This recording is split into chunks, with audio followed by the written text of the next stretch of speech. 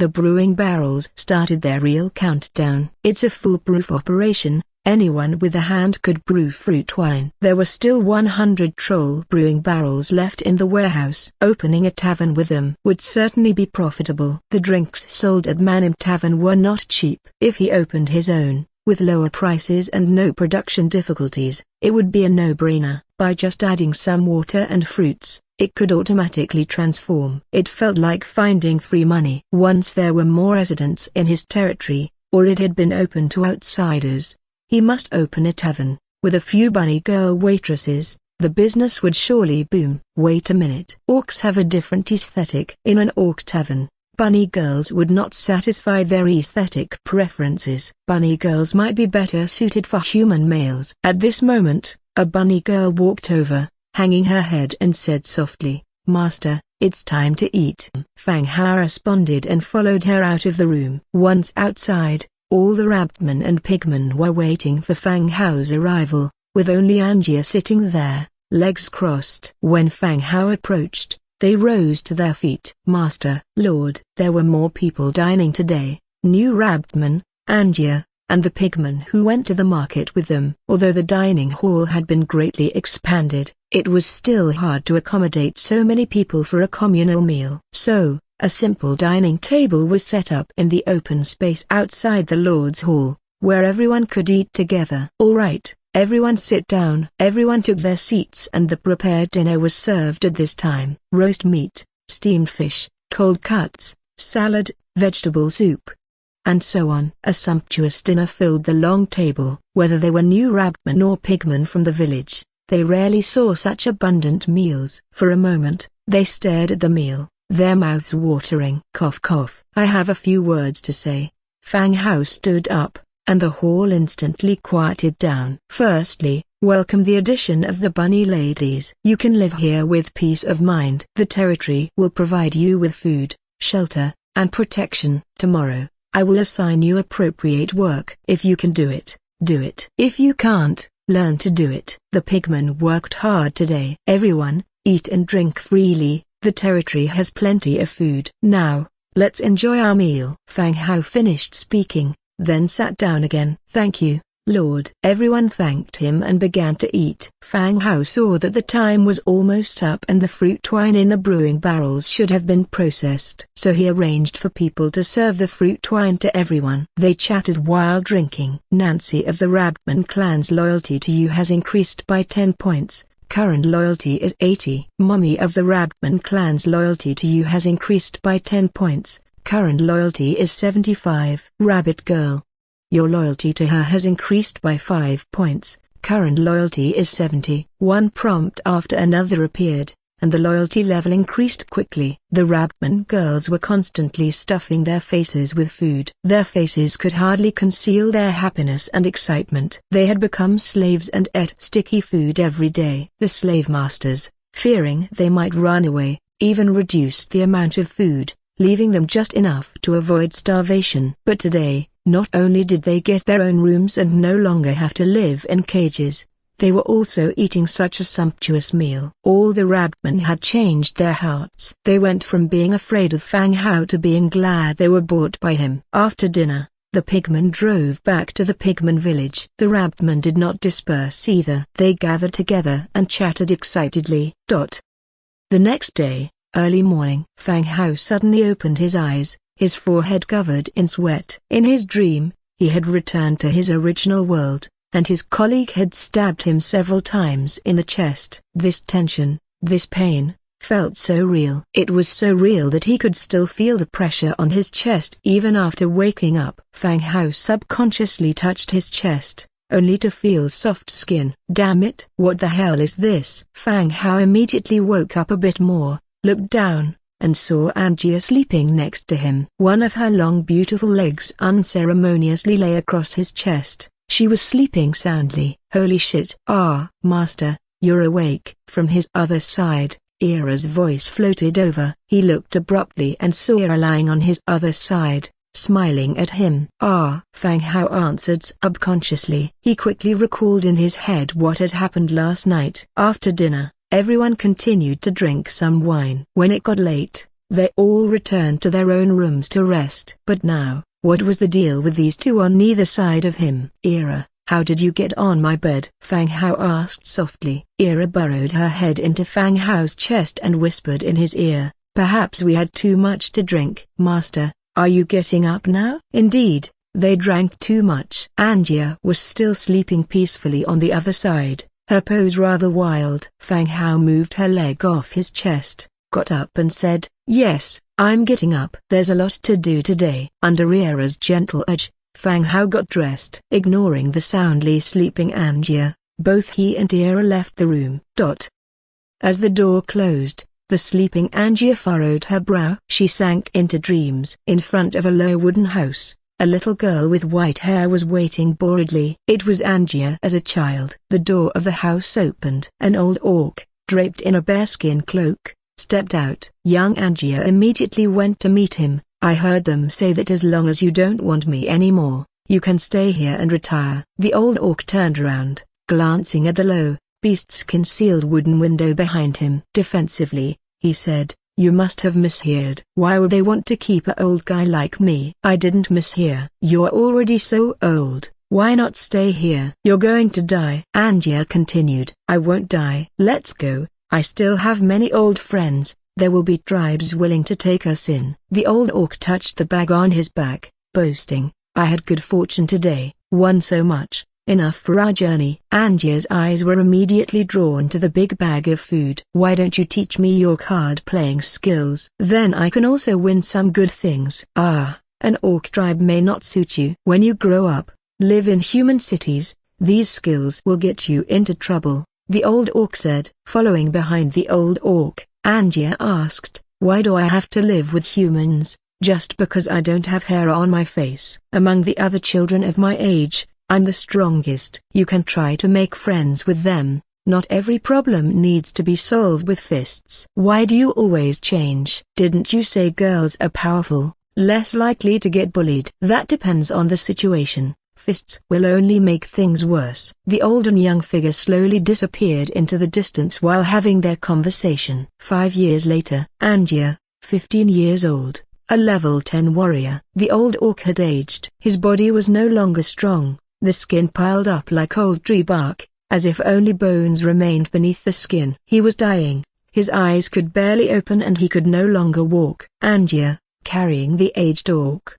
had crossed the forest and rivers to reach the nearest orc city. She planned to use the method that the old orc had discussed to extend his life. Arriving at the city, the guards scrutinized Angia and the old orc on her back. What do you want? I want to enter the city and use the merit training ground to extend his life. Please let me in. Still carrying the orc, Angia bowed to the guards. Go to the training ground to extend his life? You must be sick. Get lost. You can't just go anywhere. The guards pushed Angia away. Angia was pushed back several steps, her expression instantly cooled, her right hand reached to her waist and the tiger's claw was drawn.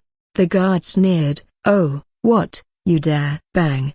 Before he could finish his sentence, the orc guard was sent flying like a sack, utterly embarrassed. The alarm inside the city rang. A large number of orc guards surrounded the two. The situation had indeed become worse. What do you want? The orc general walked out, looking at the old and young pair. He sternly asked, such a combination wasn't likely to cause trouble. I want to use the merit training ground. Didn't you say all orcs can use it? Why can't I? Angia clenched her fists, asking loudly, you're level 10? The general took another look at the young girl in front of him. Angia did not answer, just coldly stared at him. The general fell silent for a moment, then waved his hand, let them in, all orcs can use the merit training ground. Angia, carrying the old orc, brushed past the general and entered the city. The old orc, laying weakly on her back, kept muttering, go west, closer to the human city. They're more likely to accept you. Don't fight all the time in the future. It's okay, you're not going to die, I'm here, you won't die.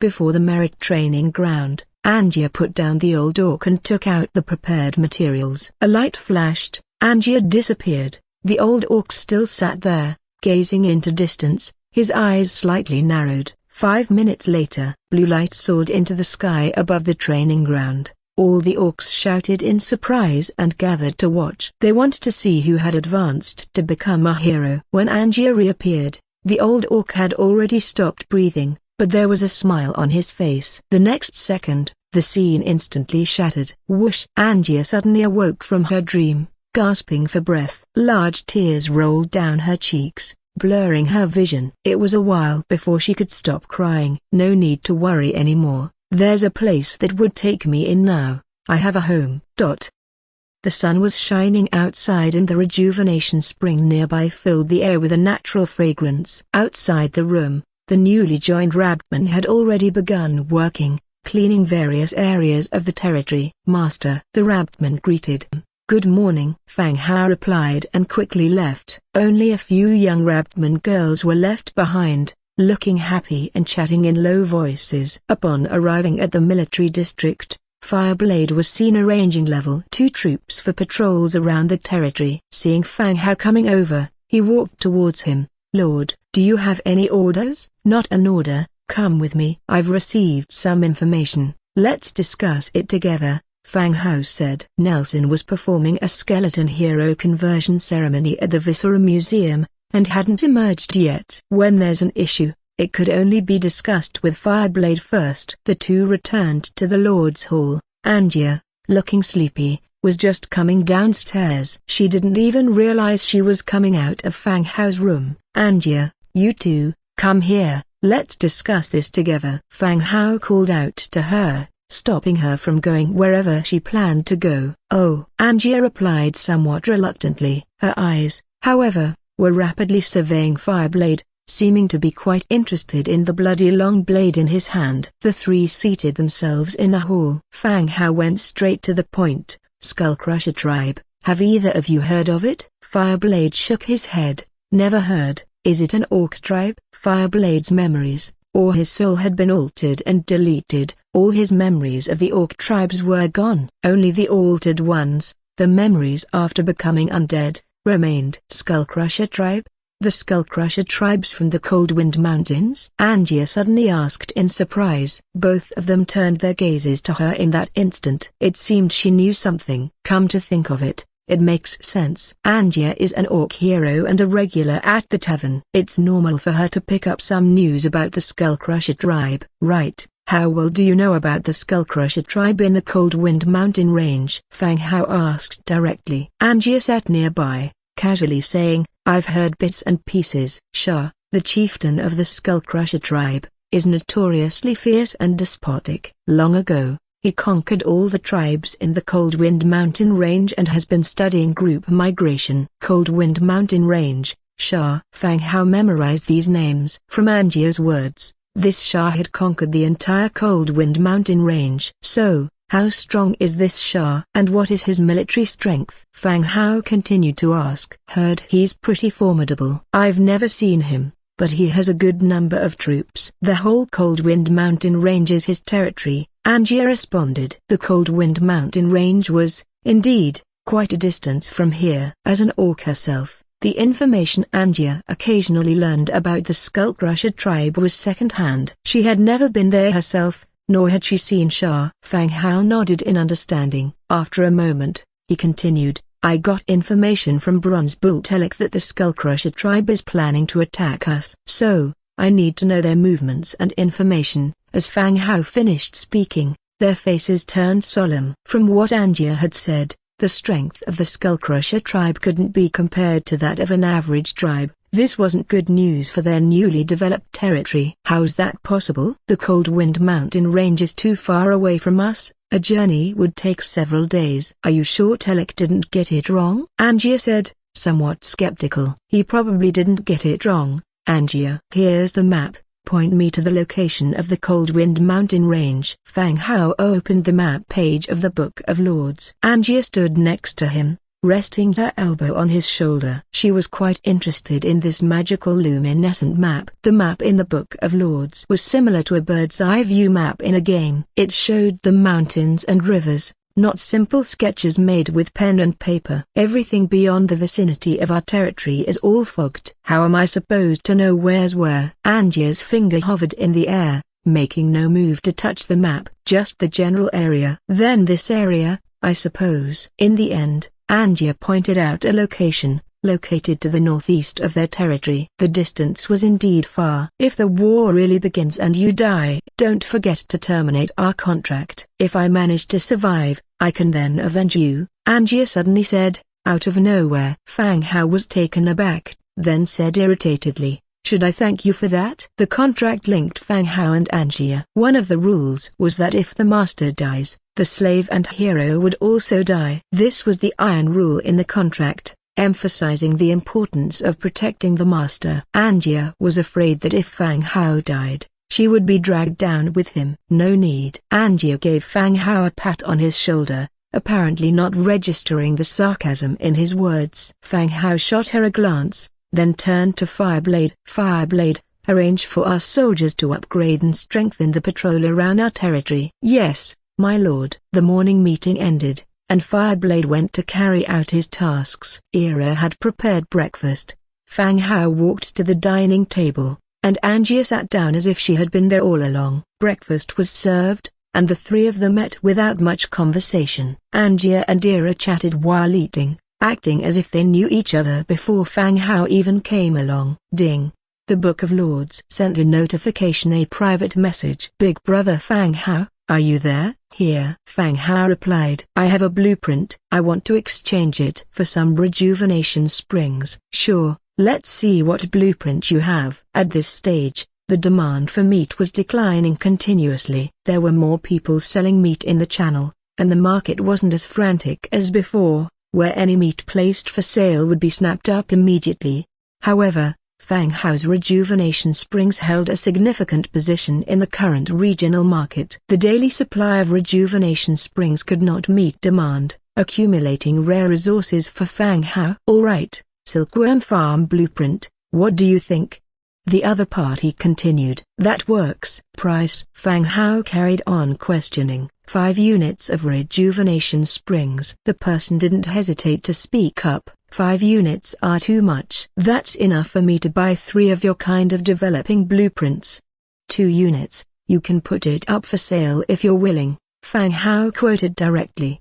This wasn't Fang Hao driving the price down. Rejuvenation springs were only exchanged for rare materials and special items within the channel. The blueprints were evaluated through private chats. The Silkworm Farm blueprint was definitely useful, but it required silkworm rearing and silk spinning before generating any value. This slow developing process wasn't really popular now. If the silkworms can't be kept alive, he might starve to death. Hearing Fang Hao's quota, the other party remained silent for a while before agreeing reluctantly. Alright, 2 units then. I'll list it now. The person finished speaking and directly listed a specific trade. Fang Hao gave the person 2 units of rejuvenation springs, completing the transaction. The next second, he had a silkworm farm blueprint in his hand. Level 1 silkworm farm, 500 timber, 420 stones, 350 thatches, 220 leather,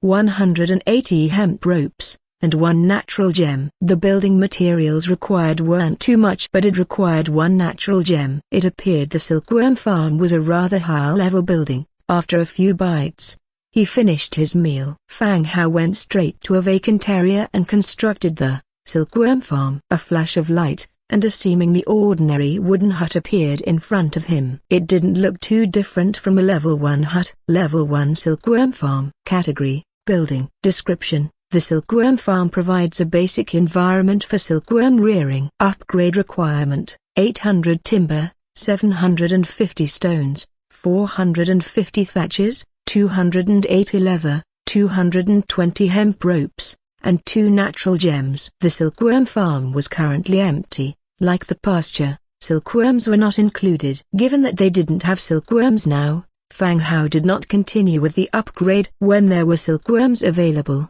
he would consider upgrading the building. After dealing with the silkworm farm, Fang Hao returned to the room. He planned to use God's presence to go to Pigman village and ask Petty whether she knows anything about the Skullcrusher tribe. Gathering information was crucial before a war. He lay on the bed, entered God's presence mode, and the next second, he found himself in a skeleton soldier in Pigman Village. Within Pigman Village, Petty was in the Great Hall, listening to reports from several pigmen. One of the pigmen looked rather disheveled, covered in injuries. His right hand was bloodied, missing 2 fingers. Seeing the state of her subordinate, Gentle Petty turned furious, her face rosy with rage. She roared loudly, "Bandits! They're nothing but a bunch of bandits." "Chieftain, we should tell the Lord about this." "It will be difficult for us to resolve this issue," an old pigman whispered. "Yes, Chieftain, let's send Bolton again, see what the Lord says," others also suggested. Just then, a voice sounded from the entrance. "What's the matter? You needed me for something?" Everyone turned around to find a skeleton whose eyes flickered with a mysterious blue light walking in. "My lord." Everyone immediately got up to pay their respects. It wasn't the first or second time Fang Hao had appeared before them in this form. Over time, they had grown accustomed to it. Generally, those who could speak and suddenly appeared were the ones in which Fang Hao had used the undead spell to possess. Petty also quickly stood up, yielding his seat and said, "My lord." Sitting down in the vacated seat, Fang Hao curiously asked, "You were looking for me?" "What happened?" The injured pig-headed human nearby was pitifully noticeable. The wounds weren't that of a wild beast attack, it looked more like he had been brutally tortured. Combining this with the people's earlier conversation, it wasn't hard to guess that something had happened at Pigman Village. "The thing is, there's a Gnoll tribe to the east of the village near Broken Bar." Petty narrated the situation personally from the side. "Here's the thing, the full exploration of the mine allowed Pigman Village to harvest a large amount of iron ore every day. This greatly sped up the development of both Fang Hao's territory and the village itself. As time passed by, the Gnoll tribe had discovered that the iron-eating worms of the mine were eradicated and that a group of undead were mining instead. Fang Hao had stationed a lot of skeleton soldiers in the mining area. The Gnolls did not directly wage war against the undead soldiers but instead captured a patrolling pig-headed human and brutally tortured him, even cutting off 2 of his fingers. Additionally, the pig-headed human brought back news. The Gnolls asked a lot of questions about the undead and demanded half of the mining output in the future. After Petty finished speaking, he intended to observe Fang Hao's reaction. However, the skull face before his eyes didn't disclose anything besides being frightening. Having listened to Petty's words, Fang Hao fell silent. This Gnoll tribe seemed to be contending for the mine, but they also asked a lot of questions about the undead. Because of the increasingly sensitive situation with the Skull Crusher tribe, his heart grew more concerned. Even if he was overthinking it and the Gnolls simply wanted to share in the spoils, Fang Hao would not agree. They didn't do anything yet demanded half the mining output. "How shameless." "How large is the Gnoll tribe's territory?" "Tell me about their population and military strength," said Fang Hao. Upon hearing this, joy instantly filled the hearts of the pig-headed humans. This meant that the Lord could no longer tolerate the situation and planned to take action. Petty pondered for a moment, then said, "Their clan leader is a 3rd-tiered green hero. The population is around 2,000. Pigman Village is definitely not their match." The population of Pigman Village was just over 100, and there was no hero to defend it, so naturally, they were no match for the Gnolls. If it weren't for the presence of Fang Hao, the pig-headed humans would not have the right to own the mining area at all. "Okay, I understand. Get ready, and when the army arrives, we will wipe them out." Having said that, Fang Hao immediately withdrew himself from the situation. Awaking from his bedroom, he picked up his magic wand, put on his armor, and walked out of the stone tower. As soon as he stepped outside, he saw Angia carrying a black iron treasure box towards him. With a bang, she threw it in front of Fang Hao. "Can you open this? Let's see if there's anything good inside." The treasure box was a special reward for the Lord after a battle. Others couldn't open it, only Fang Hao and the skeletons possessed by him could. Angia found the treasure box, fumbled with it for a while but couldn't open it, so she directly carried it back and threw it in front of Fang Hao.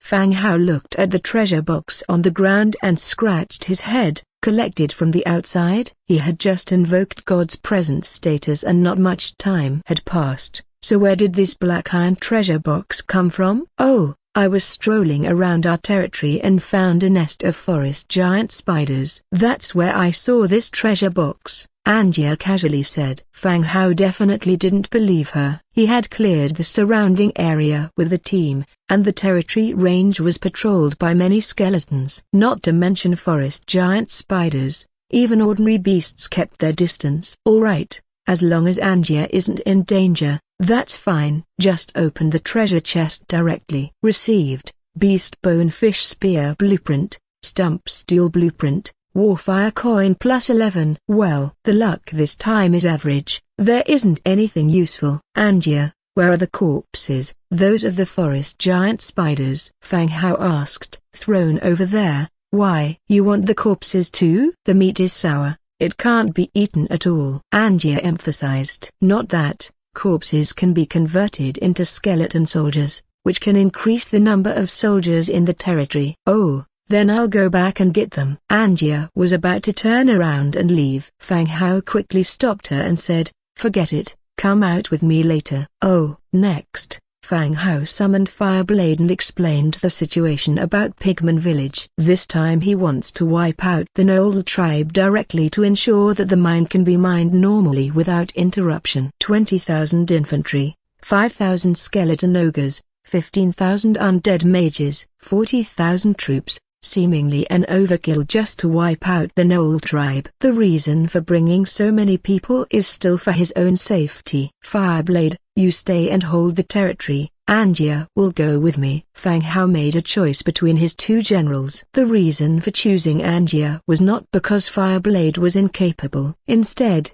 Fang Hao was uneasy about Angia guarding the territory, fearing that she would start her own games as soon as he left. This time, the hero of the Knolls was only at the Green Third Order, and any of the heroes could wipe him out. Therefore, Fireblade is left to guard the territory. Yes, my lord. Fireblade expressed his understanding. After counting the troops, Fang Hao walked out of the territory with the army, heading towards Pigman Village. On the way, Fang Hao was lying on a cart, with Angia also lying beside him. A big plant leaf shielded the sunlight overhead. Lazily, he asked, are you actually a human or not? If you curse me again, I'll get angry. No, I mean, are you a living human? Angia turns around, curiously looking at Fang Hao. You've had several meals with me, can't you tell if I'm alive or not? Fang Hao closed the Book of Lords and retorted. The undead don't need to eat. In a way, not needing to eat is also an advantage. Then how come you can control these skeletons? Aren't you the illegitimate son of some undead king? Angia continued to ask curiously. Just yesterday, he forced her to sign the contract. She was full of grievances. Now she's chasing after Fang Hao with questions. Her acceptance of reality is quite swift. Illegitimate son? Have you ever seen a female skeleton? Fang Hao asked in return. How would I know? I'm asking you. It's my first time seeing the undead. I've never seen them before. Angia replied. Due to some special opportunities, I have gained the ability to control the undead. All you need to remember is that our territory belongs to the undead faction. These undead creatures will not harm you. Fang Hao explained. Oh, so you are human after all. The tone of Angia's voice suddenly became gloomy. She lost interest instantly. Fang Hao felt like she was still swearing at him, so he turned away and stopped paying attention to her. Time passed bit by bit, with the team moving forward without a pause. Finally, they arrived at Pigman Village. From afar, Petty and a group of pigmen were seen waiting at the entrance. As soon as he saw Fang Hao, he came right over to bow. My lord, is the room ready? Fang Hao jumped off the cart and asked while walking. It's ready. The same room as before. Petty spoke softly. Fang Hao walked straight into the room. 200 skeleton soldiers immediately surrounded the house. Even Petty himself wasn't allowed to approach. Angia stood outside the house, curiously observing Pigman Village. She hadn't expected there to be an auxiliary village of orcs outside her territory. Cough, Chief, this is Miss Angia, a hero from the Lord's side, Bolton hurriedly introduced. Then he turned to Angia and said, Miss Angia, this is our clan leader, Petty. Upon hearing that the beast-eared girl in front of her was a hero, Petty immediately gave her respects and said, Miss Angia, if anyone bullies you, tell me, I have your back." Angia spoke like a big sister and patted Petty's shoulder. Perhaps it was because they were both female orcs. Angia's attitude towards Petty was much friendlier than that of Bolton and the other male pigmen. She even said she would protect her. "Thank you for your kindness, Miss Angia," Petty said with a smile. Just as the two were chatting and getting to know each other better, Fang Hao invoked God's presence, possessing a skeleton warrior's body. "Let's go, Bolton, lead the way," he said. "Sure, Lord," understood Bolton, nodding. This was Angia's first time seeing Fang Hao in this state. Hearing the pigman call him Lord, she realized that the skeleton was him. Lowering her voice, she asked, "You've skinned yourself? Are you that cruel to yourself?" "Nothing about skinning, that sounds scary. There is a green third-rank hero among the enemies. I'll leave that to you." As Fang Hao walked ahead, he briefed Angia about the situation. Angia was a blue 7th rank, with overall strength stronger than that of Fireblade without considering external factors. Soldier to soldier, general to general, this could also save many forces. "Okay," Angia readily agreed. The party set off again, led by Bolton, heading towards Gnoll tribe's territory. Upon departing from Pigman village, and headed northeast, the journey became increasingly difficult. The forests were dense, and the shrubs were abundant. They moved through the forest, and after about 20 minutes, they were close to Gnoll tribe. "Lord, if we cross this forest, that would be the village of the Gnolls." "The Gnolls are naturally alert. As soon as we step out, it'll draw their attention." Bolton spoke softly.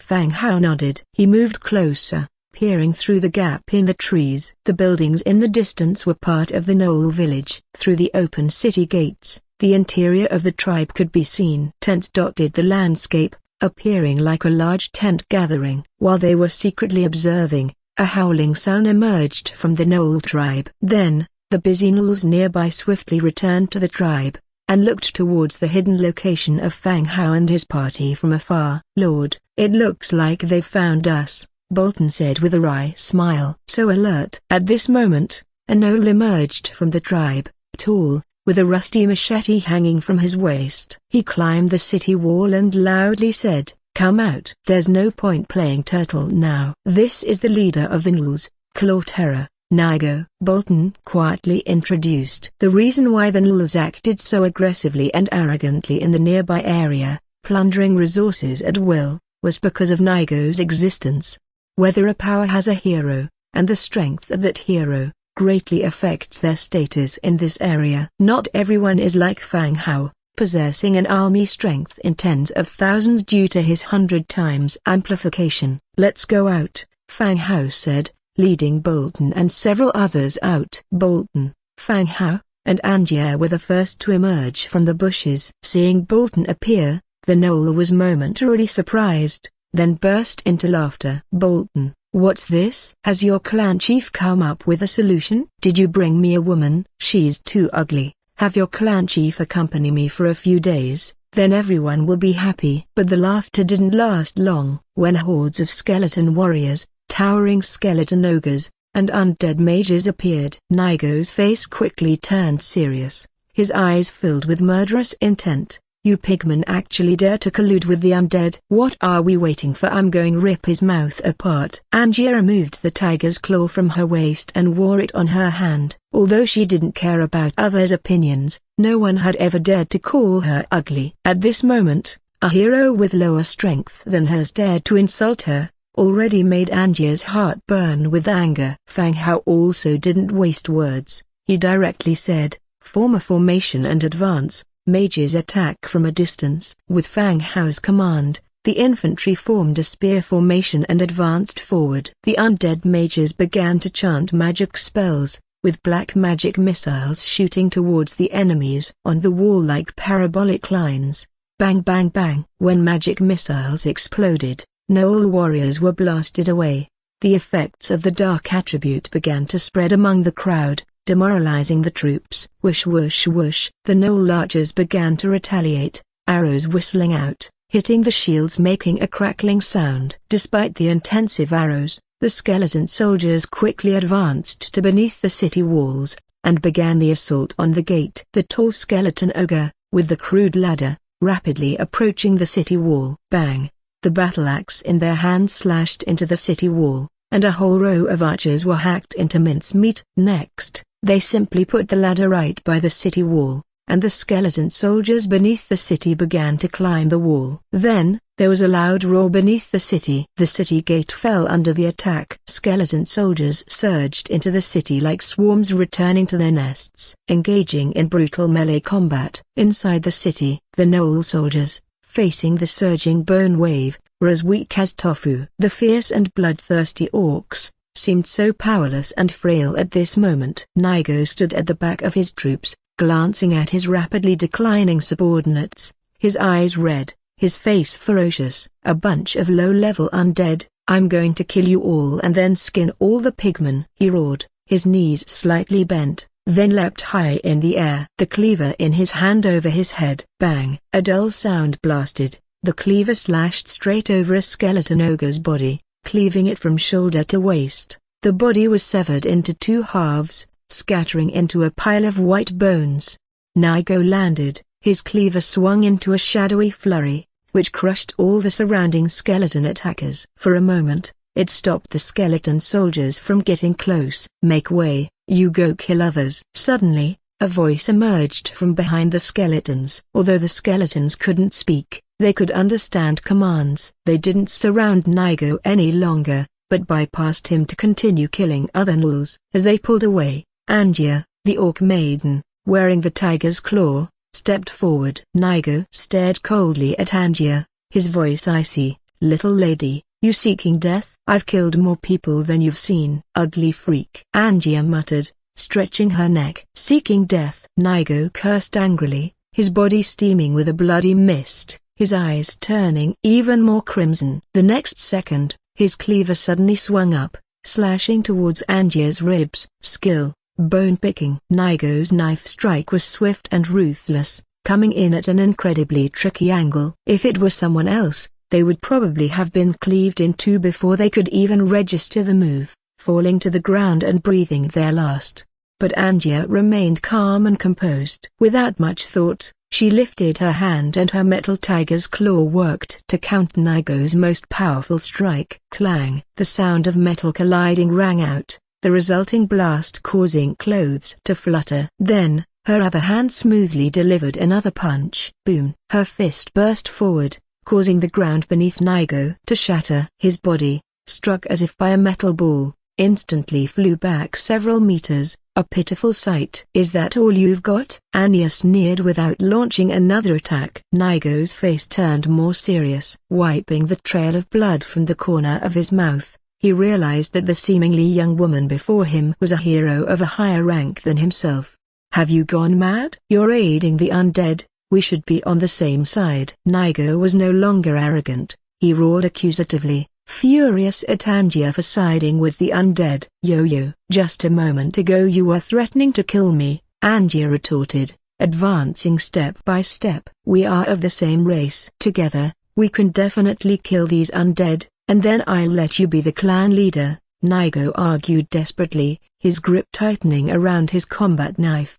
"No need, you're too ugly." "Then let's see who dies," Nigo said as he thrust himself forward from the ground, charging at Angia. He rapidly swung his combat knife, a myriad of sword shadows inundating Angia. Angia remained composed, engaging in fist dance combat with her adversary. The speed of their moves grew faster and faster, their attacks more relentless. Seeing that he was on the losing end, Nigo gritted his teeth. With a flick, he deflected Angia's attack with his combat knife. Baring his full set of fangs, he lunged his mouth towards Angia's neck. Angia smirked. Skill, red tooth. With quick turn of her waist, her elbow stuck out like a fang and collided with Nigo's temple. Bam! With a thud to his head, Nigo's body stiffened for a moment then went limp.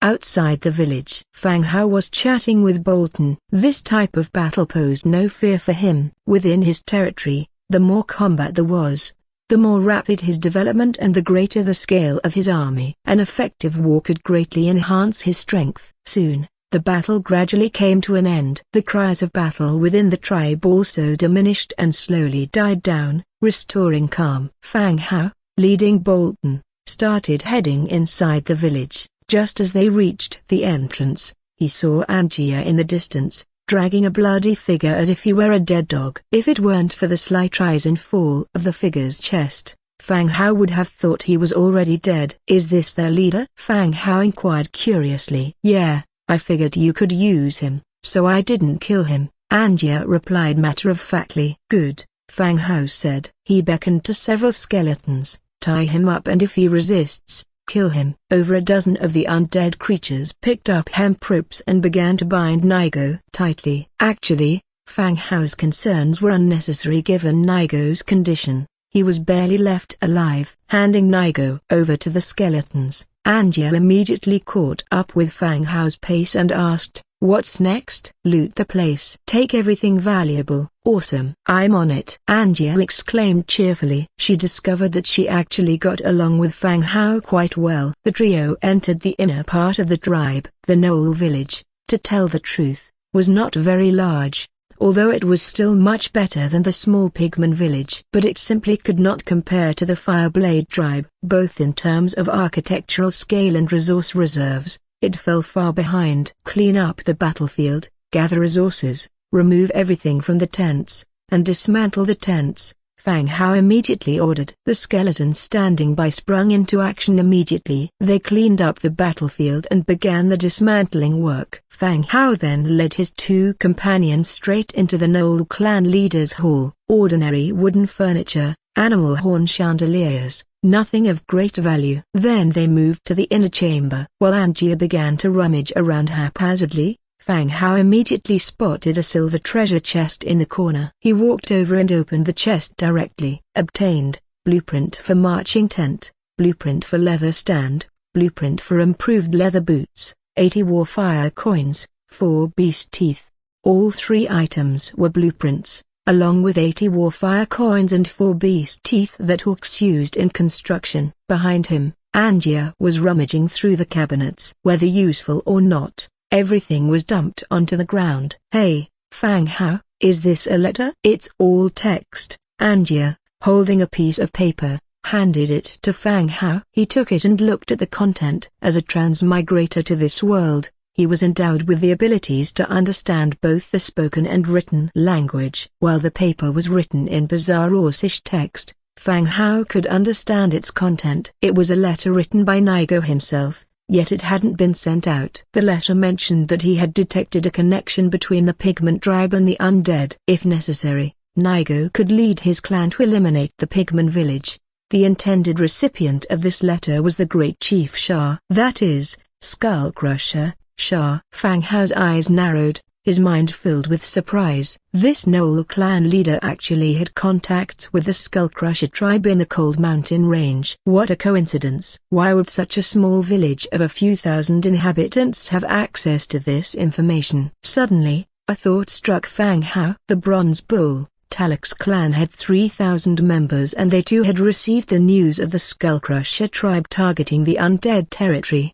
Then it was believable that this 1,000-strong Knoll tribe could be in contact with the Skullcrusher tribe as well. Going deeper, could the Bronze Bull also be in contact with the Skullcrusher tribe and not be telling him the truth? After all, he had only met the Bronze Bull twice. They could hardly be called friends, at most they were partners. "Angia, stop rummaging. We'll take these pieces of furniture later. Let's go out first," Fang Hao called out to her. "Aren't we searching anymore? Let's leave this to the soldiers. We are going to interrogate that Knoll." Packing the items he got, Fang Hao got up and walked out. Hearing that they were going to start the interrogation, Angia followed him out. They let the skeletons carry all the furniture and items out. The two then went straight to Nigo. At this point, Nigo was tied up like a bundle, but the powerful recovery ability of the orcs had already improved his appearance greatly. He was no longer a mangy dead dog. "Nigo,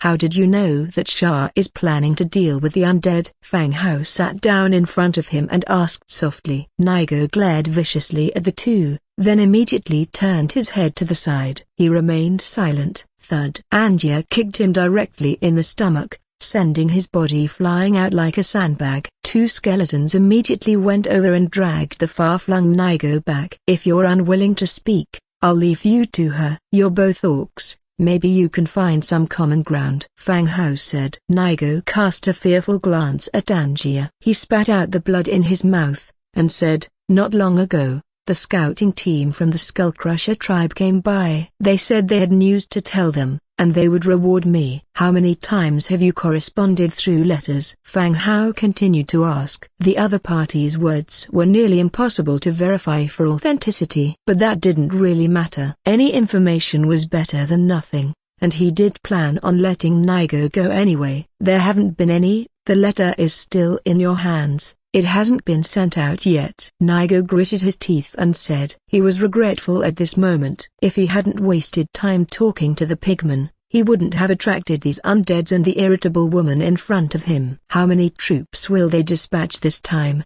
and when will they make their move?" Fang Hao continued to ask. "How should I know? I've never been to the Cold Wind Mountains, only seen their reconnaissance team, nearly 100 of them." Nigo seemed somewhat wronged. "All right. Watch him," Fang Hao said. In the short time while he was asking these questions, the skeletons had finished scavenging. All the items were piled up in the center of the vacant land, forming a small hill. Equipment: 1840 knoll machetes, 455 knoll bows, 15 bundles of iron arrows, 1,450 leather armors. Resources: 882 wriggling spines, 31,208 wood, 25,102 stone, 5,775 straw, 355,410 leather, 725 iron, 220 copper, 240 warfire coins. Miscellaneous: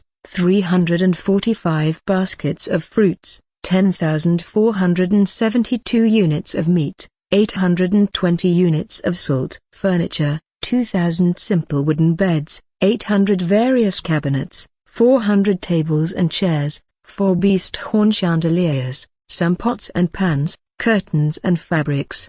The furniture of the Knoll tribe was average at best, not even as good as what was scavenged from the Fireblade tribe. But these were also harvests. With enough hands at their disposal, they naturally wanted to take everything back. From this haul, it was clear that these Knolls were skilled hunters. The harvest of leather and meat was high, significantly more than what a village of this scale would normally store. "All right, load everything up, take all the items back." Fang Hao continued to order. One by one, flatbed carts were pushed out from the forest. All the spoils of war, including the captured prisoner Nigo, were thrown onto the carts. They started to return to the pigman village.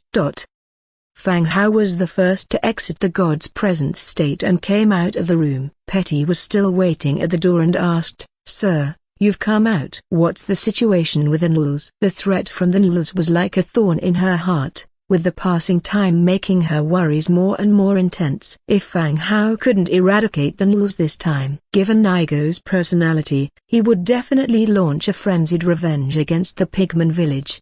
By then, it wouldn't be as simple as negotiations. Therefore, whether Fang Hao's battle could be successful or not was something she was more worried about than anyone else. "It's already settled. The team is on their way back," Fang Hao replied with a smile. "Huh." Petty took a deep breath. Her two big ears flapped. She patted her full chest and said, "That's good, that's good." "Do you know about the Skullcrusher tribe in Coldwind Mountains?" Fang Hao asked Betty. Fang Hao learned from Knoll Nigo that the Skullcrusher scouting party had come before he had taken control of the pigman village, which meant they probably visited the pigman village before Fang Hao stationed skeleton soldiers there.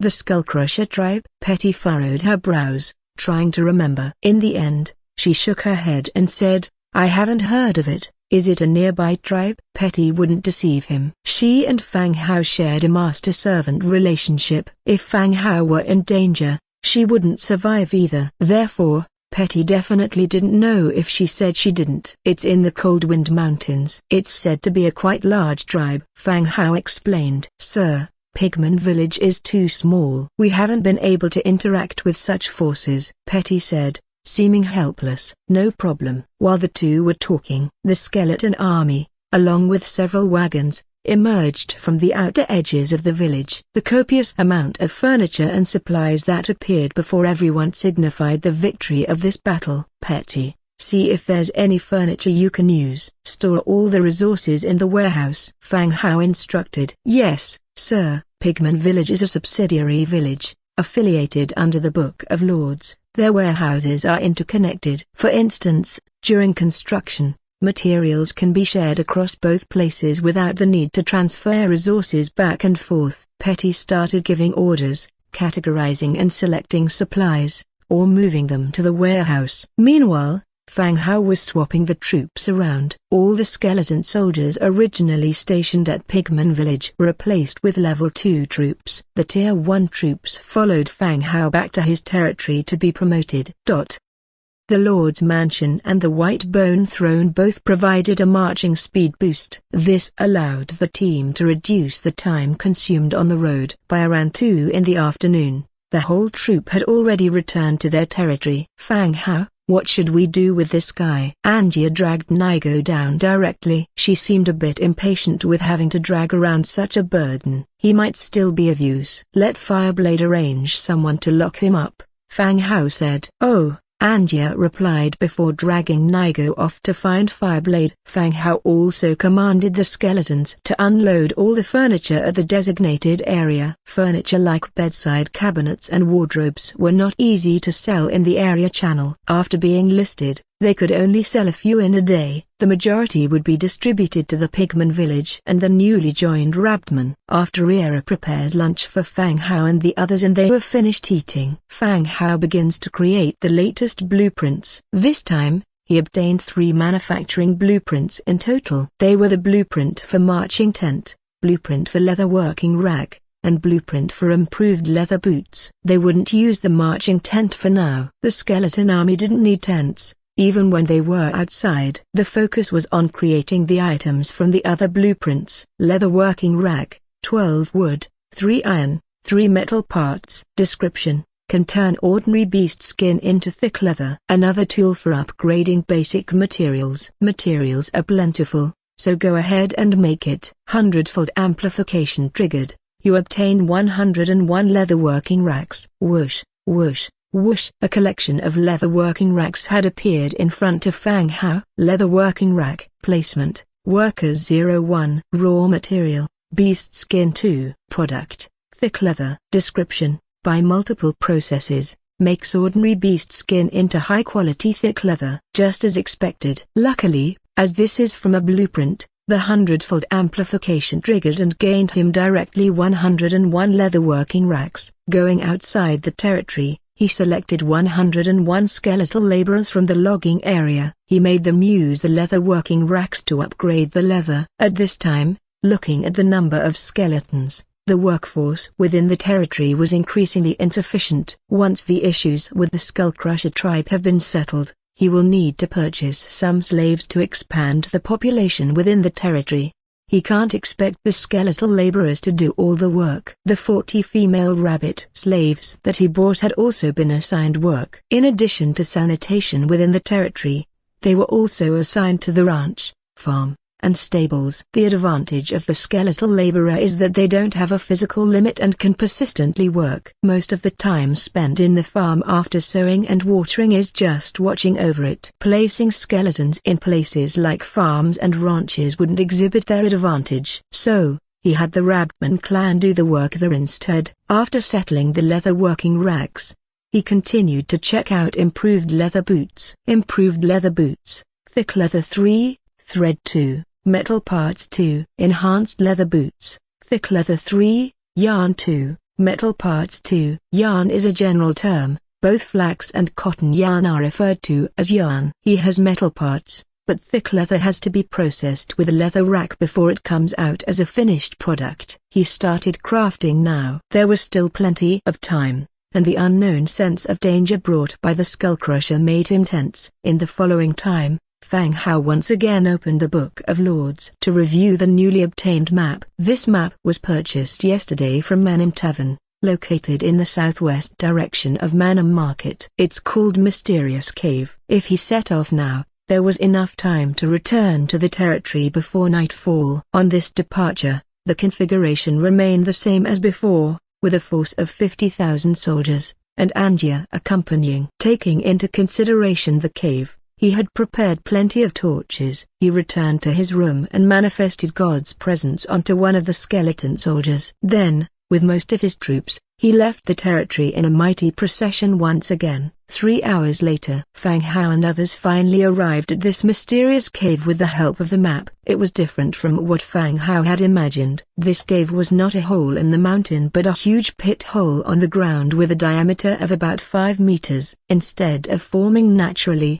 it seemed more like a hole collapsed after an earthquake. Standing near the hole, he could feel a chilly and uncomfortable feeling coming from within. How did someone record this and sell it as a blueprint? Angia looked down into the cave and asked. In her opinion, this was just a big hole formed by geological changes. It wasn't worth one warfire coin at all. Fang Hao ignored her and looked down too. Under the cave was a pool of water. He didn't know whether it was from the original mountain or accumulated rainwater. The sides of the pool were rocks covered with moss, and through the dark depths, he could faintly see a small path leading further inside. Make a rope ladder, prepare to go down. Fang Hao shouted out the order. Adhering to his principle of frugality, Fang Hao, whenever leading his troops out, would have the skeletons push a substantial number of carts, so that any spoils of war could be brought back. It was the same this time, more than 100 carts,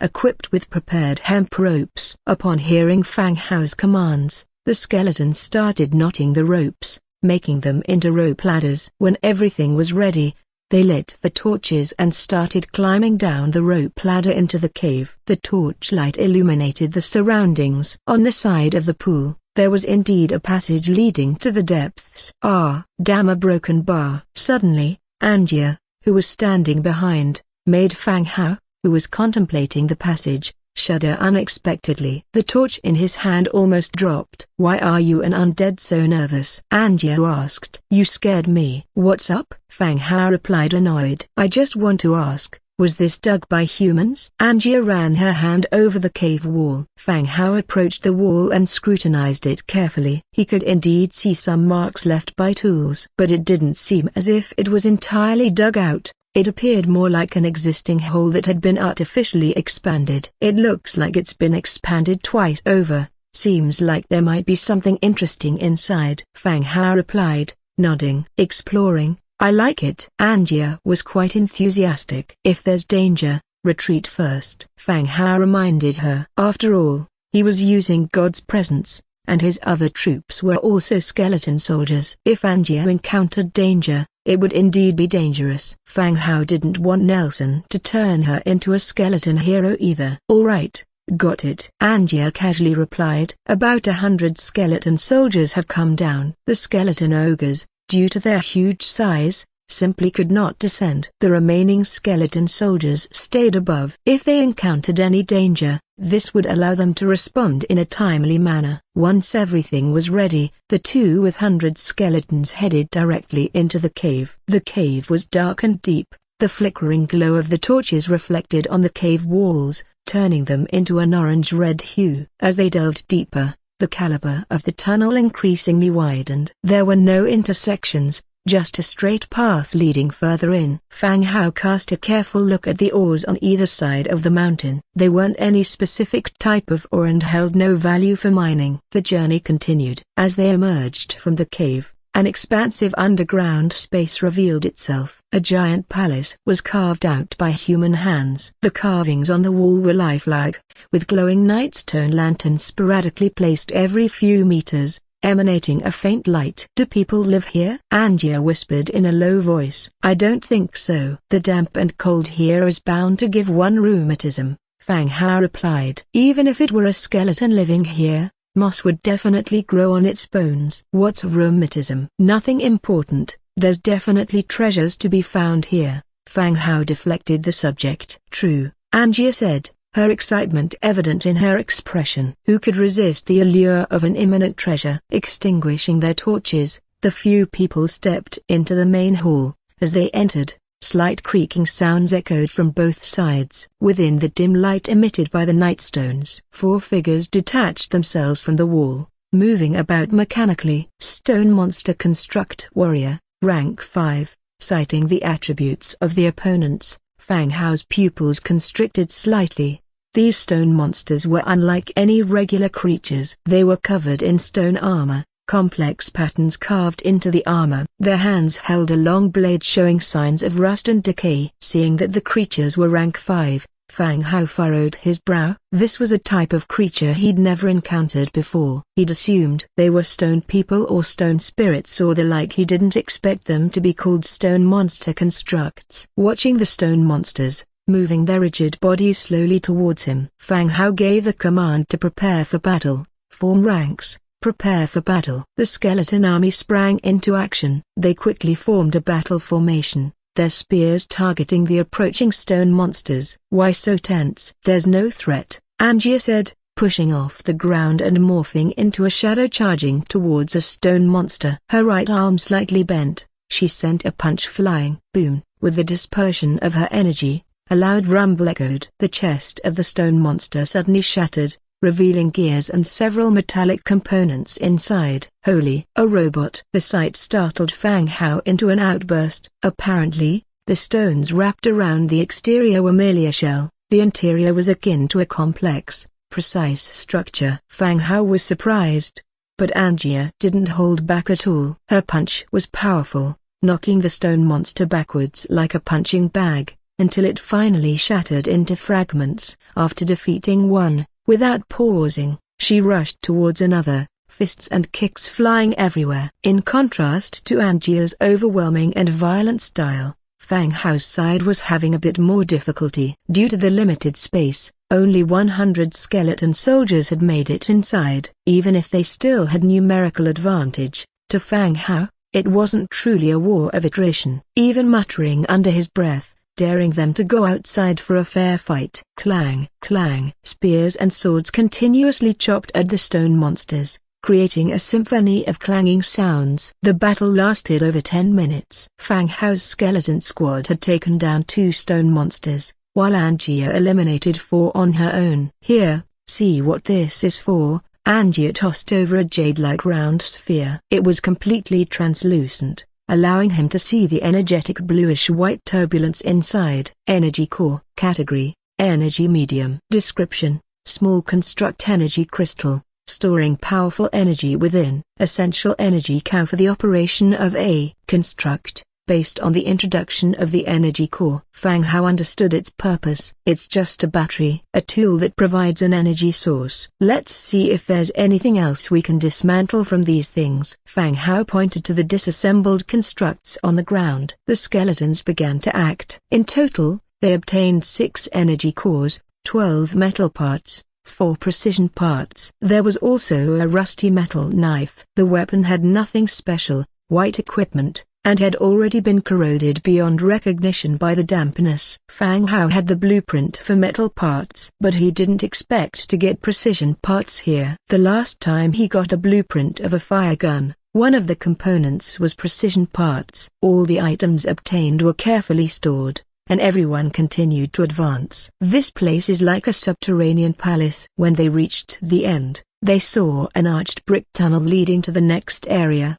Below the corridor, there was a black iron treasure chest. Now seeing a black iron level treasure chest, Fang Hao was not too surprised. He once prayed before opening a chest, greeting various gods of fortune. Now, he was more discerning and anything less than gold did not catch his eye. He opened the chest directly, and a light appeared. Obtained, black iron knight sword blueprint, green, low-level mental potion. 11 warfire coins. A green sword popped out. Skeleton warriors had sword and shield mastery, but the weapon in their hands was a white iron sword. Now that he had obtained a green single-handed sword, it was just right to equip all soldiers with better gear. Black iron knight sword, green, 3 cast iron blocks, 1 tough wood, 1 leather. Good lord! This black iron knight sword, 2 out of its 3 materials were of level 2. Other than Fang Hao, most lords, even if they got the blueprint, would have difficulty making it. After looking at the black iron knight sword,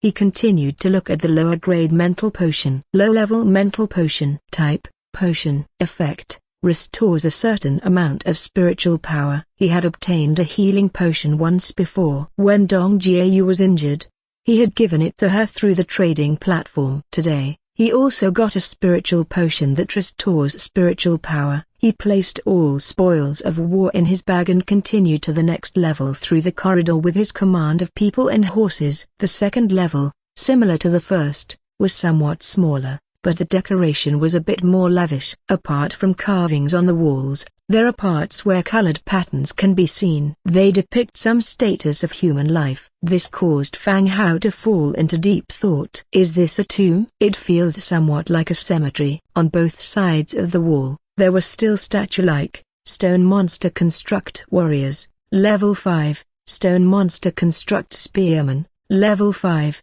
stone monster construct fire lizards, level 5.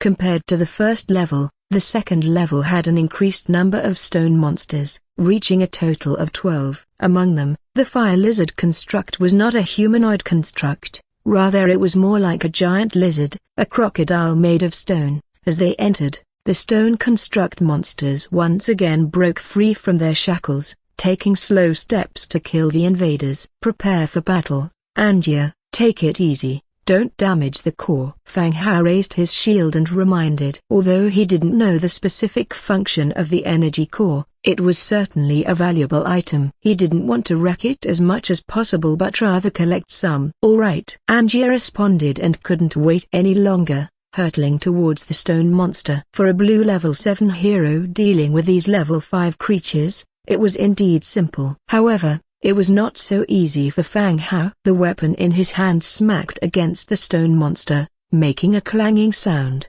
but the stone monster's power was great. Each ordinary slash, even if blocked with an iron shield, would force the level 2 skeleton to retreat several steps. Whoosh! At that moment, a fire lizard stone monster quickly charged to the front of the formation. Opening its wide mouth, it spat out a blaze. Several skeleton warriors were set alight, burnt to ashes in the large fire. Disperse and attack. First target the fire lizard stone monster. A moment of shock passed through Fang Hao as he quickly issued the command. The formation swiftly dispersed, all focusing their attacks on the fire lizard stone monsters in a chaotic frenzy. 20 minutes later, they finally achieved victory. Looking at the scattered stone parts and white bones on the ground, he gently shook his head. Even though they had eradicated all the stone monsters in this area, the casualties among the skeletons were also high. They had lost more than 80 skeleton soldiers, and the remaining ones were in a ragged state. Angia, take the team to clean up the battlefield. I'll go and summon more skeletons, commanded Fang Hao. Angia shrugged her shoulders indifferently, indicating that Fang Hao could call the shots. Fang Hao had a strange feeling. Was it just him or had Angia become more obedient? Maybe she had grown up overnight. Fang Hao pulled out, and summoned another 300 skeleton soldiers. This time, the entire area was instantly crowded. Gathering the loot, 12 energy cores, 21 metal parts, 8 precision parts. Similarly, at the end of the area, was a passageway to the next area. To the side, there was a black iron chest. Opening the chest, blacksmith shop blueprint, wooden mask blueprint, 2 health potions, 12 warfire coins. This second area actually produced a blueprint for a blacksmith shop. Personally, Fang Hao felt that a blacksmith's shop wasn't of much use to him. Whether it was weapons or armor, he made everything using the Book of Lords. With the Hundredfold Amplification effect, he could quickly produce a large amount of equipment. It was just that his territory was still rather remote. If he expanded his market in the future, he could sell equipment to all the races in the area. On his own, this would definitely be a major war profit here. So, a blacksmith shop, or rather a blacksmith, was not necessary for him. Of course, since the blueprint turned up, he would build it when he got back, to increase the productivity of his territory. Inspecting the second blueprint. Wooden mask, green, category, mask blueprint, ability, level 1 fear. Level 1 fear, wearing the mask has a chance to invoke level 1 fear status, causing the enemy living creatures squads to experience fear, demoralization, and other negative states. Fear effect can't be stacked, takes the maximum level of fear value. Description: the mask originated as a mold for construct facial armor, with modifications over time. It has formed into the mask we have today. The mask is painted with various ghoul-like faces, causing unease and fear in those who see it. Not bad. Another piece of equipment. When fighting against the Skullcrusher tribe, I'll have all the skeletons wear these masks. Even if there's a chance of inducing fear, with an army of thousands, the chance multiplies exponentially. I'll scare the hell out of you. There's nothing special about the health potion, we've gotten it before. Put away everything, continue to the next level. Passing through the long, narrow corridor, immediately entered the third area. Also, the last area. The nightstone lanterns were replaced with gold ones, and there were many burial objects like pottery, jewelry, decaying and ruined paintings, etc. They were referred to as burial objects because at the end of the area in front, there was a stone coffin. However, the crust of the earth here had experienced a fracture, causing a large part of the stone coffin to collapse. This area did not have the stone monster constructs of the previous two areas. At the center of the location, a new type of construct, 2 meters tall and covered in iron armor, was kneeling. Iron monster construct, level 7. The iron monster stood tall, its entire body clad in metallic armor. It held a long, curved blade and knelt in the center of the hall, as if shielding the stone coffin behind it. From a distance, it created a sense of oppression. Any problems? Should we call more people over? Fang Hao turned his head and whispered. Do you think I, a 7th rank hero, can't defeat this 7th rank soldier? Angia scoffed. True enough, in the previous 2 regions, most of the stone monsters were defeated by Angia. It was only Fang Hao's insistence that the energy cores were valuable that made her hold back. Up to this point, she remained unscathed. So, you're taking up this one? Fang Hao said. Sure, it irritates me. Angia flexed her fingers, brimming with battle intent. Fang Hao nodded without further ado. If Angia could defeat it, well and good. If any danger arose, he still had time to send all their soldiers for rescue. Once they agreed on everything, they proceeded into the region.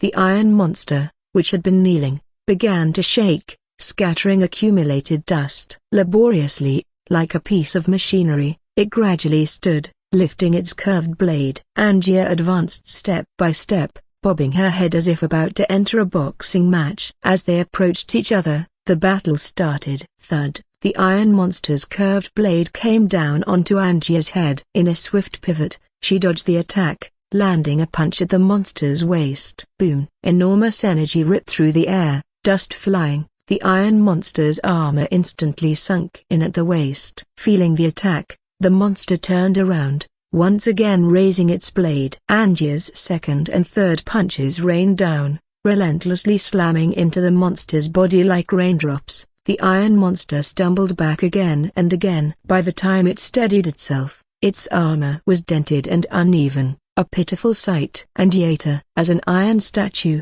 it neither knew fear nor death. Once again standing up, it gaped open its mouth, energy beginning to coagulate. Energy rays as thick as a spear shot out from its mouth. The rays, filled with terrifying power, were aimed directly at Angia. This unexpected move left both Angia and Fang Hao stunned. This iron monster could fight from a distance. Angia, not daring to take a direct hit, did a somersault to escape. Swiftly, she charged towards the iron monster, leaping high, her bloody fangs on display. Boom! With a roar, the entire hall shook. The iron monster's head was seemingly wrenched off by a colossal force, cleanly breaking off at the neck and flying off. Roll, roll. The iron monster's head rolled to Fang Hao's feet, sparks flashing from its mouth. Angia thrust her hand into the iron monster's chest, extracting its energy core, and threw it to Fang Hao. He promptly stashed it in his backpack. Leading a group of skeletons, they stepped over the iron monster's corpse and headed straight towards the stone coffin. The stone coffin seemed to have been carved from a natural rock. Its base connected with the mountain itself. Whether due to earth crust movement or an earthquake, a huge crack had split open the stone coffin. Half of the coffin had collapsed under the weight of the rocks. Open it,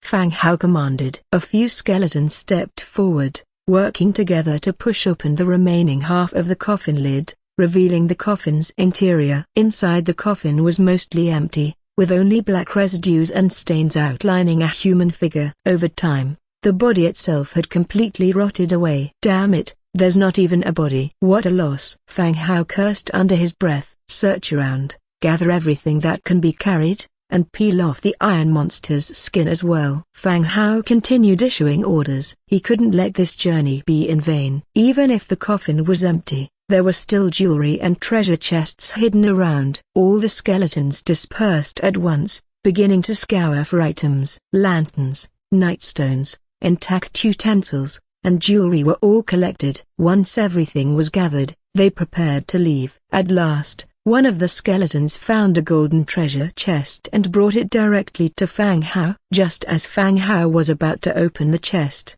a scolding echoed from a distance. Looking for death, Fang Hao quickly glanced over and saw Angia springing towards a dark corner, throwing punches at it. Boom! Dust and debris flew in the dark corner. A transparent female figure floated out from the shadows, hovering in midair, glaring at everyone. The woman had distinct features and an attractive figure. However, she hovered in the air, translucent throughout, and looked like a ghost straight out of a movie. Wandering spirit, rank 3, a ghost? A real specter. All the skeleton soldiers rushed towards Fang Hao swiftly, readying for a battle. Wait. As everyone was preparing for the battle, the female ghost abruptly drifted backwards and said aloud. Her voice had an ethereal quality to it. Hold your attack, let's see what she has to say, Fang Hao directly commanded. Angia stopped mid-charge, but maintained her steely gaze on the shadow spirit. Lord of the Undead, I am just a lonely spirit born within this ancient tomb. I do not wish for conflict with you. You may take any item from here as you please,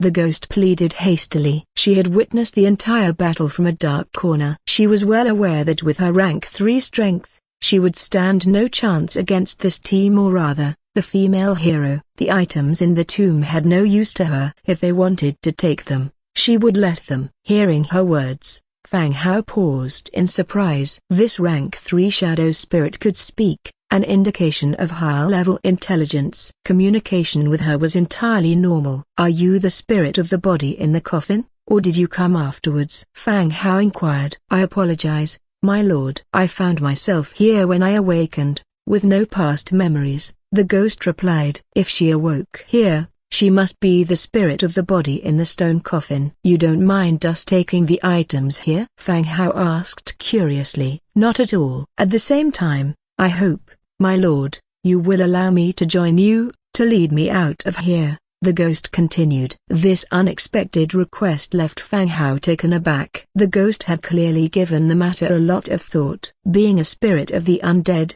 but not particularly strong, she dared not approach the iron monster even while living in the tomb. During the battle between Fang Hao's team and the monster, she had thought hard about her predicament, answering the desire to live and leave this cave. Why not seize the opportunity to join an undead force? It was at least a kind of backing and a chance of development. You want to leave with me? Yes, my lord. I offer all my faith and loyalty to serve you until the day I die, the ghost replied, floating in the air before going down on one knee. Her memory might have gone, but her intelligence remained intact. These words of hers sounded like a formal declaration, an official one at that. I cannot fully trust you based on your words alone. I have a slave contract in my possession. If you don't mind signing it, I could promise to protect you. Once your actions prove your loyalty, I can cancel the slave contract. Fang Hao looked at the ghost and asked, are you willing? Don't even mention the phantom fox right before his eyes,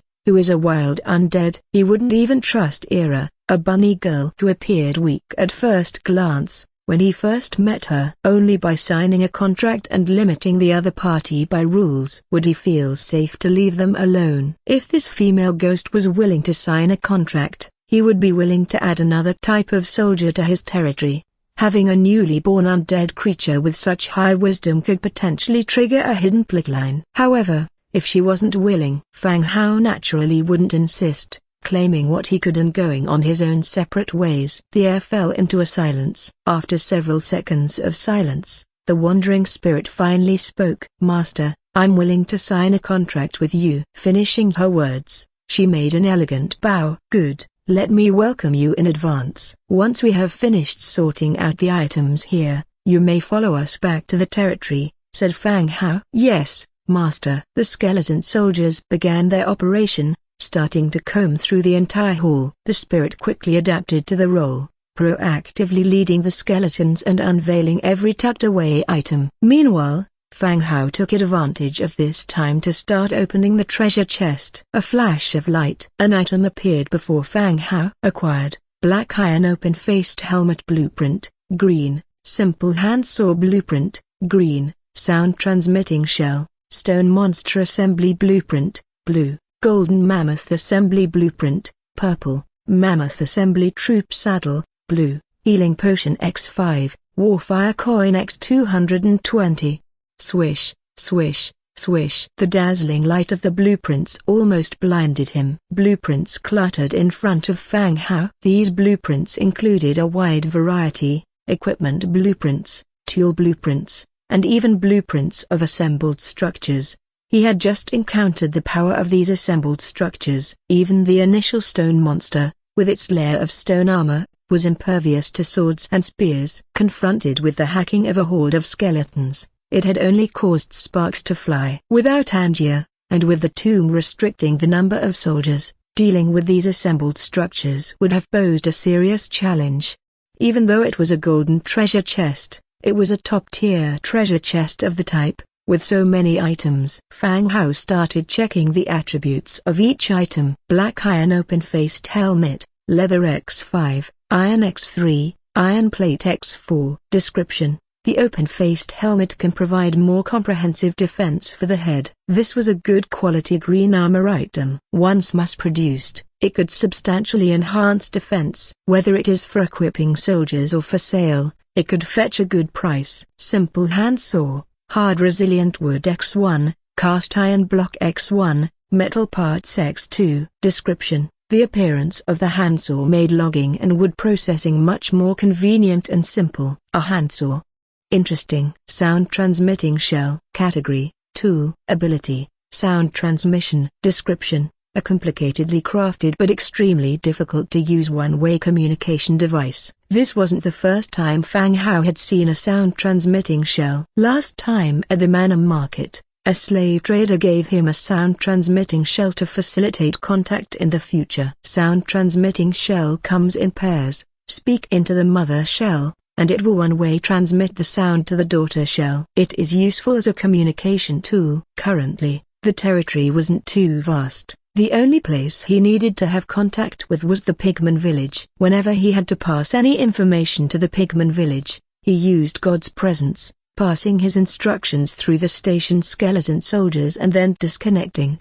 It was much more convenient than using the sound transmitting shell. Stone monster assembly, energy core X1, basic head part X1, headstone armor X1, basic torso part X1, torso stone armor X1. Basic arm part X2, arm stone armor X2, basic leg part X2, leg stone armor X2. Description: the construct troops serve as loyal guards, standing by like stone sculptures, and the moment they discover an enemy they initiate an endless assault. Minor damages can be repaired by accompanying engineers to continue the battle. Golden Mammoth Construct, Large Energy Core 1, Mammoth Basic Head Part 1. Mammoth Golden Face Armor 1, Mammoth Basic Torso Part 1, Mammoth Golden Body Armor 1, Mammoth Leg Parts 4, Mammoth Golden Leg Armor 4, Mammoth Tusks 2, Magic Cannon 1. Description: a construct modeled after a mammoth, its colossal size as formidable as a dragon, its robust body can trample over all defenses, stepping into devastated prey groups, reaping the living. Minor damages can be repaired by accompanying engineers to continue the battle. The consecutive appearance of two constructs made Fang Hao frown slightly. These things, to Fang Hao, felt like robots put on armor. They possess strength and abilities that ordinary people can't compete with. In other words, the stone monster construct is already quite powerful. If constructed, It can greatly enhance the strength of the territory. But the materials required for construction are substantial. Trying to gather these materials is indeed a difficult task. As for the golden mammoth construct, in his mind, he can already imagine a giant mammoth covered in golden armor charging on the battlefield. Everywhere it goes, soldiers are flattened into minced meat. The defense walls are smashed down. Even just thinking about it felt exhilarating. The problem still lies in the production materials. With so many materials, it seems very difficult to obtain them. After checking the blueprint properties, the skeleton search is also nearing the end. Everyone, loaded with spoils of war, slowly began to exit the tomb passage. Along the way, they plucked the nightstones from the first two areas and took them all away. They returned all the way to the entrance and climbed out using the rope ladder. By the time they left the pit, it was already near dusk. All the skeleton army, along with the newly joined wandering spirits, began to return to the territory. With Anjia leading, Fang Hao directly entered the god's presence. Waking up from the room in the territory, he got up from the bed and stretched his muscles and bones. His mood was still pretty good. Exploring this cave, he didn't really hold much hope. But unexpectedly, he stumbled upon an ancient tomb and received plentiful spoils from it. Not to mention the gold and silver treasures, these things are immaterial. In terms of blueprints alone, he obtained many kinds, including the black iron knight sword manufacturing blueprint, blacksmith shop construction blueprint, wooden mask making blueprint, black iron open-faced helmet making blueprint, simple handsaw making blueprint, stone monster construct making blueprint, golden mammoth construct making blueprint.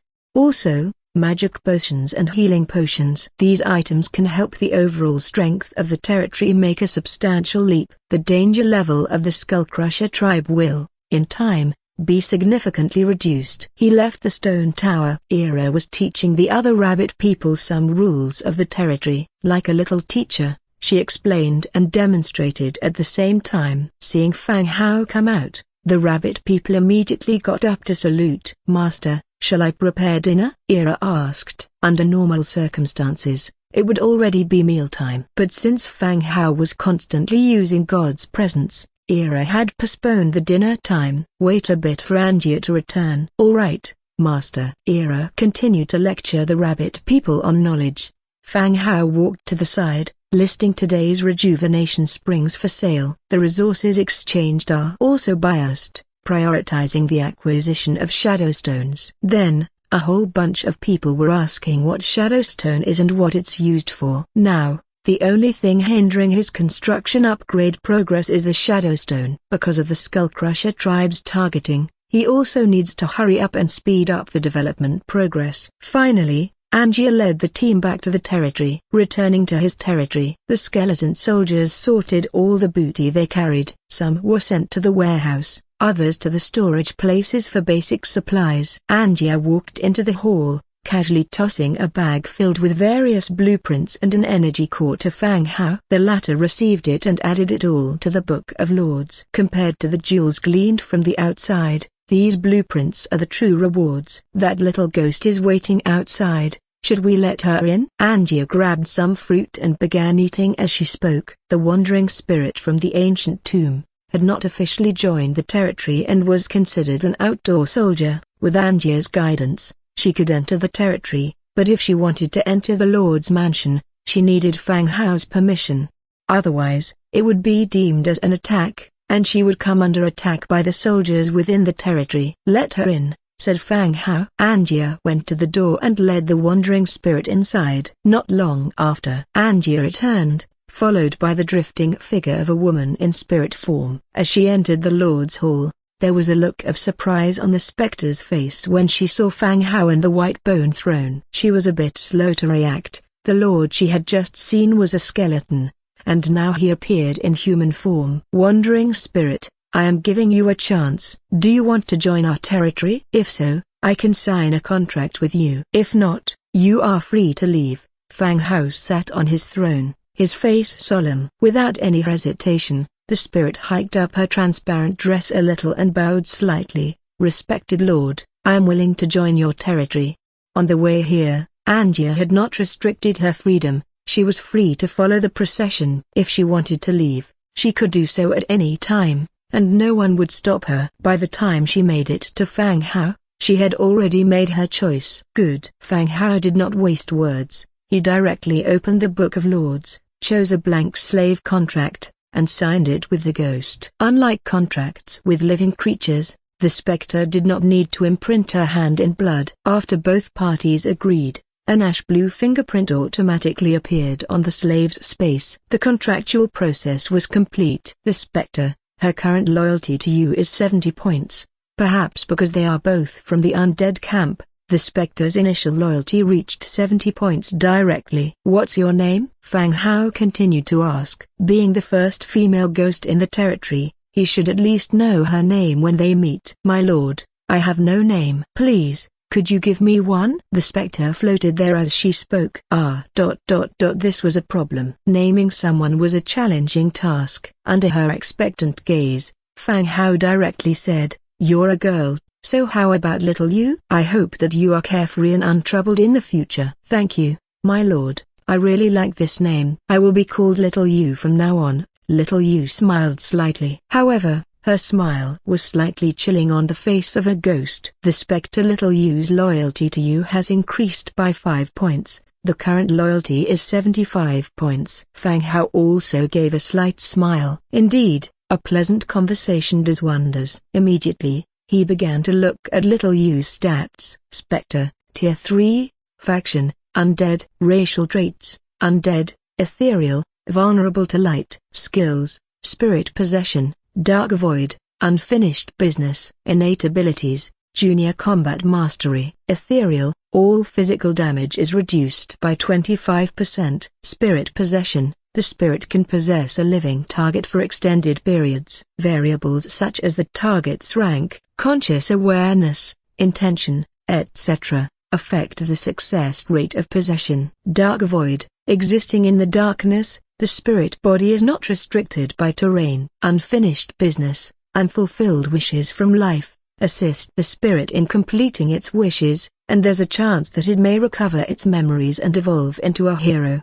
Wishes, gather her collection of 12 swords of absolution from when she was alive. Notes, they are bound here, neither eating nor sleeping, constantly reliving the agony of their impending death. As expected, a broken bar. This spirit is no ordinary undead. Not only does it possess many skills, but it also carries a unique storyline. If I can fulfill her wishes, there's a chance that she could evolve into a hero. Fang Hao looked back at the spirit and asked, "Little You, do you know of the 12 swords of absolution?" Little You's figure wavered and she responded curiously, "Are they weapons?" "I don't know much about weapons." "It's probably due to a loss of memory." "It seems like I will have to find the 12 swords of absolution myself." "All right then, welcome to the team. Familiarize yourself with the territory. I'll build you a house after dinner. From then on, you'll live the," said Fang Hao. "Thank you, my lord," she said, and then floated out of the manor. After Little You left, Ira's dinner was ready. The two of them sat down to eat at the dining table. Fang Hao habitually opened the Book of Lords, browsing through it while eating. Angia was enthusiastic and narrated their adventure in the ancient tomb to Ira while describing the origins of the female ghost in their territory. Ira listened with wide eyes, both scared and filled with curiosity about the upcoming events. After dinner, Fang Hao exited the room. He happened to see Little You, floating in from afar. The sky was getting dark, and if it weren't for the streetlights lit by Nightstone, it would have been challenging to spot her figure in the dark. "My lord," Little You said softly. "Most of the territory is inhabited by the skeletons." Little You had toured around the territory and familiarized herself with the surroundings. "Well, there aren't many rules around the territory. Just stay away from the Viscera Museum, avoid hurting others, and feel free to reach out me if there's any issue." As Fang Hao moved, he softly instructed. The corpse which, Nelson's standing in the territory was only second to Fang Hao's. Whether it was his knowledge or the ability to create skeleton heroes, both were enough for him to garner this treatment. As such, not interfering with Nelson's work was of great importance. "As you command, my lord." "I will remember your orders." Little You followed behind softly. The two of them, one leading the other, arrived at the area near the Undead construction. "I'll build your house here, is that okay with you?" Fang Hao said. "Even though spirits are undead and intangible, they still need a place of rest." "Yes, my lord." Fang Hao nodded, opened the Book of Lords, found the housing section, and constructed directly. Bright lights flashed, and a wooden house appeared before Fang Hao. Then, he immediately upgraded the wooden house to level 4, transforming it into a 2-story building. Little Yu's loyalty towards you increased by 5 points, current loyalty is 80 points. After the construction of the house, Little Yu joyfully twirled in the air. Her loyalty also increased. It seems that a house indeed provides a sense of safety for women, an age-old truth. The storeroom is full of furniture. Look for what you need, and I will instruct the skeletons to move them into your room. The furniture in the territory was all scavenged from various tribes. They were unsellable and useless otherwise. Everything was piled up in the storage area. "Thank you, my lord." Speaking of furniture, I noticed a wooden coffin in the corner of the storeroom. "May I have it?" Little Yu said. "A coffin?" Fang Hao frowned, trying to recall when there was a coffin in the storeroom. He then remembered that there indeed was a coffin. Beautiful corpse coffin. The exquisite corpse rejuvenation coffin was an item he had scavenged from Shadow and Castle. No one had died in his territory, so it had never been put to use. Now that Little Yu mentioned it, Fang Hao remembered the beautifully crafted wooden coffin tucked away in a corner of the warehouse. "You want that coffin?" Fang Hao curiously asked. A broken stone coffin appeared in his mind. The stone coffin that housed Little Yu's body had collapsed halfway, damaging her corpse. Did her subconscious still want a coffin? "Can I?" "If you have other uses for it, then never mind," Little Yu hurriedly explained. "There's no other use for it." "But what use would you have for this wooden coffin?" Fang Hao asked. "Sir, I am in a formless state. This wooden coffin would benefit me," Little Yu answered. "All right, if it's useful to you then you can have it." The two of them went to the warehouse, and had the skeleton warriors move some furniture into Little Yu's wooden cabin. Even though she only asked for the corpse rejuvenation coffin and nothing else, the room seemed empty without anything else in it. After all, many valuable items had been discovered in the ancient tomb. Exquisite corpse rejuvenation coffin,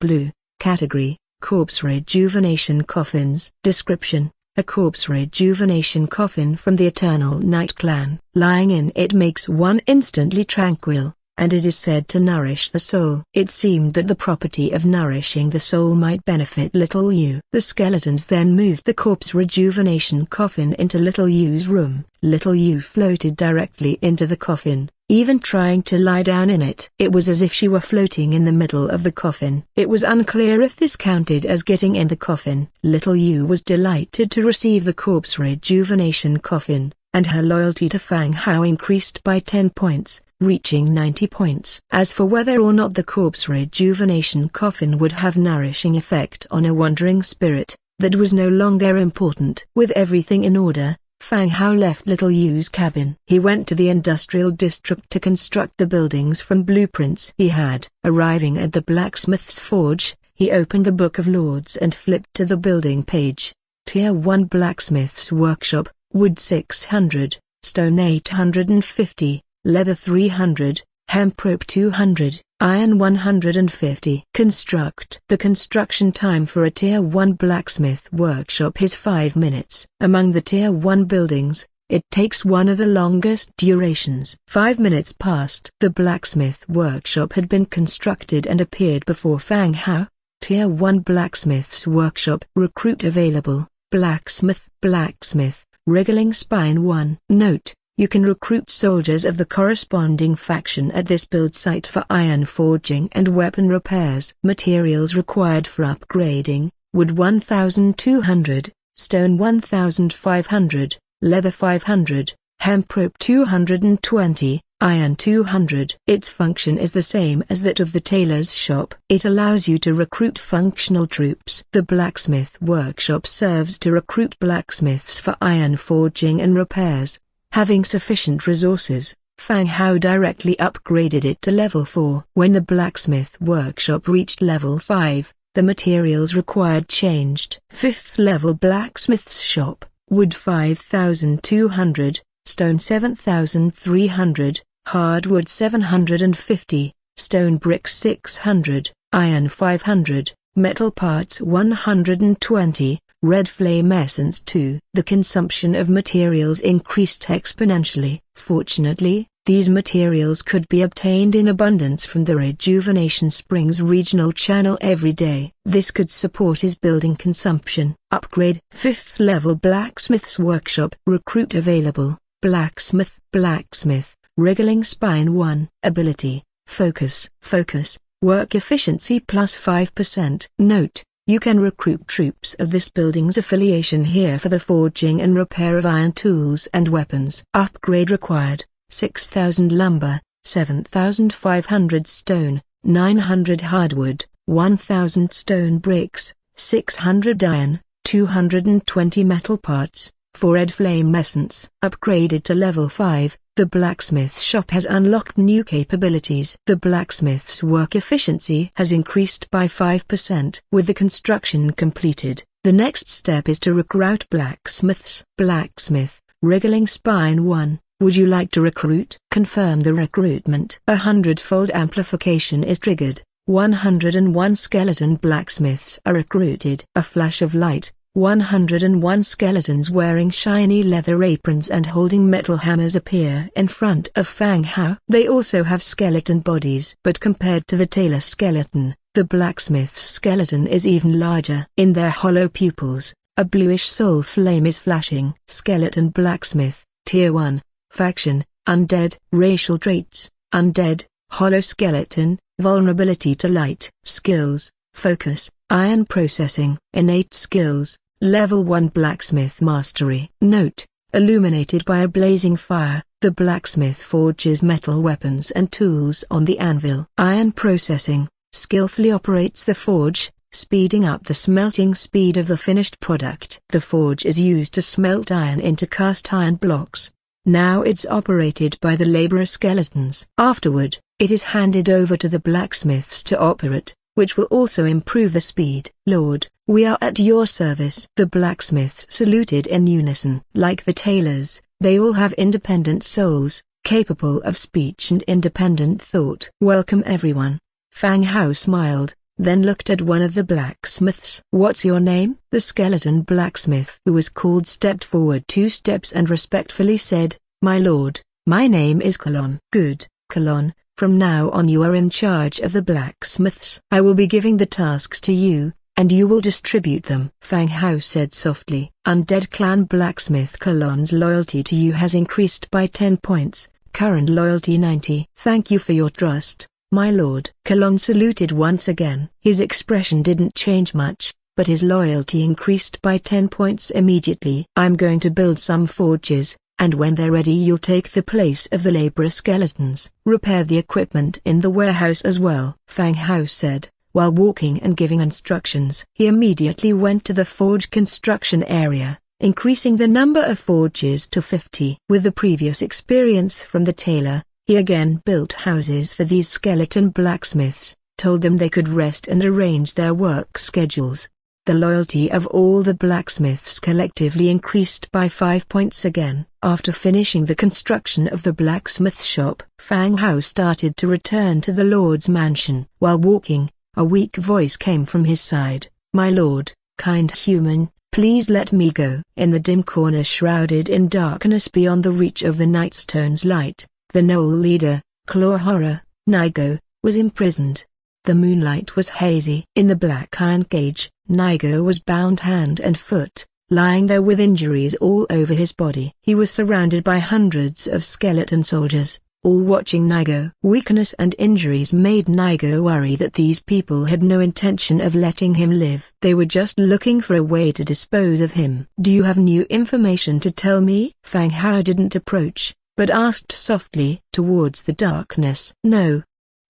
As soon as Nigo answered, and saw Fang Hao turn around to leave, he hurriedly said, My lord, I would like to pledge loyalty to you. I can spy for you, really. I will infiltrate and explore all the information for you. Hearing Nigo's words, Fang Hao's step paused. Infiltrating as a spy, That's a good idea. The fact that Nigo was still alive was not because Fang Hao had any use for him. It was simply because Nelson was busy working on converting the vampire into a skeleton hero and wasn't available to transform Nigo. Killing him now, in the middle of summer, would be unpleasant and could potentially dampen everyone's mood. So, Fang Hao figured he'd just lock him up for a few days, wait for Nelson to finish the conversion, and then decide what to do next. However, upon hearing Nigo's words, Fang Hao fell into deep thought. The information he had about the Skullcrusher tribe was scanty at best. If he could somehow sneak a spy into their ranks and get them to gather intelligence about the enemy's next moves, it would be a rather good idea.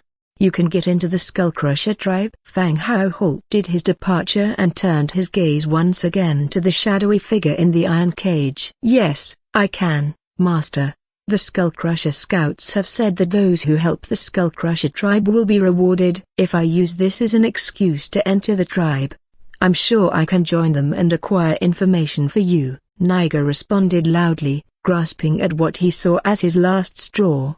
He didn't want to die. Of course, he had no intention of genuinely being loyal to Fang Hao. If he got the chance to escape, he would definitely take revenge. He'd torture the human in front of him and the girl who'd beaten him up to death. Despite his inner thoughts, Nigo remained reverent in his tone. Master, I will do well. I will correct my mistakes. Fang Hao stroked his chin, deep in thought. It wasn't a bad idea. Of course, the good idea was the spy part, not the letting Nigo go part.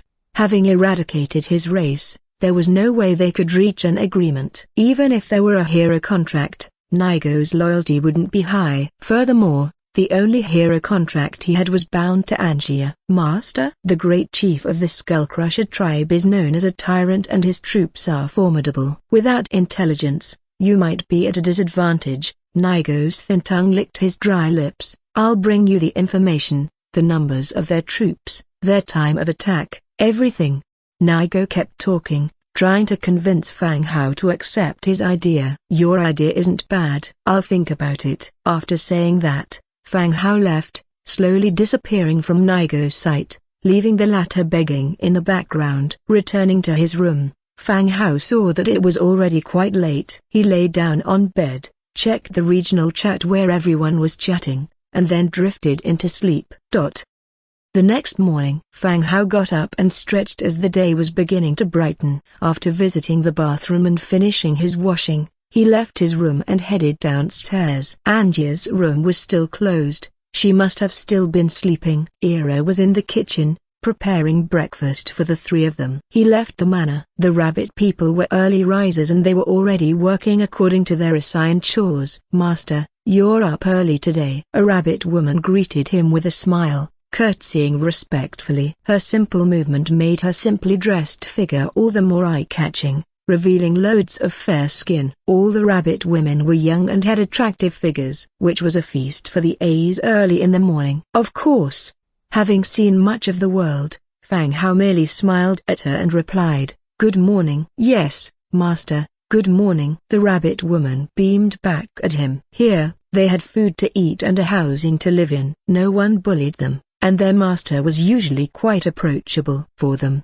it was like living in paradise. The rabbit people adapted quickly thus, always greeting Fang Hao of their own accord whenever they saw him. The sight of working skeletons no longer frightened them. Fang Hao went straight out of the domain and headed to the lumbering area. He opened the crafting menu and chose Simple Hand Saw. Simple Hand Saw, Sturdy Wood 1, Cast Iron 1. Metal Parts 2. Create 30. Hundredfold Amplitude triggered. Received 3030 simple hand saws. In front of him lay 3000 hand saws. The shape of the saws wasn't much different from the ones used for cutting wood in the modern world. The sharp teeth of the saws could effectively cut through wood, replace tools and store the leftovers in the warehouse. Fang Hao ordered loudly. Hearing Fang Hao's command, the skeleton workers in the nearby lumbering area came over to replace their tools. The lumbering area housed a small tool warehouse for easy storage and retrieval of tools. Soon, the labor skeletons had replaced their tools with hand saws, and stored the remaining ones in the warehouse. About 1,000 worker skeletons had been assigned to the lumbering area by Fang Hao. The reason behind crafting 3,000 tools was to prepare for replacement due to wear and tear. Since the skeletons worked day and night, their tools wore out quickly, and sometimes, Fang Hao was too busy and might forget to replace them for a while. Therefore, he decided to make more just in case. After crafting the tools, Fang Hao returned to his domain and started to craft the newly acquired black iron armor. There were nearly 50,000 skeleton soldiers in his domain now. He would first equip the skeletons within the domain with new gear. Black iron knight sword, green, cast iron 3, sturdy wood 1, leather 1. Create 300. Hundredfold amplitude triggered. Received 30,300 black iron knight swords. Black iron open face helmet, leather 5, iron 3, iron plate 4. Create 500. Hundredfold amplitude triggered. Received 50,500 black iron open face helmets. Wooden mask, sturdy wood 1, leather 2, metal parts 1. Create 500. Hundredfold amplitude triggered. Received 50,500 wooden masks. Fang Hao produced the items from 3 different blueprints consecutively. The area around Fang Hao was now full of equipment. The quantity had reached an astonishing level. Fang Hao picked up a black iron knight sword and examined its attributes. Black iron knight sword, green. Category, one-handed sword. Damage, Level 3 damage. Description: a weapon modeled after a knight's sword. While it is a replica, it doesn't change the fact that it can slice off your head. The level 2 skeleton warriors had sword and shield mastery. By equipping them with knight swords, it would significantly increase the damage output of the skeleton warriors, making up for the level difference. Black iron open face helmet. Category: head defense. Defense, level 3 defense. Description: the open face helmet offers comprehensive protection for the head. The black iron open face helmet looked like a can helmet seen in movies. It looked like an iron bucket with a T-shaped opening at the eyes and nose area. At least it was different from a simple iron bucket. If not, Fang Hao might as well have made some iron buckets and have the skeleton warriors wear them on their heads. They could also be used for storing water. He then checked the last item. Wooden mask, green. Category: mask. Ability, level 1 fear. Description: the mask was originally used as a piece of protective armor for the face of a construct. As it evolved and improved over time, it has now become known as a mask. Painted with various ghostly designs, it can cause unrest and fear in others. Level 1 fear: wearing the mask has a chance to trigger level 1 fear, causing negative effects such as fear and a loss of morale in enemy living creature troops. Fear effects do not stack and will take the maximum fear level. Value: a wooden mask. The most significant use for it is the ability it provides. The level 1 fear power can make the enemy's living creatures potentially experience fear, resulting in various negative states. This effect, placed on the undead clan, would definitely be more effective and might possibly even stack an army of the undead, far and wide, wearing sinister and horrifying masks. Whoever it is, they would feel anxious. Having negative emotions would be normal. Go and fetch Fireblade. Fang Hao instructed a rabbit girl who wasn't far away. Master, which lord is called Fireblade? The rabbit girl curled her fingers, speaking softly. Although she knew the skeletons would not harm them, she dared not get close to the undead region on a daily basis. It's the one holding a long blade, clad completely in red armor, Fang Hao described. Oh, okay. The rabbit girl was a bit nervous, but she still followed the order and went to find the described skeleton hero. Soon, the rabbit girl brought Fireblade over. Fireblade's outfit was very striking. Blood red armor, a long blade at his waist. The friction of the armor as he moved gave him the air of a commanding general. Lord, you were looking for me, Fireblade said with a salute. These are newly made equipment. You arranged to replace the soldiers' old gear. The discarded equipment can be stored in the supplies area, Fang Hao instructed. The supple area was simply a canopy erected in a vacant lot. It was used to store excess resources. Yes,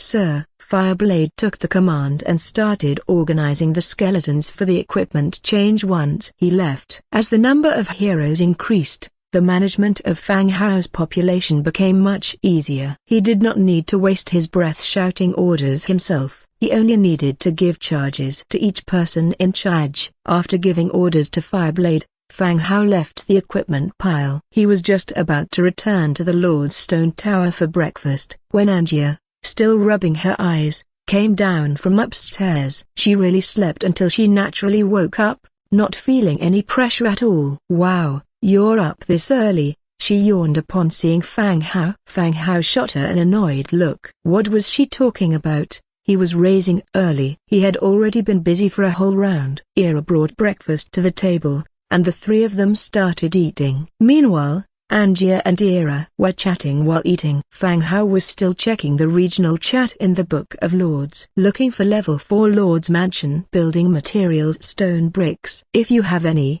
please discuss the price privately. I offer a high price in exchange if you know the manufacturing method and have the blueprint." "Damn, the one above is already at level 4 Lord's Mansion." "That's so fierce." "Awesome. I just upgraded to a level 2 Lord's Mansion. Only yesterday did I gather enough materials to upgrade my city wall to level 2. It's really frustrating to compare oneself to others. Level 4 should be the highest level in our region."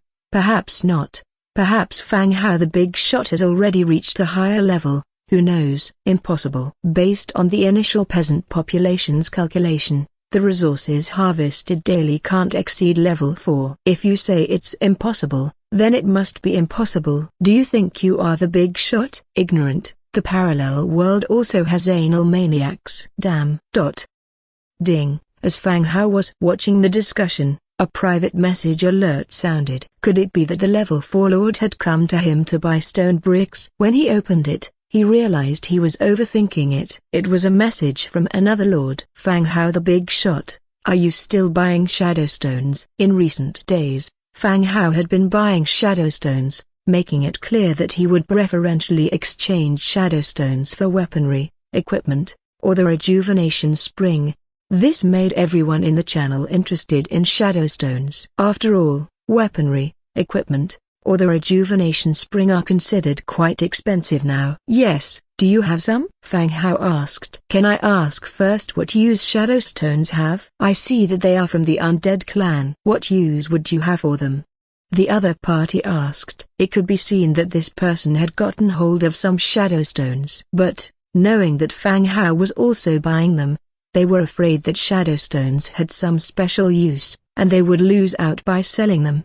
First they would ask about their use, and then decide whether to sell them or not. Fang Hao replied directly, "I received a blueprint for an undead special building which requires shadowstones. They can't be used for normal human buildings." "Oh, alright, Fang Hao the big shot, I have 13 of them here. I want to exchange them for some weapons." "Okay, big shot, do you have anything besides iron spears?" "Would an iron sword do?" Okay, and you'd better believe it." Fang Hao just had a batch of iron swords replacement today, which could be exchanged for shadowstones. 1 shadowstone for 3 iron swords. Fang Hao directly quoted a price.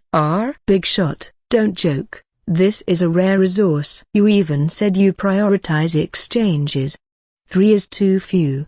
5 iron swords, the other party said. Besides me, you can't sell shadowstones to anyone else. Let's compromise, 4 per. Neither of us loses out. Fine, make it 4. I'll put it up for a dedicated trade. Okay, the same price next time. Okay, I'll take my people to look for more later. Soon, the other party put the 13 shadowstones on the trade platform and Fang Hao put up the promised 52 iron swords for the exchange. Ding. Just after the trade was completed, another private message rang out. Big shot, the underwear I ordered, is it ready yet? I can't stand it anymore. Fang Hao remembered this person. Last time when he was collecting flax in the channel, this person said he wanted to order a piece of cloth underwear because the leather ones were too rough. It had been so long, and they were still concerned about this matter. I'll check when I have time. I've been quite busy recently and didn't pay attention to this, he replied. Big shot Fang Hao, please find a way about it. Wearing leather is too uncomfortable. Can't you just not wear it? As a man, Can't you be more easygoing? Fang Hao said. Walking will trip me. Damn, bragging. After chatting for a while, the Book of Lords was closed, and the three had finished breakfast. Angia was still yawning and wanted to go back to bed, but Fang Hao called her to stop. Angia, go and call little you. Let's go see that knoll. Okay, sure. Angia pouted her mouth, walking out reluctantly. Fang Hao came to the cage. Angia and little you came over. The wandering spirit was not exactly afraid of daylight, but she did look frustrated. Upon arriving here, she quickly hid in a shadow to avoid direct sunlight. The knoll was originally trying to beg for mercy, but was then startled into quiet submission by the arrival of Angia and lay down on the ground pretending to be dead. He was afraid that would somehow upset this mad woman who usually dragged him out for a beating. Lord, do you have command? Little Yu asked softly. Her loyalty to Fang Hao had already reached 90 points, which was rather high. Any command that Fang Hao made, she would accomplish it with all her dedication. Fang Hao glanced at the weak knoll and said, I want you to attach yourself to him and go to the wind-chilled mountains to gather intelligence for me. Little Yu looked at the knoll, her face full of difficulty. Lord, you want me to possess a hero? That's impossible. Little Yu, in her ethereal form, displayed an expression of surprise. She was merely a third-order type of soldier, obligated to walk around heroes during ordinary days, let alone possessing them. Now, for Fang Hao to ask her to possess a hero was not just resistant, it was fundamentally impossible to accomplish. Of course, Fang Hao also knew this. Little Yu possessed the ability of spirit possession, which was an upgraded version of the possession ability. Even so, numerous restrictions still existed when it came to accomplishing possession. The main factors were the rank and power. It was difficult to possess a unit that was stronger than you. What if he's the living dead, devoid of a soul? Could you possess him then? Said Fang Hao, glancing at the distant knoll. Fang Hao's thought was simple. He felt that Little Yu's spirit possession was extremely similar to his own God's presence, but his God's presence only targeted his subordinate undead troops, and he couldn't use God's presence on other troop units. Little Yu's spirit possession, on the other hand, applied to any living creatures, hence satisfying Fang Hao's initial hypothesis. Both God's presence and possession have some fixed requirements. The descending unit, the smarter, and the stronger the soul, the greater the difficulty or possession. What if Nigo was merely surviving physically? It might be simpler. Hearing Fang Hao's words, Little Yu was somewhat flustered. My lord, I don't know if I could succeed. I have never used this ability before. After awakening, she had been in the ancient tomb, never once venturing out. Naturally, she had never used this ability. No rush, try when the time comes. Fang Hao replied. As soon as he finished speaking, the corpse which Nelson appeared and slowly walked over. Originally, Nelson was conducting a transformation ritual, and Fang Hao did not want to interrupt, but the threat of the Skullcrusher tribe made him had to call out Nelson.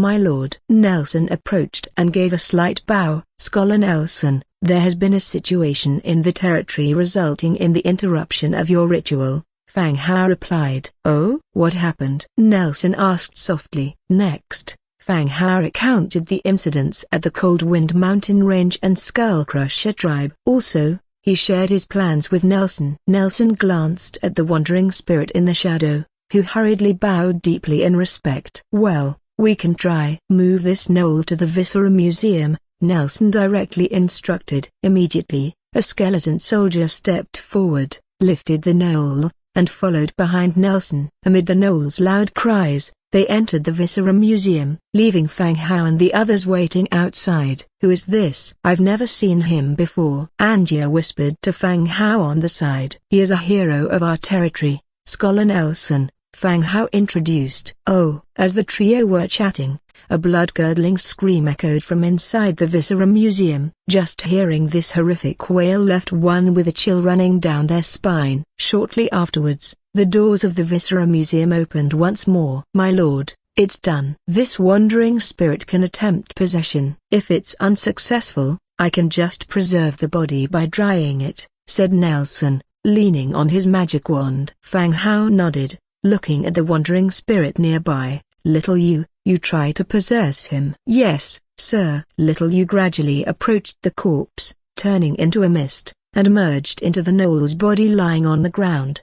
The next second, the gnoll, with his eyes tightly shut, abruptly opened them. He sat upright, staring wide-eyed, surveying his surroundings. Little Yu? The gnoll immediately got up, crossing his legs, bowing with a pointed foot. Sir, is it acceptable like this? A gnoll, somewhat balding and riddled with scars, went about genteelly and ladylike, making it somewhat difficult to accept. But it was certain that Little Yu succeeded. She could control this body at this moment, and from Fang Hao's perspective, she was still known as Claw Scary Nigo. Very good. Next, observe your behavior. You are an old hero now. Fang Hao gave a word of instruction. Oh, all right. Little Yu felt quite good. She could easily manipulate this body, as if it was her own. However, the appearance of the gnoll left her extremely uncomfortable. This body can last 5 days. After 5 days it will show signs of death. You will either have to return with information or find a new body within 5 days, Nelson reminded from the side. So, this body could only be maintained for 5 days. 5 days later, people would realize that it had died. Little Yu would be in danger if she were discovered then. I understand, Bachelor Nelson. I will bring back the intelligence. Little Yu spoke, treating the undead scholar with respect in her speech and manners. Good. Be careful about everything. Return immediately if there's any danger. Fang Hao also advised. They discussed a few things that needed to be cautious of afterward. After several reminders of safety first, Little Yu, possessed in the body of a gnoll, rode out of the territory and headed swiftly toward the Cold Wind Mountain range. Before leaving, Fang Hao introduced her to the situation of the gnoll tribe and gave her a teleportation scroll bound with the coordinates of the territory. She left the territory amidst the thunderous gallop. After seeing off Little Yu, Nelson closed the door of the Viscera Museum again. He continued with half-finished work. Fang Hao also thought about which part of the territory needed more defenses. While he was thinking seriously, Ira came rushing over and whispered, "Master, the skeleton trader is here, waiting for you in the market area." Was it time for the skeleton trader to appear again? Indeed. Quite a few days had passed since the last time he appeared. All right, I'll be right there. Market area. The skeleton raider leaned on his gem-studded cane, playing with the handle with his skeletal fingers. His pupils, burning with a blue flame, surveyed the territory in front of him with astonishment. The thick city walls, the towering watchtowers, the magic towers imbued with magical energy, the Viscera Museum, the blacksmith's shop, and the tailor's shop. It was hard to believe that in just 7 days, this territory had developed to such an extent. If his mind wasn't still sharp, he would have thought that he remembered the time wrong, or came to the wrong place. While he was in awe, he saw Fang Hao strode toward him. The skeleton trader, Rua, immediately revealed a smile, greeted respectably, and said, "Honorable Sir, we meet again." "Yes, I'm delighted to see you again, Mr. Rua." Fang Hao responded with a smile. His dealings with Rua had always gone smoothly, and the things he had bought had promoted a lot of development in the territory's power. "I hope the goods this time are to your satisfaction." Rua lightly tapped the ground with his cane. The skeletal shelf appeared, displaying the goods for sale today. Fang Hao walked up and inspected the product information. Blueprint of Frost Orange production, green, price, 10 Warfire coins. Black gunpowder production blueprint, green, price, 25 Warfire coins. Fine mill building blueprint, blue, price, 30 Warfire coins. Frost Orange soap blueprint, green price, 10 Warfire coins. Black gunpowder blueprint, green price, 25 Warfire coins. Fine milk construction blueprint, blue price, 30 Warfire coins. Advanced hero contract, purple price, 320 Warfire coins. Viscera jar, green price, 50 Warfire coins. It appeared that the quality of the blueprints on the shelves also upgraded along with the territory. Previously, most of them were white, with 1 or 2 green ones. Now they are all green and blue, and there is even a purple blueprint. I'll take them all. Fang Hao took out 435 warfire coins and handed them to the skeleton merchant. Thank you for your generosity. The skeleton merchant took the money, took down the blueprints one by one from the shelf, and passed them to Fang Hao. Fang Hao took the blueprints and recorded them in the Book of Lords. The skeleton merchant, having sold his goods, was about to leave. Mr. Rua, if you're not in a hurry, would you sit down and have a chat? Fang Hao said. The skeleton merchant paused, looking curiously at Fang Hao. Then he said, I'm not in a rush. What do you want to talk about? The two of them sat down on a stone bench nearby. I remember Mr. Rua mentioned before, when the Lord's house reaches the stone tower level, we can start selling items to the outside world. My Lord's house has been upgraded to the stone tower level. So what should I do next? Fang Hao went straight to the point. Fang Hao could clearly remember that Rua had said that the market could sell to the outside. Now that his lord's house had reached the stone tower level, he didn't know how to proceed, and there was no guidance for the next step. Oh,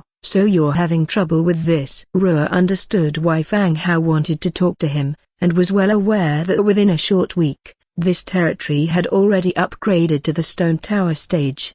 This development speed amazed even Rua, a merchant who traveled all over the place. Yes, does Mr. Rua know how to do it? If you want to sell items to various forces through the market, you have to get approval from the Sky Trade Alliance and become one of its members to sell your products, Rua explained. Fang Hao frowned, curious about this new mention of the Sky Trade Alliance. So how can we join the Sky Trade Alliance? He never thought that to sell his goods to others through the market, he would require approval from this so-called Sky Trade Alliance. Rua continued with the explanation. To gain recognition from the Sky Trade Alliance is not an easy task. Only the stronger forces in each region qualify to join, and apart from the strength and influence of the forces, the endorsement and recommendation of old members are also required. Fang Hao stroked his chin. This certainly was a stringent requirement, much like bidding for a company. Mr. Rua, is there any way to get this endorsement and recommendation? Ha, sir, you are straightforward indeed. If you want a recommendation, I can mention this to Lord Odice and see how it goes. Rua's bony jaw kept shaking, making a hoarse laughter. Rua was not the owner of the Skeleton Merchants Association, but simply a man in charge of local business. Skeleton King, Odice, was the owner of the association, and also a territory lord. Whether he would get a recommendation or not depended on Odice's attitude. Thank you, Mr. Rua. If successful, I will make sure to give a gift of gratitude, said Fang Hao. According to Rua, on this continent, few forces were willing to deal with the undead. Therefore, the recommendation quotas in the hands of Odice often remained vacant. Moreover, given Fang Hao's high influence in the undead faction, his chances of getting this endorsement were high. The two of them sat for a while. Fang Hao also subtly raised some topics about this continent and about the undead, but Rua was very shrewd. He would discuss some issues to a point and never discuss them thoroughly or even glossed them over in a sentence. After a chat, Rua told Fang Hao to wait for a response and then left the territory through the teleportation array.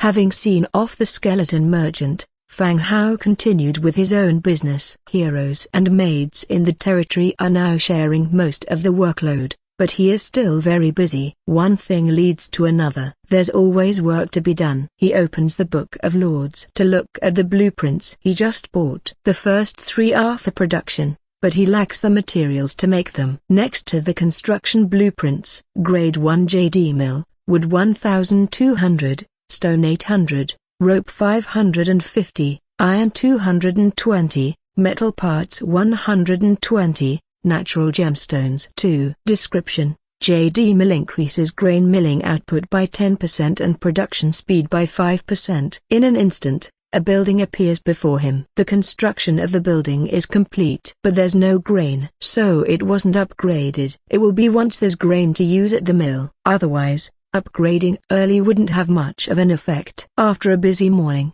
it's already midday. It felt like he had just had breakfast, and Dira was already calling for lunch. When he gets to the dining table, The food is already there. Fang Hao eats while casually opening the Book of Lords to see what everyone else is chatting about. Good weather, a fine day to return from hunting. You're hunting yourself? Don't you have soldiers, man?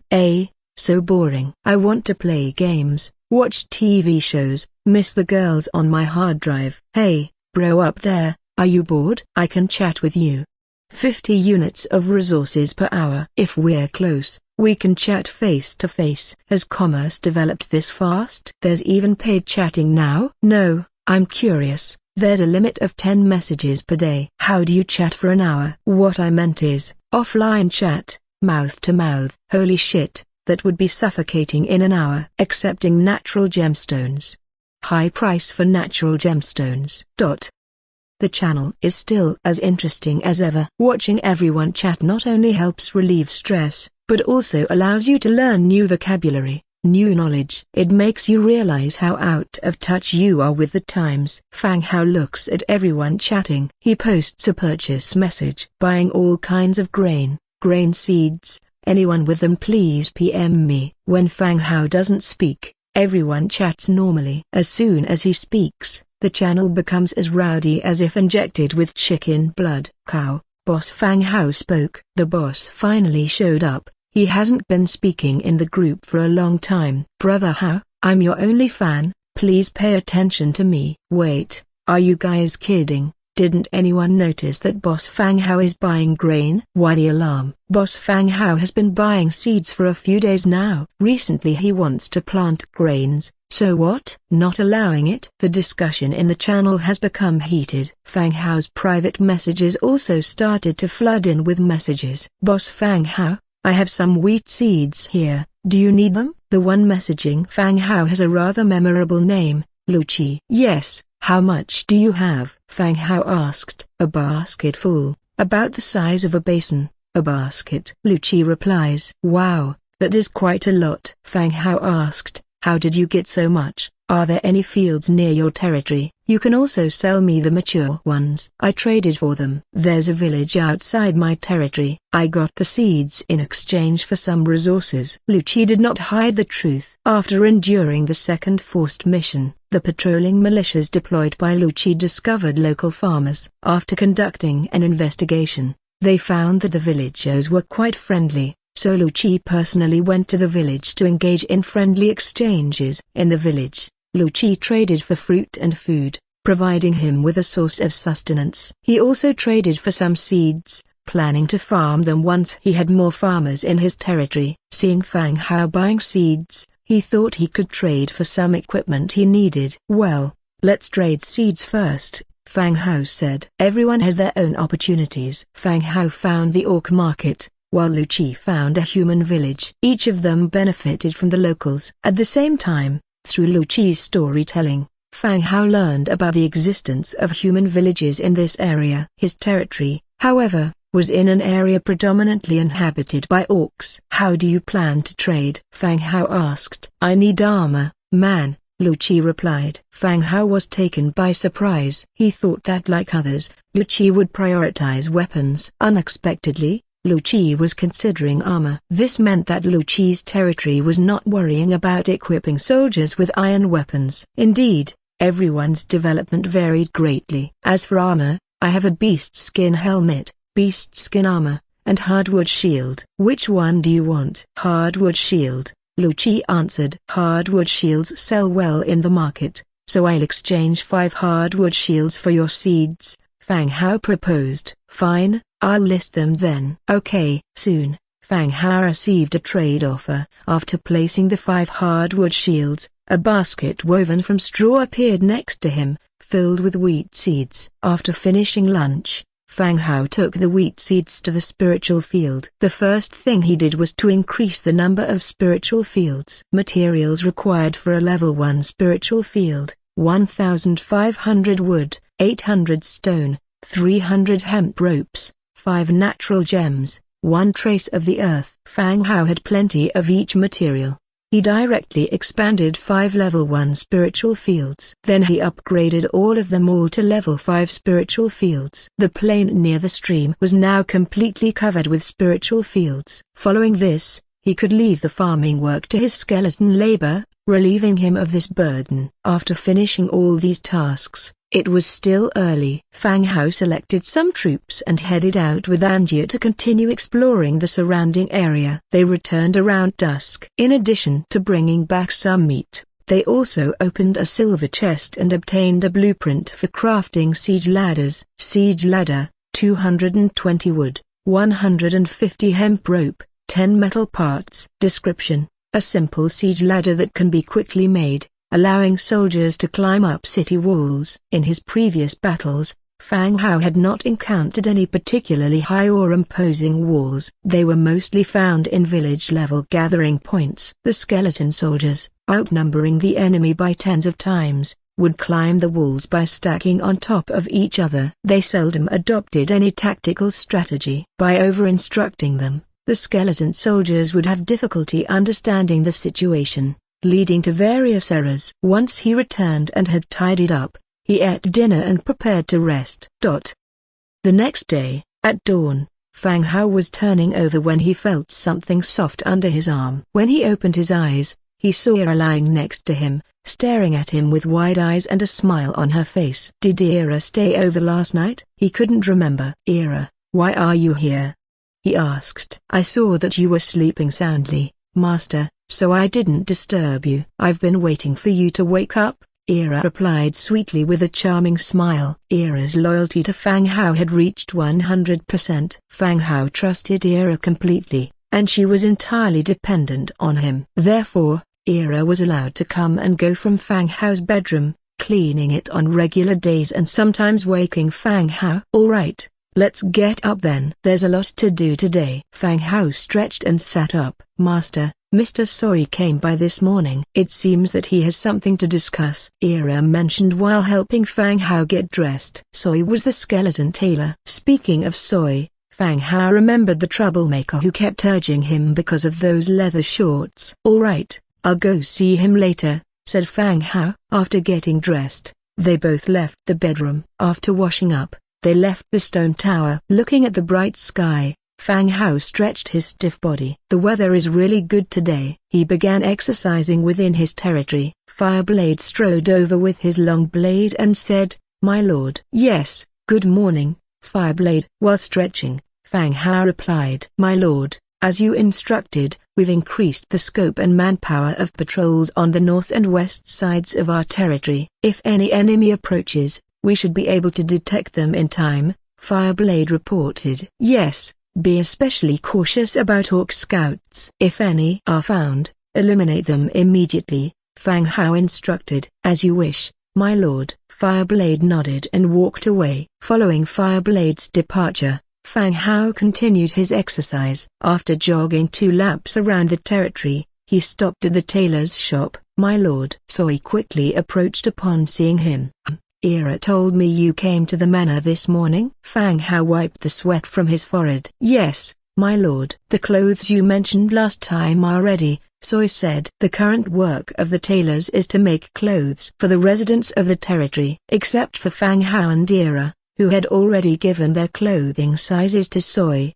The newly joined rabbit people didn't have any decent, full sets of clothing. Their old linen slave outfits were faded from washing. They needed new outfits to wear daily and at home. Good, take me to see them. Fang Hao had been wearing the same 2 sets of clothes back and forth. The 2 of them went to a standalone room in the tailor shop where the newly made clothes were stored. Try these on, my lord. Fang Hao took off his outer clothes and put on a beige robe. The robes, made of cotton and cotton thread, felt very comfortable despite their plain style. This could be worn at home outside of battle. Beyond clothes and trousers, the tailors had also rushed to make some underwear. Not bad, Fang Hao said, very satisfied. These are the outfits we made for your maids, Soi said. As the number of maids in the territory increased, so did the number of outfits. Unlike Fang Hao's robe, the maids' outfits, under the guidance of Fang Hao's innovative designs, were boldly out of sync with the era. They were called maid uniforms and bunny girl outfits. Due to time constraints, other designs such as Christmas outfits, nurse uniforms, flight attendant uniforms, student uniforms, and which costumes were still being designed. In the future, they would be produced one by one. After understanding Fang Hao's design concept, Soy also found inspiration in the clothing, no longer adhering to the original production rules, instead trying out some bold innovations. After bidding farewell to Soy and the others, Fang Hao returned to Stone Tower with several skeletons carrying a large amount of clothing behind him. Ira happened to be in the kitchen, serving breakfast. "Master, breakfast is ready, you can eat now." The scent of the food permeated the entire dining room. Ira, with her culinary skills, excelled and thoroughly enjoyed cooking. With an abundance of food and condiments, she could even invent one or two new dishes, and they tasted pretty good. "All right, take your time. These are the clothes that Soy made. Have the two of you try on a few, and you can wear this one." Fang Hao handed over the clothes in his hand to the two of them. In addition to Ira, there were two other Rabbit Clan girls serving as maids at the mansion. "Oh, okay." Ira took the clothes, her eyes filled with joy. The other two Rabbit Clan maids were also quite happy, and the three of them went into the room to change. Not long after, they walked back in, heads down, their faces slightly red. The two maids were in black and white maid outfits, the skirts extended to their thighs, revealing pale, straight legs paired with a pair of brown boots. Not bad at all." Fang Hao nodded slightly. Now if only they had a pair of black stockings, then they'd be perfect. As for Ira, she was wearing a black bunny girl suit. The low-cut neckline showcased her ample cleavage, and the fitted shorts tightly wrapped her bottom. The rabbit tail and slightly reddened rabbit ears exposed on the outfit made one's blood rush. "Master, does this outfit look good on me?" Ira asked softly. "Beautiful, thank you, Master," Ira replied. "What you two are wearing is called a maid's outfit. You'll put them on for work. There are some casual wear as well. You can distribute them to everyone later, and I'll keep making more for you to change into," Fang Hao said. "Master, what about what I'm wearing?" "What's it called?" Ira, touching her bunny girl outfit, asked curiously. "Ah, this, well, it doesn't have a name yet. Since it looks good on you, let's call it bunny girl clothes from now on," Fang Hao said, smacking his thigh as if the name had just occurred to him. "Oh? Is it okay to use our name for it?" Ira asked shyly. "Yes, I think it's suitable." "You don't have to wear this all the time, only when you're alone," Fang Hao replied. "All right, Master." Fang Hao distributed all these maid outfits. Ira went back to her room to change into her maid outfit and came back out. Even though all Rabbit Clan girls were beautiful, Ira's looks still far surpassed the rest. Her figure and looks, along with the nutrition she's getting since arriving in the territory, all this made her whole demeanor and state outshine the others. After passing the clothes to the other two Rabbit Clan girls, Ira went upstairs to wake Angia for breakfast. Nothing can get through to her except for mealtime. As Angia sat down at the table next to Fang Hao, she asked softly, "Where's mine?" "Yours what?" "New clothes." "They all got some, why didn't I?" Angia complained. Turns out she was referring to the new clothes. "These are maid outfits, meant for the maids when they are working," explained Fang Hao. Fang Hao had prepared casual daily clothes for Angia as well, only the maid outfit was missing from her lot. "I don't care, I want a set," Angia said. Fang Hao gave in and said, "All right, Ira will give you a set later." "Yes, Master," Ira nodded. With 101 skeleton tailors working, there was enough clothing for everyone. Since Angia wanted a set, there was no harm in giving her one. Seeing her objective fulfilled, Angia showed a satisfied smile, chatted and ate breakfast with Ira. Fang Hao, on the other hand, opened the Book of Lords and started a private chat with the lord who made leather underpants. "Are you there?" Yes, boss. "Have you made the underwear yet?" The other party responded quickly. Seems like he was also reading the Book of Lords. "They're ready. I'll take 5 pairs." "How do we exchange, boss?" "The underwear made by tailors is a type of loose boxers, with drawstring waistbands, therefore doesn't come in different sizes. Anyone who isn't overly overweight can wear them. Moreover, after spending so many days in this world, even the fat ones are probably starving and have slimmed down." "Do you have any rare resources?" "I don't need ordinary resources. It's hard to set a price," Fang Hao said. Fang Hao has unlimited basic resources. If we are to trade, we would need some rare resources. I have some. Just name your price, boss. The other person continued. He wouldn't put up with Fang Hao if he demanded a high price just for a pair of underwear. He would rather continue wearing leather underwear, or not wear any at all. Alright, 1 unit for 2 pairs. You need 5 pairs, so that's 2 rare resources, Fang Hao proposed. Alright, you list the trade, boss. 5 pairs. Okay. Fang Hao directly put up 5 pairs of men's underwear for trade, and the other party promptly traded a natural gem and an essence of earth. This easy and swift transaction brought a smile to Fang Hao's face. During the second mandatory mission, all surviving players received a certain number of rare resources. Subtracting the ones they can use themselves, or to upgrade their buildings, there was still a large number left. As crafting underwear requires minimal resources and is convenient, to obtain these resources is a new path to wealth. He thought for a moment and announced in the channel, selling various men's and women's underwear, 2 pieces for 1 unit of rare resource. Men's and women's cotton clothing, 1 piece for 3 units of rare resources. DM for blueprints and special items. He finalized the text and sent it directly. The lively discussion in the channel centered on clothing after Fang Hao's announcement. Wow, is Boss Fang Hao venturing into the clothing industry now? Am I witnessing the rise of a capitalist tycoon? Underwear is so expensive. I think I will stay naked. The old doctor said it helps with secondary development. Yay. Fang Hao, please list the items. I have 1 set of clothes. Since I came here, and my underwear is stinky.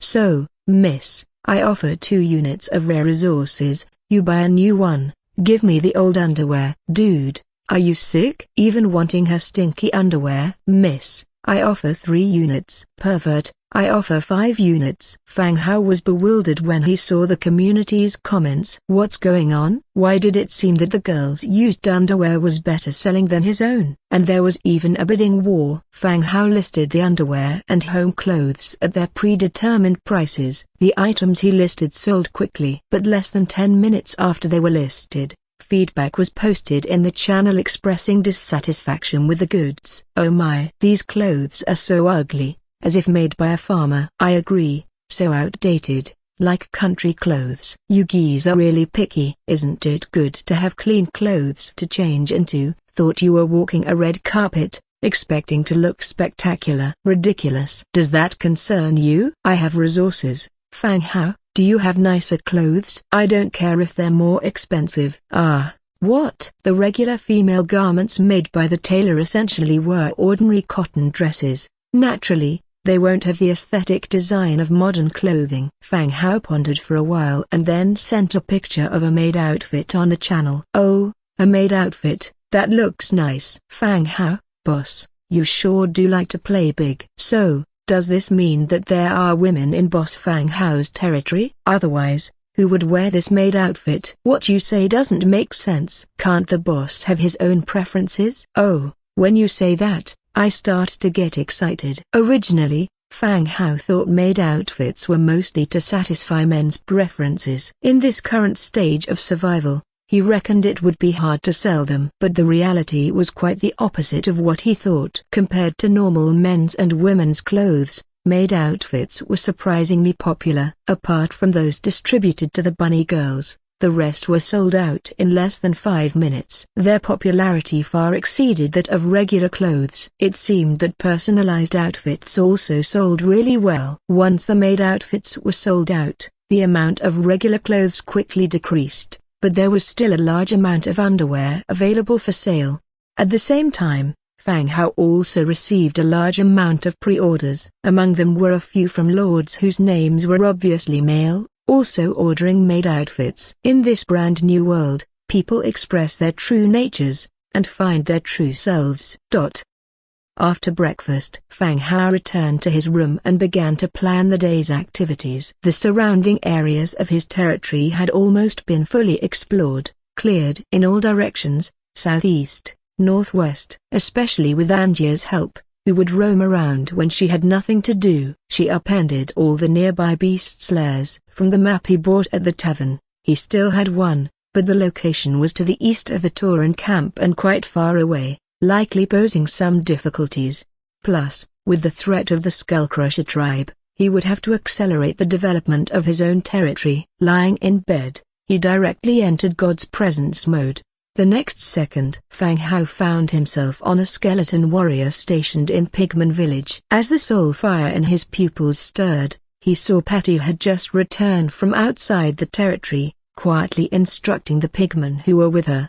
Betty. Fang Hao descended from the city wall and called out. Those who stay in the pigman village for defense, apart from those on patrol around, the rest stood guard on the city walls. Petty, seeing a skeleton calling her, knew it was Fang Hao using his powers. After giving simple orders to the remaining pigmen, she went to Fang Hao and said, Lord Petty, how is the exploration of the Tomb of the Dragon that I asked you to arrange? Fang Hao asked. Since the Tomb of the Dragon is situated north of the pigman village, he asked Petty to arrange for people to go explore it quite some time ago.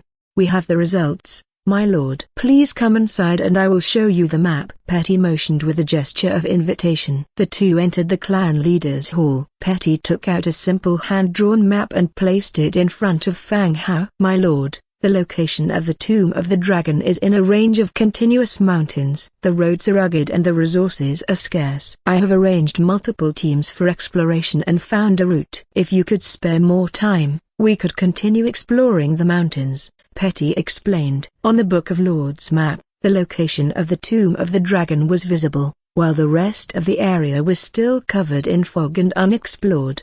This exploration by the pigmen was very useful to Fang Hao. No need. This is enough. When I come, arrange for someone to guide us, Fang Hao ordered. Oh, all right, my lord. Petty quickly nodded. Fang Hao seemed set on exploring the Tomb of the Dragon. After their conversation ended, Fang Hao deactivated God's presence mode, put on his armor, took his starfire wand, and walked downstairs. First floor lobby. Angia had already changed into her maid outfit and was talking to Ira. Upon seeing Fang Hao descend the stairs, she twirled around cheerfully and asked, How do I look? Beautiful, Fang Hao praised. Angia and Ira had two different kinds of beauty. Even if Angia was wearing a maid outfit, she didn't give off the feeling of a gentle maid. She was more like a mischievous imp in a maid outfit. Really? Then I'll wear this from now on, Angia said happily. You can change when we get back. Gather your things, we're going out for a bit, said Fang Hao. He sat down, flipping through the Book of Lords, reconfirming the route he had just seen from the pigman village. Where are we going? Angia hung on Fang Hao's shoulder, looking at the map in the Book of Lords. She felt the softness of her arm. Fang Hao pointed on the map. Here, the Tomb of the Dragon. Huh? Tomb of the Dragon? Did a dragon die there? Angia took immediate interest, her eyes sparkling. The Dragon clan has always been synonymous with power. A place where a dragon has died is naturally a great place for adventure. I don't know, it's just called that. Maybe a large snake died there, or maybe there's nothing at all, said Fang Hao, trying to temper Angia's expectations. The Tomb of the Dragon is just the name on the map. Like mysterious caves and unknown camps, they are given the names by the discoverers. Whether there really was a dead dragon could not be determined for certain. Of course, Fang Hao hoped that there would be a dragon's corpse. Enough talk, let me change my clothes, and then we can set out, said Angia, who ran upstairs to change her clothes. When she came down again, she had put on her own clothes and had a pair of tiger's claws around her waist. After a brief explanation to Ira and Fireblade, they set off with 50,000 troops, heading north. The Lord's mansion had been upgraded to a level 5 stone tower, which, together with the white bone throne, boosted marching speed. This allowed the large troops to significantly increase their speed. Soon, they arrived at the pigman village. My lord, Miss Angia. Betty, with several pigmen, came forward to greet them. Are you ready? Asked Fang Hao. Everything's ready. Let Bolton guide you, and the carts and necessities for the journey have been prepared, said Betty. Fang Hao always brought some carts with him when he took his troops out. These carts, pulled by skeleton wolves, would come in handy if there were any spoils of war difficult to carry. Bolton stepped forward, greeted them, Lord, Miss Angia Bolton, you're familiar with this road? Asked Fang Hao. I am. All right, let's set out then. Fang Hao went into the room, invoked God's presence, and the troops set out again. They headed in the direction of the tomb of the dragon. Bolton held the drawn map, leading the team through the jungle in the mountains. This was not a map that could be integrated into the Book of Lords, but a hand-drawn map on a piece of beast skin. It marked the general route and important places. Only someone familiar with the area, like Bolton, could understand this map. To avoid trouble, the large troop bypassed some forces and monster dens to avoid unnecessary fights. Their mission was the Tomb of the Dragon, and they needed to return to the territory before nightfall. You could say that time was tight and the mission was heavy. After at least 4 or 5 hours on the road, they finally reached the continuous mountain range that Petty had mentioned. At the same time, Fang Hao, controlling the skeleton warrior, began to feel the burden of his spiritual power due to the distance. Fortunately, the destination was not far away, so they could hold on until they reached the Tomb of the Dragon. My lord, the road ahead is a bit rugged, warned Bolton in front of the mountain range. Let's go in, said Fang Hao. The whole team obeyed Fang Hao's command, but the hero of the territory was actually Angia. Angia had the pathfinding skill. The units led by the hero have a 20% reduced impact when marching in rugged terrain. This could also play a certain role. Bolton led the team into the mountains. The cracks in the mountains were like gusts of wind, whistling, surrounded by stone walls, with no grass or trees to be seen. As they got closer to their destination, the road became more rugged. Just when they were about to arrive at their destination, suddenly, the ground shook, and rocks rolled down from the mountainsides. Then, they heard hurried footsteps coming from straight ahead. They looked up abruptly. They saw several monsters made of rocks running down the sloping mountainside, charging towards the team. Stone Element, Level 6. The stone element is a humanoid species, composed of rocks, with stony limbs and a head. They towered over 3 meters tall, and their run echoed like an earthquake. Roar. The leading stone element roared, throwing a rock from its hand. Whoosh! Their rock, like a cannonball, whistled towards the team. Following this, the rest of the stone elements also began to fling rocks from their hands, attacking the Undead Legion. Raise your shields, Fang Hao roared. The skeleton soldiers raised their shields. The next second, there was a flurry of heavy impact sounds. Bang, bang, bang. Rocks rained down like a storm, even though the shields were coated with a layer of iron. Facing such an attack, the shields began to twist and deform. After the first round of tossing, the stone elements had rushed down the slope and were charging towards Fang Hao and his comrades. At this point, Fang Hao had no other way to deal with this, other than fight. Kill them. Roar. The Undead Legion, like a swarm of bees, rushed towards the charging stone elements to attack. With a swift run, the towering skeleton ogre gradually moved to the front. Boom, boom, boom. The skeleton ogre collided with a stone element of a similar size instantly, creating a deafening noise. Its axe swung down hard, landing directly on the stone element's head. Steel hitting rock created a shrill, cutting noise. The stone element's head was instantly chopped off a piece, but it did not hinder the stone element from counterattacking. The fist of stone slammed into the skeleton ogre's body, making a heavy thud. The surrounding skeleton soldiers also instantly surrounded the stone element, launching a concentrated attack. Iron hitting rocky skin, sparks appeared from time to time. Angia, on the other hand, calmly put on her tiger's claw. After a glance at Fang Hao, she took a step and charged towards the stone elements. Upon reaching the closest stone element, she leapt and threw a powerful punch. Boom! With a muffled sound, Angia's punch directly landed on the stone element's head.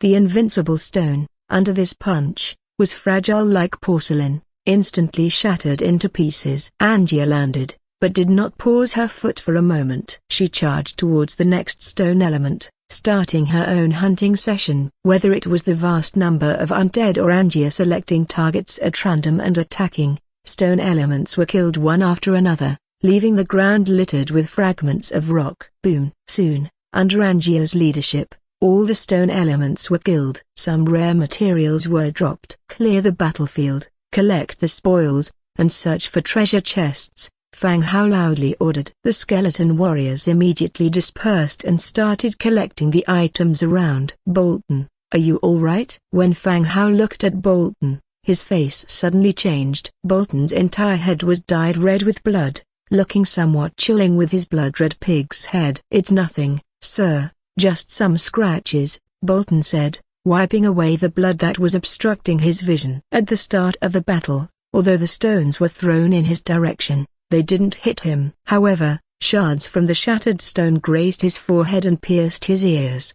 Blood flowed freely, staining half of his face red. After a quick bandaging, the bleeding was stopped. "There is a healing spring in the territory. You can fetch some of its water later, it will help you recover," Fang Hao said. The rejuvenation spring has healing properties. No one in the territory was injured, so its healing effect was never verified. However, it was still popular in the chat channel, proving that the rejuvenation spring is really effective. "It's nothing, my lord. I've endured worse injuries before, as long as it's bandaged, I'll be fine," Bolton said carelessly. While Bolton dismissed it with his words, he silently cursed his bad luck. Previously, when the pigmen were exploring on their own, they never encountered this group of stone elements. Maybe it was because the activity of tens of thousands of people marching was too loud, which somehow drew out this group of stone elements. "When you get back, ask someone to fetch some spring water to prevent infection," Fang Hao said, then turned to Angia. "Are you alright, Angia?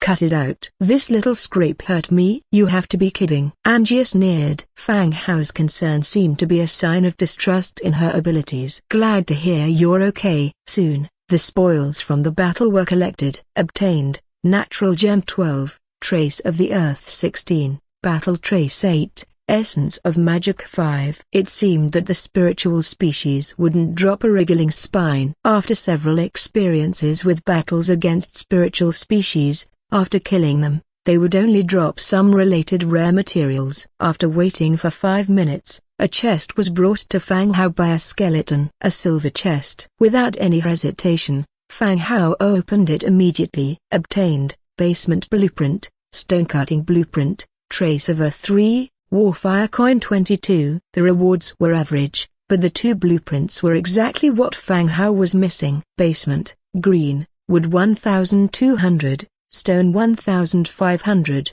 Hemp Rope 600, Metal Components 50. Ability, Constant Temperature. Constant temperature, can keep a stable temperature in the room. Description, you can use it as storage or secret chambers, treasure rooms, etc. The basement was not bad. It was perfect for housing the barrels of liquor in the territory and freeing up room. Stone Slab, Stone 3. Description, made from crude stone, it can be used for paving roads. After safely storing the blueprints and materials, the team continued their journey. Half an hour later, everyone finally arrived near their destination. Only one hill separated them from the Tomb of the Dragon. "My lord, the location on the map is right behind this mountain. There's a tunnel entrance up ahead, it should lead to the Tomb of the Dragon." Bolton continued to lead the way. The pigmen stopped their exploration at this point. Since they had completed their task, they saw no need to venture further in. Fang Hao nodded in understanding. Everyone followed Bolton onward, arriving at the location of the entrance he'd described. The mouth of the cave was quite large, with an estimated height and width of around 5 to 6 meters. The edges of the cave mouth were fortified with stone bricks, and there were ruins of buildings and wreckage on both sides of the ground. The area had merged with the surrounding environment over the centuries, becoming one with the mountains. It was clear this was a man-made construction. "All right, let's go in." "Bolton, stay at the back. If there's any danger, retreat," Fang Hao instructed. Bolton's combat power was weak. His primary role was as a guide. The main force was still the skeleton army and Angia, the hero. "Yes, my lord," Bolton replied. The team entered the tunnel, switching from daylight to dim light. They pulled out nightstones from their backpacks, which emitted a faint glow to provide illumination. As they proceeded a few steps, the soul fire in Fang Hao's eye sockets suddenly trembled. Taking advantage of the light from the nightstones, They noticed there were grey-white crystals on both sides of the cave. Fang Hao was too familiar with these crystals. Shadow stones. The Lord's mansion has been upgraded to level 5 stone tower. Apart from special buildings, the rest of the establishments have met the construction requirements. However, due to the lack of shadowstone, many constructions of the Undead faction are yet to be upgraded. He has made direct requests for shadowstone in the channel, but the number of people willing to trade remains minimal. Over a few days, he barely received any. Now, the appearance of a fairly large amount of shadowstone in this tunnel fills his heart with elation that cannot be hidden. Even the headache caused by using the God's Presence spell has been significantly relieved. Collect all the materials along the way. As the tunnel's width was limited, Fang Hao didn't split his team to collect the materials. As they advanced, he collected all the encountered shadowstones. After traversing a distance, the count of shadowstones had already reached 27. Fang Hao put all the shadowstones into his pack, and started brainstorming. Theoretically, shadowstones only appear in ancient tombs, chaotic burial grounds, or places where the aura of death is exceptionally strong. Yet so many shadowstones have appeared in a mountain path connected to the tomb of the dragon. Could it be that a dragon truly died in there? Only then could such a strong aura of death emanate. While Fang Hao was ponderating the possible scenarios, Anjia's furry animal ears twitched slightly. She stared intently at the dimly lit tunnel ahead. Upon careful inspection, one could discern subtle differences in the shadows. In the darkness, something as thick as ink seemed to be rapidly approaching. "Danger," Anjia whispered softly.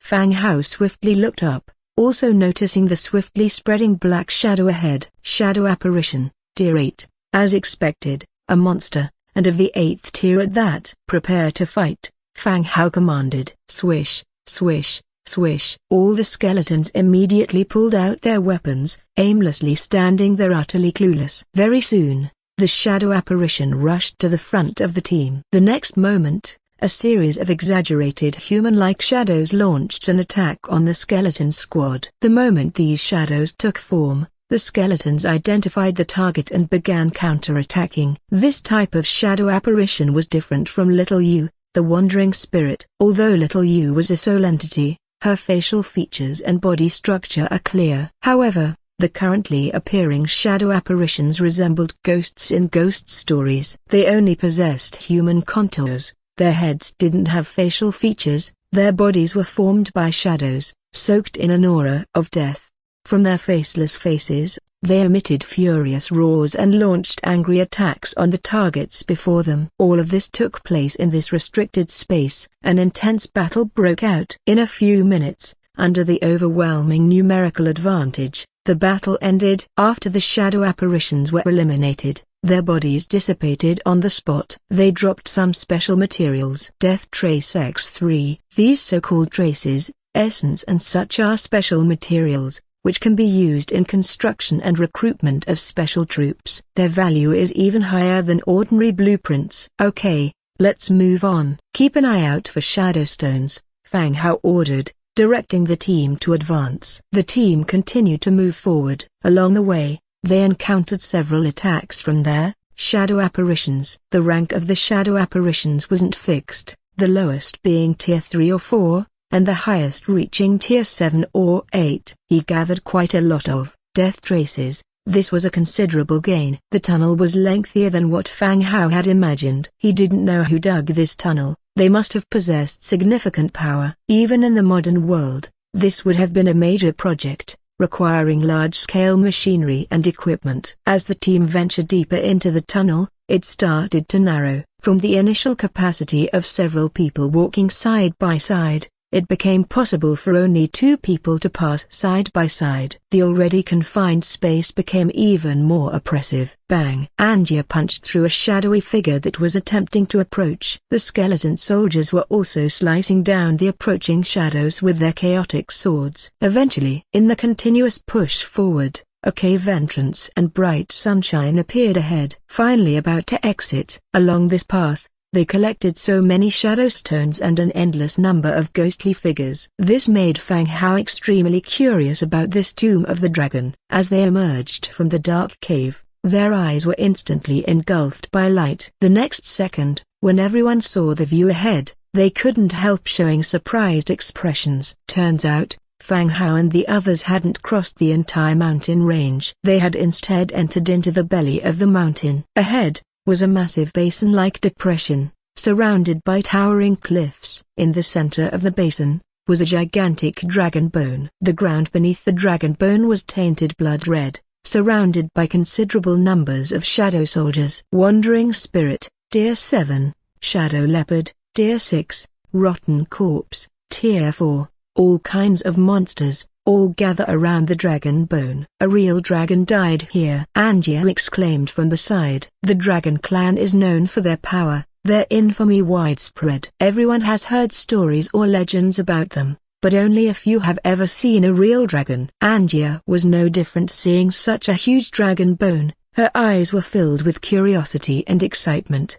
Not bad, Fang Hao said lightly. But the soul fire pulsating in his eye sockets betrayed his excitement. If this dragon bone were taken back, the military strength of the territory would greatly increase. What now? Just keep watching? Angia asked. What else? Fang Hao glanced at the undead army that was streaming out of the cave, then gave an order: kill all the enemies. Rush. The moment they heard this command, the skeleton army rushed towards the enemy like a swift tide. From the cave behind, new skeleton soldiers were continuously pouring out, rushing towards the enemy in an unending stream. Whoosh! Suddenly, the sound of a piercing missile echoed out. A cold light was rushing towards Fang Hao's skull. Clang! Angia punched out, sending the cold light flying. It spun a few times before embedding itself into a nearby cliff. It was a dagger. It was only after the action that Fang Hao realized what had happened and stepped back a half-a-step. The long-distance use of God's presence made Fang Hao's actions appear unbelievably slow. Even after noticing the attack,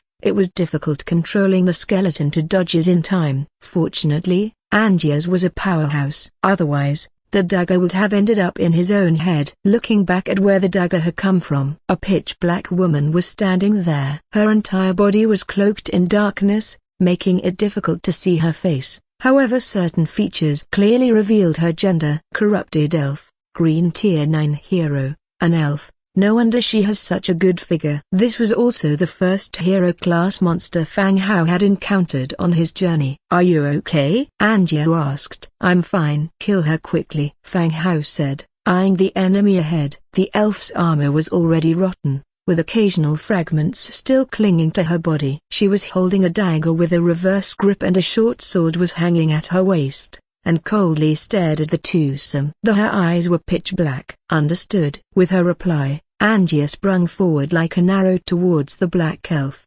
The corrupted elf stood motionless, and the moment Angia got close, she immediately drew her short sword for a counterattack. Clang! Bang! The sword clashed with the tiger's claw, emitting faint collision sounds. But the next second, the elf was suddenly flung back like a cannonball, crashing into the distant cliffs. Angia's power was far from trifling. In their first round, the elf was sent hurtling backward, hitting the mountain wall behind with a loud thud. Dirt and rocks scattered all around. Angia didn't hesitate in the slightest and immediately dashed toward her opponent, intending to strike while the iron was hot. The elf slid down the mountain wall, avoiding Angia's head-on punch in the nick of time. Suddenly, she shifted steps. She dodged the attack at an odd angle, her short sword swiftly twirling to stab into Angia's ribs. The series of movements were fluid and elegant. Angia twisted her body and avoided the attack as well. Interesting. A faint smile appeared on Angia's face. The very next second,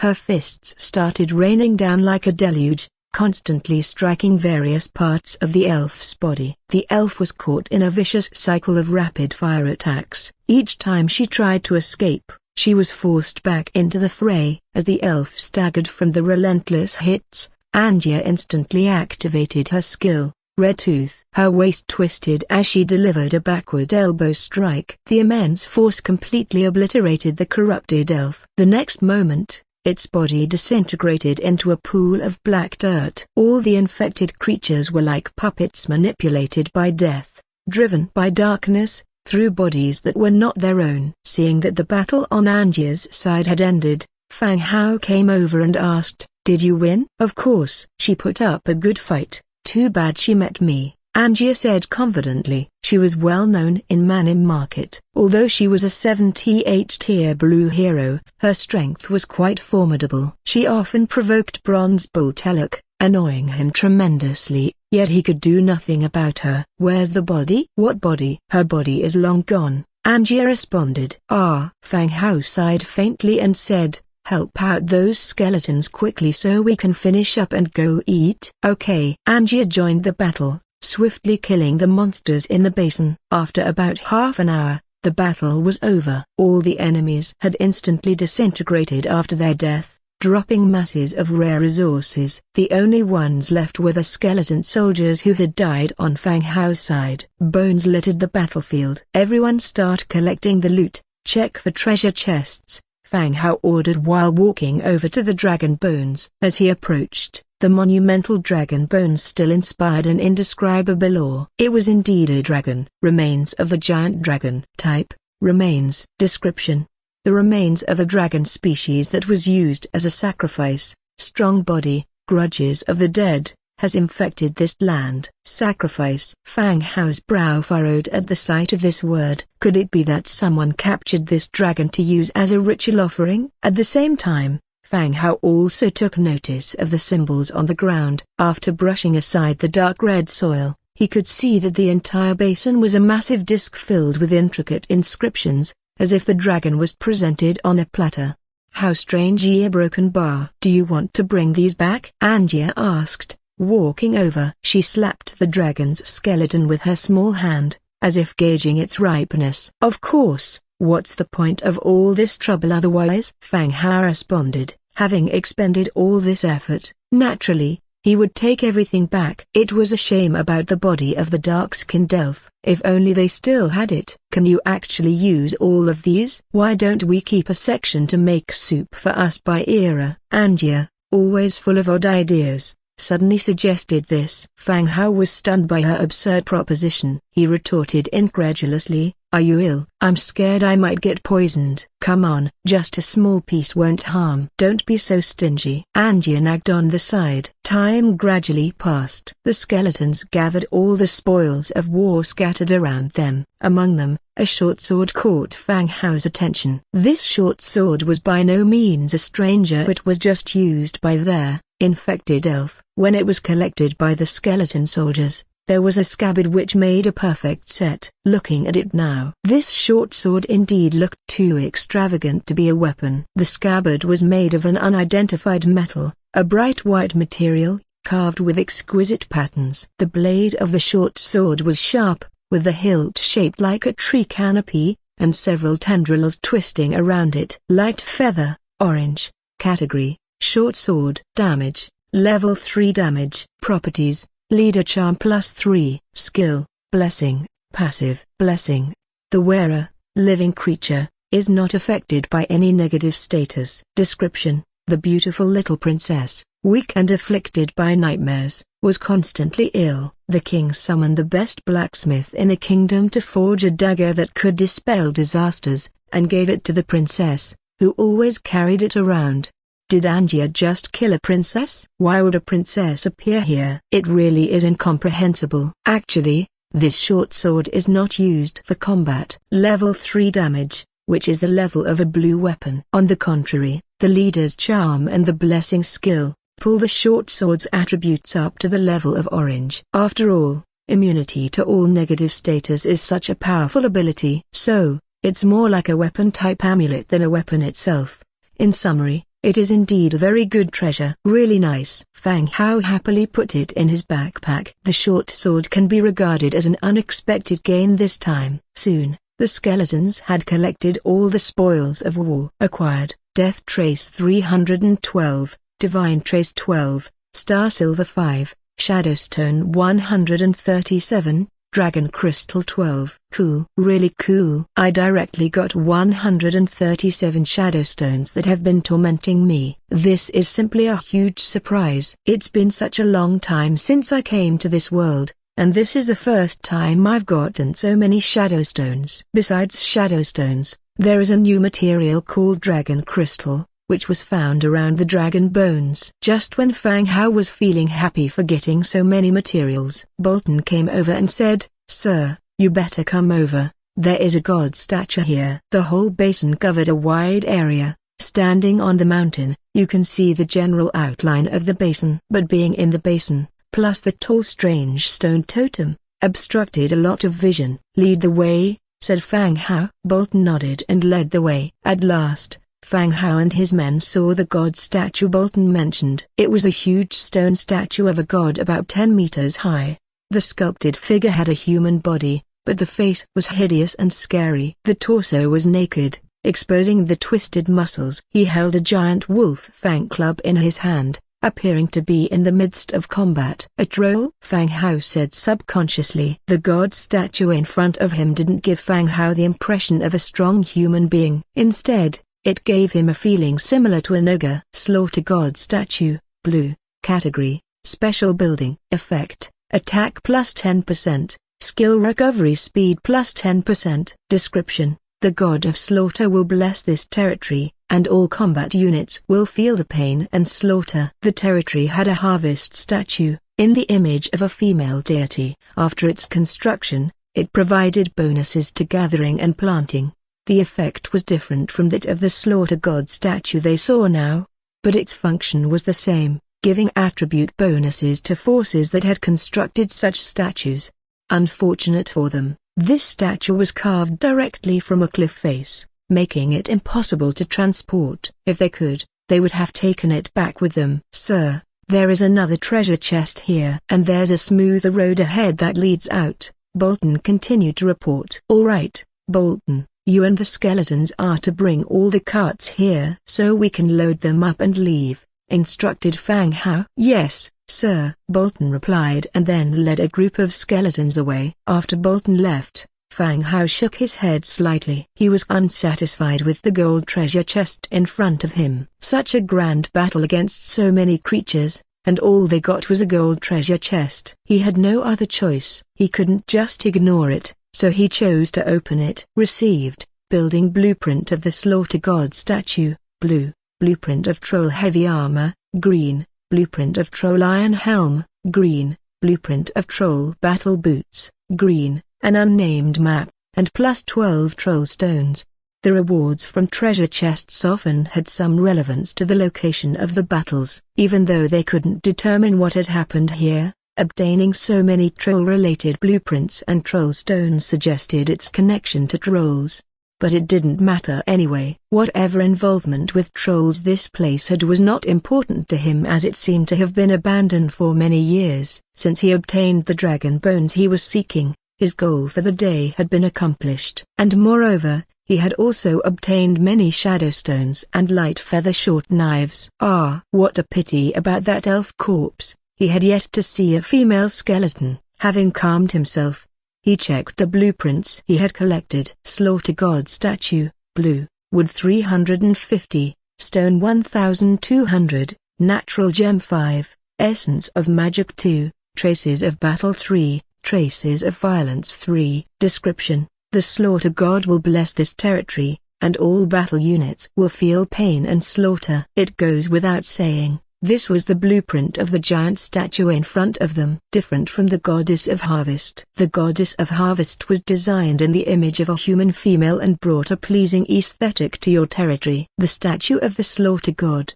on the other hand, had a more harsh image. It could even scare children to tears. Nevertheless, they could not avoid constructing it. The attributes provided by the slaughter god statue were quite impressive. It could increase the attack power and skill recovery of combat units by 10%. The skills of the units refer to things like the shield bashing of the warriors and the charge of the cavalry. Additionally, in the Book of Lords, there was another orange blueprint for the wishing well. You could consume a certain amount of basic resources every week to wish for rewards at a certain probability. The prerequisite building for the wishing well was the existence of 4 deity statues. The slaughter god statue was the second deity statue in the territory and a necessary construction. Blueprint for troll heavy armor green, blueprint for troll iron helm green, blueprint for troll battle boots green. These 3 blueprints were for troll equipment. Troll heavy armor, iron plate 8,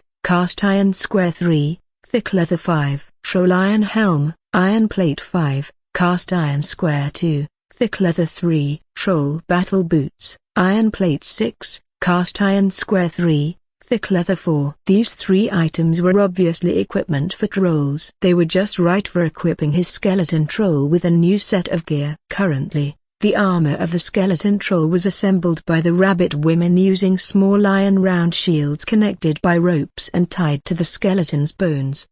The enormous body with an additional round shield looked like a moving target. It was unsightly and barely provided minimal defense. Now, with this new set of equipment, they could equip the skeleton troll and finally get rid of the small round shield. Unnamed map. Category: single page map. Description: the map marks an unknown area. Fang Hao glanced at it and threw it directly into his backpack. Once he returned and integrated it with the large map, he would be able to determine its location. Right now, he could not understand what was depicted on this current map. After reviewing all the rewards, Bolton arrived with the skeletons pushing the carts along the main road. "My lord, this path leads out. The small path we just took isn't the main road." Bolton pointed to the road that led outside. "That's good. We'll take this road later," Fang Hao replied. Bolton nodded. Fang Hao commanded all the skeletons again, "Separate the dragon bones and load them onto the carts." The frame of the dragon bones was huge. They needed to be loaded onto the carts in sections. The skeletons busied themselves with loading the enormous dragon bones onto the carts and securing them with ropes. After walking around the entire basin to ensure nothing was left behind, Fang Hao gave the order to return. The convoy filled with white bones resembled a long dragon. Even larger bones needed several skeletons to lift and transport them, and they began to move towards the pigman village. By the time they returned to Pigman Village, it was near dusk. The sunset cast a long shadow of the convoy. Fang Hao deactivated the god's present state, sat up from the bed, and found the world spinning in front of his eyes. This divine presence was essentially an overdrive run for him. If it wasn't for the rich rewards and constant excitement, he would have yielded to the headache and removed the state early on. After resting with his eyes closed for a while, he finally sat up on the bed. He picked up his magic wand and walked out of the room. "My lord, has the squad returned?" As soon as he walked out of the room, Petty came over to ask. "Yes, the team didn't stay in the village and went straight back," Fang Hao replied. It was really quite late, and they still had a long way to go before they reached home. "All right, my lord. Do you need me to arrange a horse for you?" Petty continued. "No need." "Then I will arrange for some people to escort you to meet with the convoy." Petty arranged for some pigman warriors and skeleton warriors to escort Fang Hao. After merging with the convoy, they continued on their way back to the territory. 2 hours later, the convoy smoothly entered the city gate. Ira began preparing dinner, while Fang Hao immediately headed to the transformation pool with the dragon bones. There were sufficient shadow stones, so he immediately upgraded the transformation pool. Light surged, and the once 5 square meter transformation pool expanded to almost 10 meters in length. It was large enough to accommodate dragon bones. One cart after another dumped huge dragon bones into the transformation pool. The transformation pool was like a swamp, swallowing the pile of skeletons, slowly and gradually sinking. At the same time, a countdown appeared at the skeleton conversion field. Conversion time, 7 hours, 59 minutes. This was the longest transformation time amongst all the species Fang Hao had transformed so far. It even took 8 hours. If it had been earlier, a few babies could have been delivered in the maternity ward in the same amount of time it took for the transformation. After complaining, Fang Hao moved on to building the blueprints he obtained that day. There were 2 construction blueprints in total, the cellar and slaughter god statue. He first went to the location where the harvest statue was built, and chose to build the slaughter god statue 2 meters away. Fang Hao didn't understand much about design. He just built structures that were similar or related together. So, it didn't look too chaotic. Slaughter god statue, blue, wood 350. Stone 1200, natural gem 5, essence of magic 2, traces of battle 3, traces of violence 3. Build. Blue light emerged, slowly carving out the outline of the statue. 5 minutes later, the light faded. The mini version of the slaughter god statue from the tomb of the dragon appeared before Fang Hao. At the same time, a red halo expanded from the center of the statue, enveloping the entire territory. All the combat units in the domain received the blessing of the slaughter god statue, and their combat power and skill recovery were increased by 10%. The slaughter god statue was successfully constructed. The boost instantly applied to all types of soldiers. Although its appearance was somewhat lacking, the effect was quite good. Next, Fang Hao continued to the undead building area for building upgrades. He had gathered quite a lot of shadowstone today, which was perfect for upgrading the undead buildings that weren't upgraded yet. First up was the underground cemetery. The underground cemetery could recruit skeleton laborers. Skeleton laborers formed the foundation of territory construction. All resource exploitation relied on them. Their functionality was not inferior to combat troops in the slightest. Underground cemetery level 5, wood 2000, stone 2500. Hemp rope 320, hardwood 400, brick 300, shadowstone 10. Upgrade. Underground cemetery level 5. Recruitment limit, 30-50. Recruit, skeleton, free. Note, this building can recruit labor units to perform basic tasks. Upgrading materials required, wood 3500, stone 3200, hardwood 750, brick 600. Iron 200, shadowstone 20. After upgrading to level 5, the recruitment limit increased by 20 straight away. Recruit. Hundredfold multiplier triggered. 2020 skeletons recruited. 2000 skeleton laborers appeared. Fang Hao ordered them to collect tools from the warehouse and assign them to their respective duty stations. Next was the Corridor of the Dead. Corridor of the Dead level 5, wood 3200. Stone 3800, hemp rope 450, hardwood 500, brick 450, shadowstone 35. Upgrade. Corridor of the Dead level 5. Recruit, skeleton scout, skeleton cavalry. Skeleton scout, wriggling spines 2/skeleton cavalry, wriggling spines 3. Note, in this building, you can recruit cavalry of the affiliated faction. Upgrading the building can unlock new soldier types and higher unit levels. Upgrading materials required, wood 4500, stone 4200, hemp rope 500, hardwood 1200, brick 900, iron 220, shadowstone 50. The Corridor of the Dead corresponded to the cavalry training camp. With this upgrade to 5th level, a new troops type was added, the skeleton cavalry. Fang Hao didn't recruit immediately, since the number of troops in the territory had reached saturation. He would recruit when necessary, so there was no hurry. According to the recruitment rules, needing 3 wriggling spines means this was a 3rd level unit. Then, Fang Hao continued to upgrade the Undead Mage Tower. Unfortunately, no new troop types appeared for the Undead Mage Tower. There was still only the Undead Mage. After the upgrades of the Undead buildings were completed, Fang Hao continued to the Lord's Stone Tower,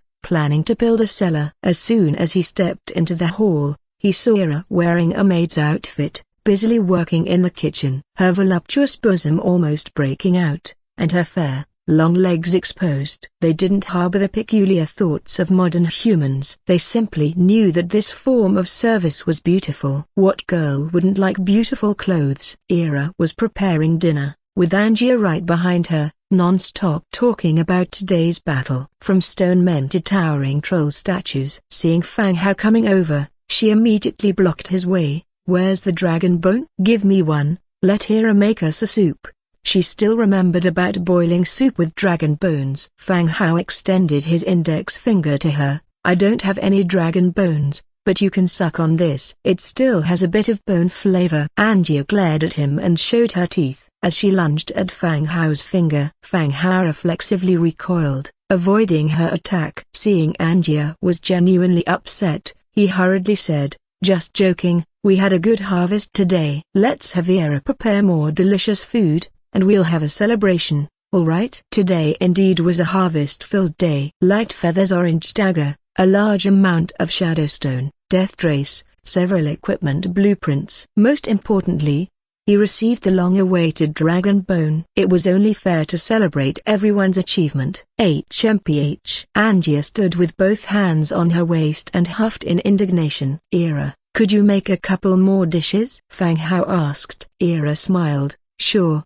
master. Then, Angia began to order her favorite dishes. Meanwhile, Fang Hao opened the Book of Lords and found the blueprint for a cellar in the building category. Cellar, green. Wood 1200, stone 1500, hemp rope 600, metal parts 50. The moment he selected the blueprint, a prompt appeared. Building site is under the Lord's Stone Tower. Do you wish to build? Yes. Immediately, an additional staircase appeared at the staircase area of the stone tower. It led to the newly built cellar. Cellar level 1. Ability. Constant temperature. Constant temperature. It can maintain a consistently stable temperature in the room. Description. You can use it to store items, or as a secret room, treasury, etc. Upgrade materials needed. Wood 1800, stone 2200, hemp rope 850, metal parts 75. Fang Hao took out a piece of nightstone and walked down into the cellar. The level 1 cellar was just a room of about 20 square meters.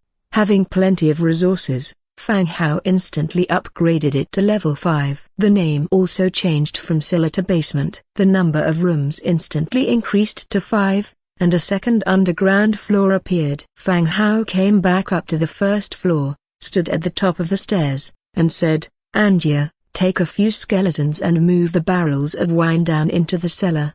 Huh? But it's time for dinner. Angia seemed reluctant. Go quickly. Once that's done, it will be just in time for dinner. All right then. Angia went out and called a few skeleton soldiers to move the barrels of wine into the basement. The cellar's constant temperature function was ideal for storing wine. The other rooms could also be used as storage rooms for the Lord's mansion, storing everyday utensils, fruits, and vegetables. They could also serve as secret rooms to store the rare resources and dwarf fire coins that Fang Hao had accumulated recently. Once everything was done, Ira had also prepared dinner. The three of them sat at the dining table, chatting and having dinner. Fang Hao also opened the Book of Lords to check on the recent progress of everyone. However, just as he opened it, he found that there seemed to be some kind of conflict happening in the chat channel. Everyone beware, exposing a scammer. Li Yan. Don't trade with him. He's a complete scammer, screwing over his own people in this world. Stop talking nonsense. I put up ordinary water for sale. Who asked you to trade without looking properly? I advise you to get your eyes checked. You told me that you bought the rejuvenation spring water from Fang Hao. I planned to use it to heal my villagers. You switched it with ordinary water. Give me back my blueprint. Get lost. Whether your villagers live or die has nothing to do with me. Stop annoying me. Keep blabbering in the channel, and I'll send troops to wipe you out. Wipe me out? Dare to disclose each other's maps? Let's fight a real fight. Hey, I won't. Having traded ordinary water for a blueprint, I'm very happy. Go die. Fang Hao's rejuvenation spring water had always been selling well. Due to the limited production of rejuvenation spring wells and the fact that there could only be one special type of building, the daily sales volume was also limited. Not a few middlemen bought some to resell it at a higher price when someone was urgently injured. But this Li Yan was even more despicable than the middleman, replacing the rejuvenation spring water for sale with ordinary water and cheating the other party out of a blueprint. This kind of thing was obviously underhanded of Li Yan. Those who bought the rejuvenation spring water were dealing with life-threatening matters. You little bastard. Just wait for me. Don't let me know where you are, stupid jerk. Right when the two were having a heated argument, lines of messages scrolled by, interrupting their conversation. The Azure Dragon Mutual Aid Trading Association has been established. Starting today, we will sell all kinds of tools, materials, equipment, and other items to everyone in the channel. We also sincerely invite those with common aspirations in this region to join us and build a glorious future together. The Azure Dragon Mutual Aid Trading Association has been established. We will build a glorious future together. The Azure Dragon Mutual Aid Trading Association has been established. We will build a glorious future together. Several identical messages were sent in a row, just like spam. Everyone had been in this world for a while now, and this was the first time they had seen an alliance formed by a group. This mutual aid trading association seemed to have some ideas. After all, finding a group or a backing in this dangerous world seemed like a good idea. Can your trading association provide cheaper items than Fang Hao? They sold tens of thousands of sets of equipment at once a few days ago. Can your trading association do that too? HMPH. That kid Fang Hao only took advantage of the initial advantage. He's no good now. Exactly, I saw the equipment they sold a few days ago. It was just plain trash. Who knows where they dug it up from? The members of our trading association have already started equipping green equipment, and yet you guys are still stuck on Fang Hao. Are you addicted to being his sons? Fang Hao's era is over. Next is the era of our Azure Dragon Trading Association. Those who want to join can enjoy a discount. The commodities will be a lot cheaper. That's not necessary, right? Fang Hao has helped many people. Why attack him while you're selling your stuff? Look, one of Fang Hao's loyal sons. If you don't act as a son, your heart will feel uncomfortable. The emergence of the Azure Dragon Mutual Aid Trading Association caused chaos in the channel. After announcing the establishment of the trading association, they not only started selling goods, but also began to attack Fang Hao, as well as those who spoke up for Fang Hao, as if it was premeditated. With more people in the Azure Dragon Trading Association and sufficient preparation in advance, they quickly gained the upper hand in the verbal war. Many people couldn't outtalk or outswear them. It could be seen that by establishing this trading association, they could completely avoid buying items from Fang Hao. They were not afraid of Fang Hao adopting a trading blacklist to restrict their trading. Their blatant swearing at Fang Hao didn't give them any psychological burdens either. Yeah, we are targeting Fang Hao. So what? If you dare, ask Fang Hao to come to my territory to bite me. You guys want to be Fang Hao's dogs. But he doesn't even care. Just as the channel was in a state of chaos, the system sound suddenly rang out. Random event, Lords conflict, accepted. New function of the Book of Lords, Alliance system, Alliance chat channel, photography function. Event mission, Lords attack. The locations of the surrounding Lords have been immediately opened, and all Lords can check the locations of surrounding Lord territories in the Book of Lords map page. Event duration, 23 hours 59 minutes. Good luck to you. As system notification appeared, the entire regional channel fell into silence. Not a single new message was seen in the channel, where just moments ago a tumultuous argument was taking place. The last message, much like a public execution, lingered there. Everyone knew. In this lawless world, as time passed, territories expanded. Everyone was a competitor, but most people were still restraining themselves, silently developing their own territories. Even if there were disputes, they'd vent in the Book of Lords. And since nobody knew the location of anyone else's territory, safety could be ensured. But now, for the next 24 hours, the position of surrounding territories could be viewed. You'd know who your neighbors were. Many people had crossed over in the same time. What if one of them was a hothead? Or maybe, you had an enemy who looked forward to purchasing the location of your territory. After the prompt sounded, everyone felt uneasy, thinking back to whether they had offended anyone, whether someone would come to make trouble. Cough, brother, it was all a misunderstanding. I just happened to have a rejuvenation spring here. I'll trade it to you. Fine, we all came from Earth. Let's live in harmony. Exactly. I'm initiating a trade now. I'll add 5 units of meat to it, to help your injured villagers recover. Good. Just moments ago these two were screaming and shouting at each other, now they suddenly showered each other with love. The abrupt change of attitude was hard to digest. At this moment, others also began to speak up in the channel. I've never offended anyone, my territory has no resources, I beg the big shots for mercy. My territory is surrounded by a large number of monsters. No one would come attack me, right? I feel that everyone does not need to worry. If someone really wants to attack a territory, they'd have to think whether they could win. And, after they dispatch their troops, what if their base is stolen? This task isn't a compulsory one, everyone should still exercise restraint. Indeed, everyone should exercise restraint. This task isn't compulsory. Damn it, why is my heartbeat racing? No, I have to be more careful. Upon receiving the mission, Fang Hao immediately looked at the map in the Book of Lords. As expected, 2 special markings had appeared on the territory map. It seemed that these markings explored a certain range centered around Don territory. Territories within that range would be marked on the map. One was in the east, the other in the west. The one in the east was Jiang Bin's territory. Fang Hao passed by more than once, and the territory in the west belonged to a lord named Li Teng. Fang Hao just had a brief look, without any intentions of invading the two. First, he was confident in his own strength. Secondly, there was the looming threat of the Skull Crusher tribe. As long as these two didn't court death, he couldn't be bothered about them. If he wanted to take over their territories, Fang Hao could do so at any time. To compete with his tens of thousands of armed forces, their measly 30 or 20 forces were simply not in the same league. Just as he closed the map, Fang Hao's private chat started buzzing continuously. "Boss, quick, I want to buy 20 iron spears,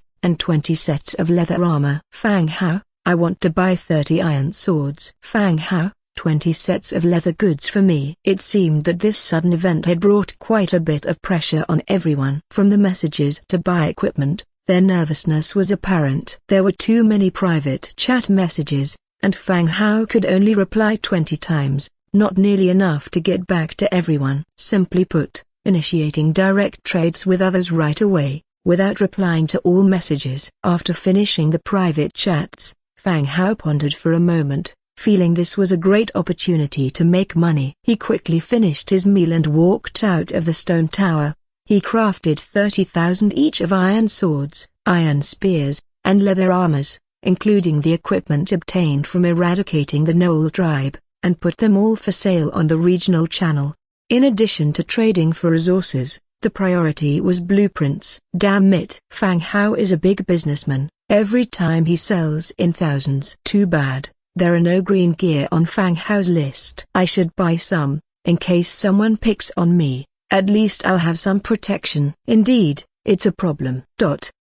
Meanwhile, in the territory to the west of Fang Hao's territory, Li Teng's fists clenched. Looking at the territory that suddenly appeared on the map, his eyes were filled with madness and malice. He directly opened the alliance channel. "My territory is near Fang Hao's. If you all support me, I will dispatch troops tomorrow morning and kill Fang Hao directly." Li Teng's grudge with Fang Hao was kind of laughable. The last time someone verbally attacked Fang Hao on the channel, he chimed in with a sarcastic comment. As luck would have it, Fang Hao happened to be checking the channel. He added Li Teng to the banned trading list almost reflexively. Later, those who were banned grouped together to form this Green Dragon Raid Association. Apart from mutual support, they also shared a common enemy, that was Fang Hao. Upon discovering Fang Hao's territory appearing on his own map, he decided to use this opportunity to eradicate Fang Hao. "Really? What kind of support do you need? We don't know how powerful Fang Hao. These days his sales of equipment are in tens of thousands. He may be a tough nut to crack." You don't actually believe Fang Hao has tens of thousands of soldiers, do you?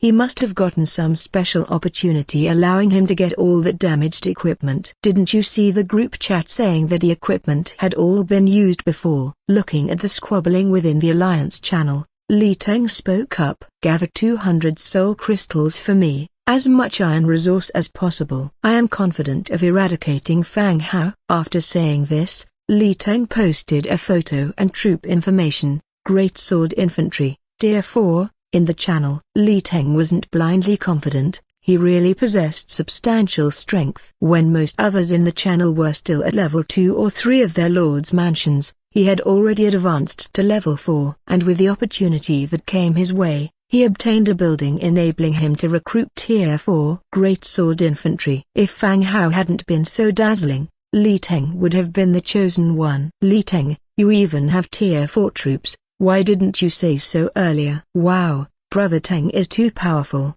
With Tier 4 troops, eradicating Fang Hao is a piece of cake." Seeing the Tier 4 troops, everyone instantly became eager to assist. Li Teng continued, enough talking. If you're willing to give me the soul crystals and iron resources, do so immediately, and if you have good equipment, trade it to me. After occupying Fang Hao's territory, the spoils of war will be divided proportionately. Okay, I have 12 soul crystals here, and another 50 units of iron. I have some here too. A broken bar. People started pooling their resources, waiting to eradicate Fang Hao, who was ranked first in the region, and take his resources.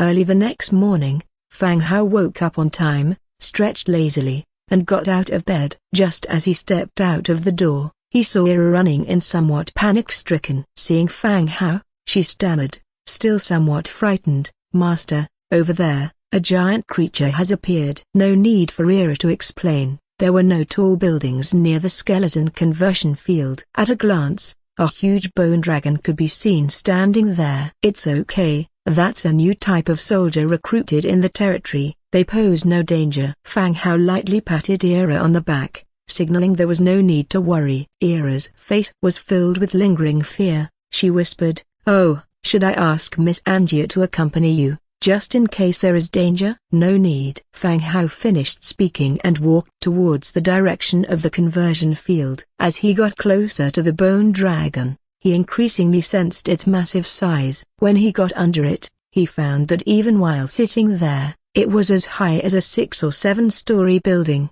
Even though Fang Hao knew it was his recruit, he still felt oppressed. "Lie down," said Fang Hao. The bone dragon glanced at Fang Hao, its straight front legs bent and the entire body lay down on the ground. Bone dragon, Tier 10. Faction, Undead. Racial traits, Undead, Hollow skeleton, weak to light attacks. Skills, Dragon's Might, Death Breath, Soul Plunder. Innate skills, Advanced Flight Mastery, Advanced Combat Mastery, Advanced Defense Mastery, Advanced Magic Resistance. Dragon's Might, passive. Nearby living creatures have a 20% chance of being so tense they cannot act. 80% chance causes a decrease in morale by 15%. Soul Plunder, passive. Every time a target is killed, the recovery of Death Breath skill is accelerated +1%. Death Breath, active. Dragon's Breath can directly absorb the lives of those unfortunate living creatures. Note: skeleton units converted from corpses still retain their unique characteristics and attack methods from their previous lives. Dragons are as powerful as imagined. Even after transformation, they have reached the 10th tier unit. Surpassing the skeleton trolls, they have become the most powerful unit under Fang Hao's command. In Fang Hao's heart, besides being a powerful unit, the bone dragon is a mount he dreamed of. The territory is gradually expanding, and these recent explorations to various places require several hours of travel. Without doing anything, time is wasted on the road. In earlier movies, there were always dragon knights, not only powerful in combat but also excellent mounts. However, the bone dragon in front of him was even more enormous, lying there like a small aeroplane. It could seat not just one but more than a dozen people. Butte a broken bar. Fang Hao touched the body of the bone dragon and began to worry. Even if he endured the pain and sat on the skeleton, wouldn't his small body fall out of the skeleton's gaps during flight? He won't need a parachute later, right? It's better to walk, no need to seek such death, he complained in his heart, but his brain started thinking for a solution. The dragon is dead, but he is alive. He decided to ride this dragon today. There are also skeleton mounts in the territory. How did they manage to ride these mounts? Saddles. Fang Hao then thought of saddles. If there is a saddle, it can perfectly solve the weakness that the skeleton mount is not good to ride. However, the saddle definitely does not fit the size of the dragon's body. Fang Hao immediately thought of another prop. Mammoth Carrier Saddle. The Mammoth Carrier Saddle was obtained in the tomb tunnel last time and had not been used yet. It is the only one likely suitable for the bone dragon to use. Let's try and see. Fang Hao opened the Book of Lords and started crafting directly. Mammoth Carrier Saddle, 220 sturdy wood, 850 thick leather, 300 iron, 120 metal parts. Create. Hundredfold Amplification triggered. Received 101 Mammoth Carrier Saddles. With a flash of light, 101 huge mount saddles appeared on the ground in front of him. The carrier saddle was different from the ordinary saddle, it was quite big. "You wait here for a while, don't wander off." Fang Hao patted the bone dragon and instructed. The bone dragon's massive body could potentially cause significant chaos if let loose around the territory. Fang Hao left the conversion field and gathered 6 skeleton warriors and a blacksmith from the smithy. "Sir, how can I help you?" asked Kulin, the leader of the blacksmith team, saluting. "Take a few men with me. I have some tasks to deal with." "Let's see if you can handle them," Fang Hao said. "As you wish, Lord." Kulin left with 2 blacksmiths, following Fang Hao. In front of the bone dragon, Fang Hao instructed the skeleton warrior to cover the bone dragon's body with a troop saddle. The length was just right, but minor adjustments were needed for some parts. "Kulin, you guys deal with the troop saddle, make it suitable for the bone dragon," Fang Hao said. "As you wish, Lord." "Simple," Kulin replied. He and the other blacksmiths picked up their tools and began adjusting the saddle. Before long, the troop saddle was fitted to the body of the bone dragon. "My lord, it's ready. You can give it a try," Kulin said. The bone dragon crouched down to make it easier for Fang Hao to climb on. The troop saddle wasn't just a single seat. In addition to the front control position, there were 2 rows of seats, a total of 6. It could fit 7 people in total. Fang Hao fastened the reins to the bone dragon's neck and gripped them tightly. He took a deep breath and said, "Let's go for a loop." The bone dragon raised its body. With a powerful push from its legs and spreading its wings, it shot directly into the sky. The wind whistled. Fang Hao held on to the reins tightly. "Oh, crap!" Fang Hao could clearly feel the trembling of his facial muscles. It felt as if a pair of strong hands were kneading his face. Apart from the initial inertia when taking off, as the bone dragon ascended to the sky and spread its huge wings, it gradually became stable. The azure sky, the clouds within reach. This feeling was really remarkable. Fang Hao shouted loudly, "Artilda!" Burp. He had swallowed plenty of wind. The bone dragon hovered above the territory, from where Fang Hao could see the hard-working skeleton workers below and the patrolling skeleton warriors. He could also see the pigman village in the distance, and Jiang Bin's territory, which he'd passed several times. "Enough. Let's go down." Fang Hao leaned over and patted the bone dragon's neck. Upon command, the bone dragon folded its wings and dove towards the territory. "Oh crap!" Woo-woo, a broken bar. After a successful landing, Fang Hao jumped off the bone dragon. Leaning on the bone dragon's body, he felt a bit dizzy. "Next time, takeoff and landing should be slower and smoother," Fang Hao said. The bone dragon had reached tier 10. And its intellect was slightly more advanced than that of an ordinary trooper. It seemed to understand Fang Hao's words. Its giant skull nodded slightly. Fang Hao designated a large open space outside the city as a temporary resting area for the bone dragon. After all, the bone dragon was enormous, and letting it roam freely in the territory could cause various problems and damages. After checking out the transformed bone dragon, the gloom caused by the Skullcrusher tribe had also dissipated. With the bone dragon, even if the Skullcrusher tribe was strong, Fang Hao now had the ability to parry and counterattack. After getting everything done, Fang Hao returned to the Lord's mansion to have breakfast. Ira brought over a sumptuous meal. Fang Hao had just taken his first bite when there was a notification from the Book of Lords in the regional channel. "At Fang Hao, clean your neck and wait for death. Fang Hao, you bastard. I'm coming to kill you right now." After saying this, he also attached an encyclopedic entry for a tier 4 troop, a heavy sword infantry, tier 4, along with a photo of more than 60 heavy sword soldiers. As soon as the tier 4 soldiers appeared, the chat channel was instantly filled with a ruckus. "Damn, tier 4 soldiers. How is this possible? Didn't we all say we were going to cool down yesterday? How come 2 big shots started fighting this early in the morning?" I've always hated Fang Hao. I'm glad someone finally stood up to get rid of this prophet here. Exactly. Fang Hao, this crook, has monopolized and controlled the market prices for too long. He deserves to die. I back Brother Li Teng. Obliterate Fang Hao. Yes, we all support you. Wipe out fraudster Fang Hao. In the channel, There were multiple messages condemning Fang Hao relentlessly. Those who wanted to defend Fang Hao ended up silently deleting their written words and chose to remain silent because of the fear over Li Teng's warrior power.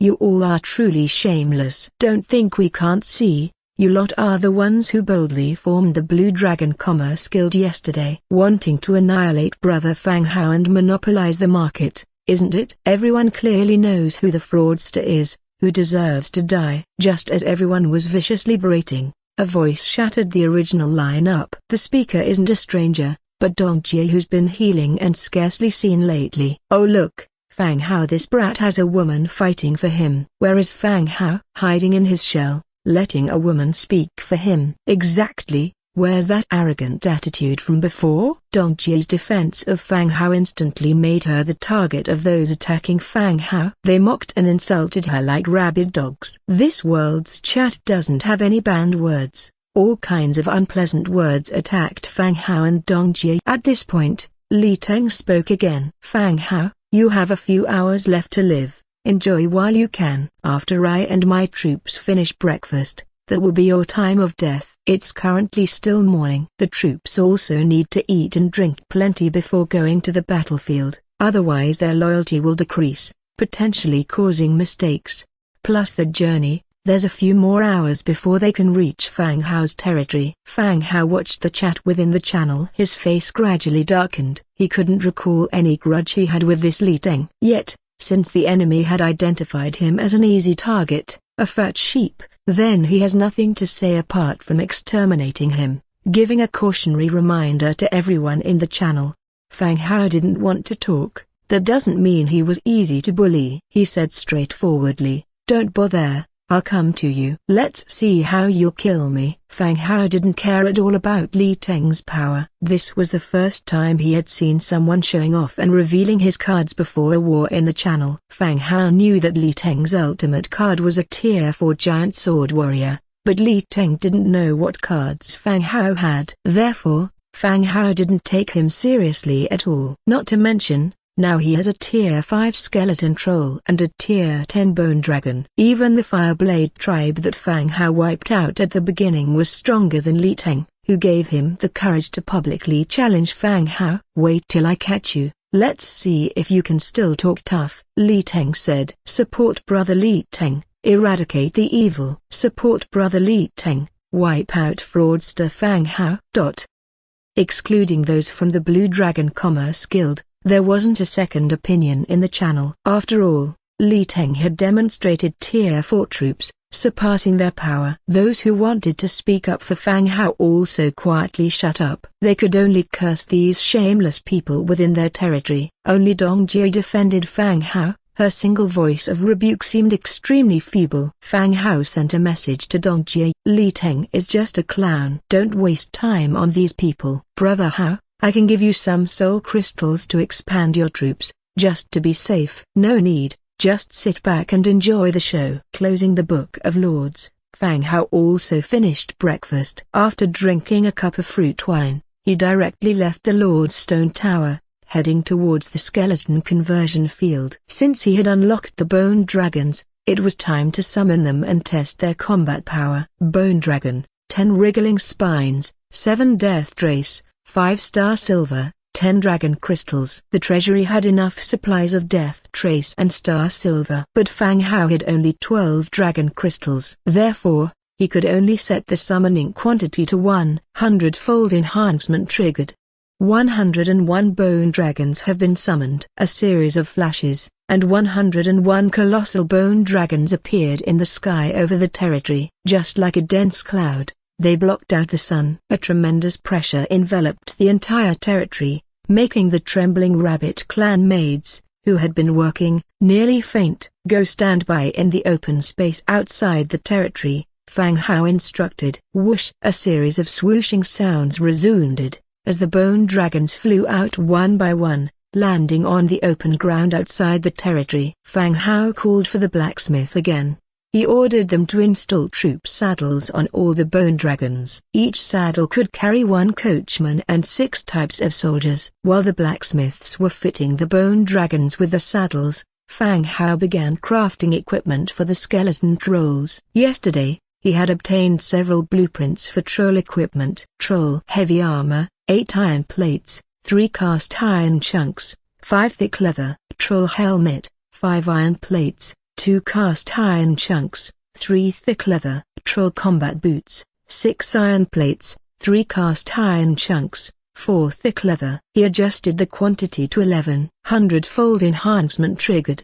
1111 sets of troll heavy armor obtained. Hundredfold enhancement triggered. 1111 helmets obtained. Hundredfold enhancement triggered. 1111 pairs of troll combat boots obtained. These pieces of troll equipment were piled up like a small hill in the open space outside the city. My lord, what a broken bar. Fireblade walked over. Fireblade's soul had been altered, and he was 100% loyal to Fang Hao, always acting with steadiness. Without any significant battles, Fireblade had been acting as the defense commander of the city. After all, Fang Hao was not at ease entrusting this task to Anjia. Fireblade, get the skeleton trolls to change their equipment. They will come with me later, Fang Hao ordered. Yes, my lord. Fireblade always executed Fang Hao's commands faithfully, without any emotional changes. Whether it was to defend the city or lead the troops in battle, he showed neither willingness nor reluctance. 10 minutes later, the blacksmiths had finished fitting all the saddles. The skeleton trolls had followed instructions and changed their equipment. Fang Hao selected 10 bone dragons, and 68 skeleton trolls to accompany him and Fireblade. Mount the bone dragons. Prepare to depart. Fang Hao took the lead and sat on the back of a bone dragon, while 6 skeleton trolls climbed onto the dragon's back. The group of 70, after mounting the dragons, soared into the sky, heading in the direction of Li Teng's territory. Fang Hao absolutely could not allow Li Teng to approach his territory. There were numerous skeleton troops patrolling around his territory. If Li Teng came close and compared it to the map, he would deduce that Fang Hao could control skeletons. With Li Teng's stupid brain, he might even take pictures and post them directly on the regional channel, revealing Fang Hao's secret.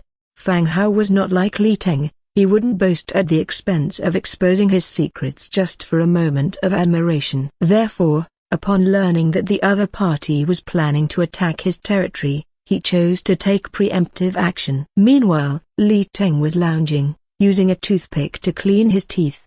Having just finished breakfast with his soldiers, they were about to set off. Hell-bent on eradicating Fang Hao this time. 60 Tier 4 Great Sword Infantry, over 50 Tier 1 militiamen, plus his own army of more than 100. What could little runt Fang Hao use to fight against him?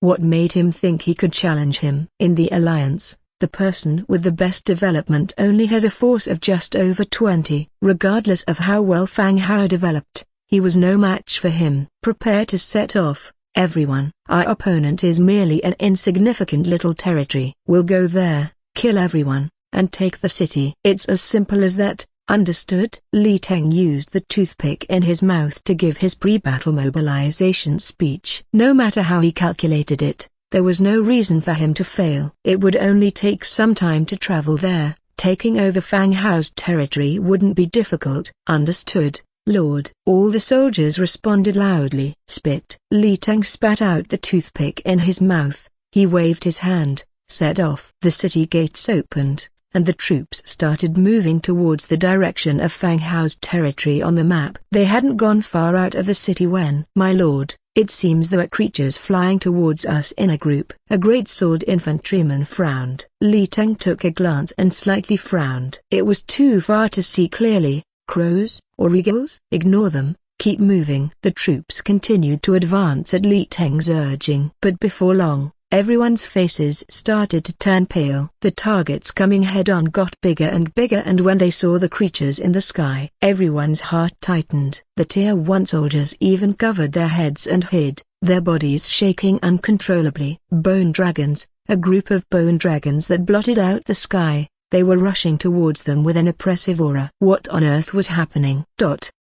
On the back of the dragon, Fang Hao could see a human troop moving from far away. Without asking, He knew it was Li Teng's troop attacking Fang Hao's territory. Li Teng wasn't a total idiot. He had slightly more troops than those he had announced in the channel. About 100. Approach them. Dragon breath. Fang Hao patted the bone dragon's neck. Roar. Receiving the command, the bone dragon swiftly dove down and released its death breath directly above the troops. When it got close, the death breath was full of death energy. It discharged from the dragon's mouth and swept across the marching troops below. A Hilda, heart-wrenching cries rang out. People hit by the death breath started to dissolve and only a charred skeleton was left on the ground. Roar. Then the bone dragons following behind also released their dragon breath, sweeping the panicking people who were running in all directions. This was a massacre that left no suspense. Li Teng was terrified of the sight before him. He reflexively backed off,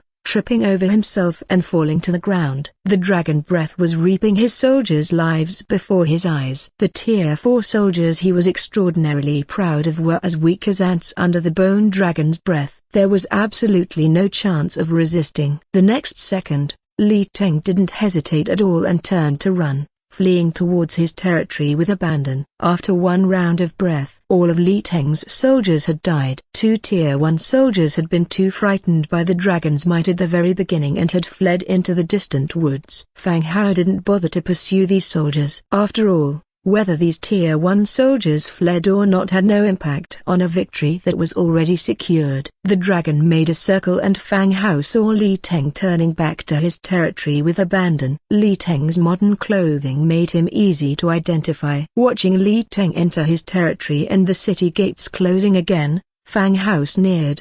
This kid really is lucky to have survived. The bone dragon changed direction and began flying towards Li Teng's territory. The bone dragons that blotted out the sky were circling above the territory. The next moment, countless large figures, skeleton trolls wielding giant axes, jumped down from the bone dragon's body. They descended into the city like dumplings in a pot. The towering city walls, the tightly closed city gates were of no use now, followed by a skeleton warrior dressed in full red armor, wielding a long blade, who jumped down. He spoke loudly, "Kill all the people who are resisting. Capture the opposing lord alive." Clatter. All the skeleton trolls received the command and quickly dispersed to clear out the remnants. But, besides a few Tier 1 soldiers who stayed behind, where were others to resist? Only the farmers of the territory were trembling in fear in their rooms. The city was taken, the city gates opened, and Fang Hao strode in casually. He sat down in the lord's mansion. At this time, Li Teng, like a dead dog, was begging loudly as Fireblade dragged him in front of Fang Hao. Li Teng's arrogant demeanor in the channel was nowhere to be seen. His whole body was shaking uncontrollably. His snot and tears were mixed. When he saw a man sitting in the lord's seat, he was slightly taken aback. He had been thinking all the time that he was just unfortunate to be attacked by the undead. He never thought the troops were Fang Hao's. "Li Teng, we meet," Fang Hao said with a smile, speaking in Chinese. Even if Li Teng was slow to react, he had an idea what was happening at that point. His eyes widened and he looked terrified as he looked at Fang Hao in front of him. "You are Fang Hao? Impossible, impossible. You're lying to me, you're undead," Li Teng yelled out loud. He knelt on the ground, his body continually retreating. Fireblade dragged him back again. "I'm Fang Hao. I'll make it quick for you. In consideration of us being fellow townspeople." Fang Hao spoke softly. Li Teng had to die, and everyone had to know. Otherwise, some people would take any opportunity they got, get smuggish, and then try to challenge him. This was a warning to everyone. He was willing to play. If no one bothered him, fine. But if someone had idle time to come bother him, it would only lead to a dead end. No, boss. I was just joking with you, just a joke. Don't kill me." Fang Hao remained silent. "Boss, please spare me this time. I was wrong. I won't dare to do it again. I kowtow to you. Spare me this time. I won't dare to do it again." Saying that, he banged his head hard against the ground as if the harder he kowtowed the better. Fang Hao still didn't speak and directly opened the Book of Lords. The area channel was still buzzing. Judging by the time, Li Teng should have arrived. Wonder if he has killed that kid Fang Hao yet. Fang Hao is probably begging for his life right now. wiping his tears off like a wronged little wife. Ha ha ha. Li Teng, hurry up and post the photos, we want to see what mess Fang Hao is in. One message after another appeared in the channel. Still cheering for Li Teng, ridiculing and attacking Fang Hao. Fang Hao looked at Li Teng and said directly, Fireblade, make it quick. He's a fellow townsman. Yes, sir. Hearing Fang Hao's words, the long blade at Fireblade's waist unsheathed. Li Teng was even more scared to death, a stain spreading from his crotch. Fang Hao, don't kill me, I beg you, I really won't do it again, he pleaded. Dragging his muddy pants, he advanced a few steps. I was wrong, please let me go this time, really, let me go. Splat. The next second, a cold gleam flashed from Fireblade's long blade, and Li Teng, who was begging for mercy, suddenly felt a pain at his neck. Next, the world spun around, and he saw his body kneeling on the ground, his eyes filled with confusion, slowly rolling to one side. Li Teng was dead, his head severed by Fireblade. Looking at the severed head rolling to his feet, Fang Hao sighed slightly. He didn't want to kill people and didn't want to use his strength to bully others. But this was the third person he had killed. Fang Hao opened the Book of Lords and, using the newly available photo function, took a picture of Li Teng's severed head and corpse, and sent it directly into the channel. There were no limitations on gore, and no pixels used for censorship. The bright red blood, the lifeless severed head, the limp body, instantly silenced the channel. Everyone shut their mouths. For a moment, no one spoke. Li Teng is already dead. As for others who harbor hostility towards me, feel free to challenge. Fang Hao's words lingered in the channel for a long time. It was quite a while before someone finally spoke again. Is that Li Teng's head? No shit. If it wasn't Li Teng's head, with his personality, he would have been spouting threats by now.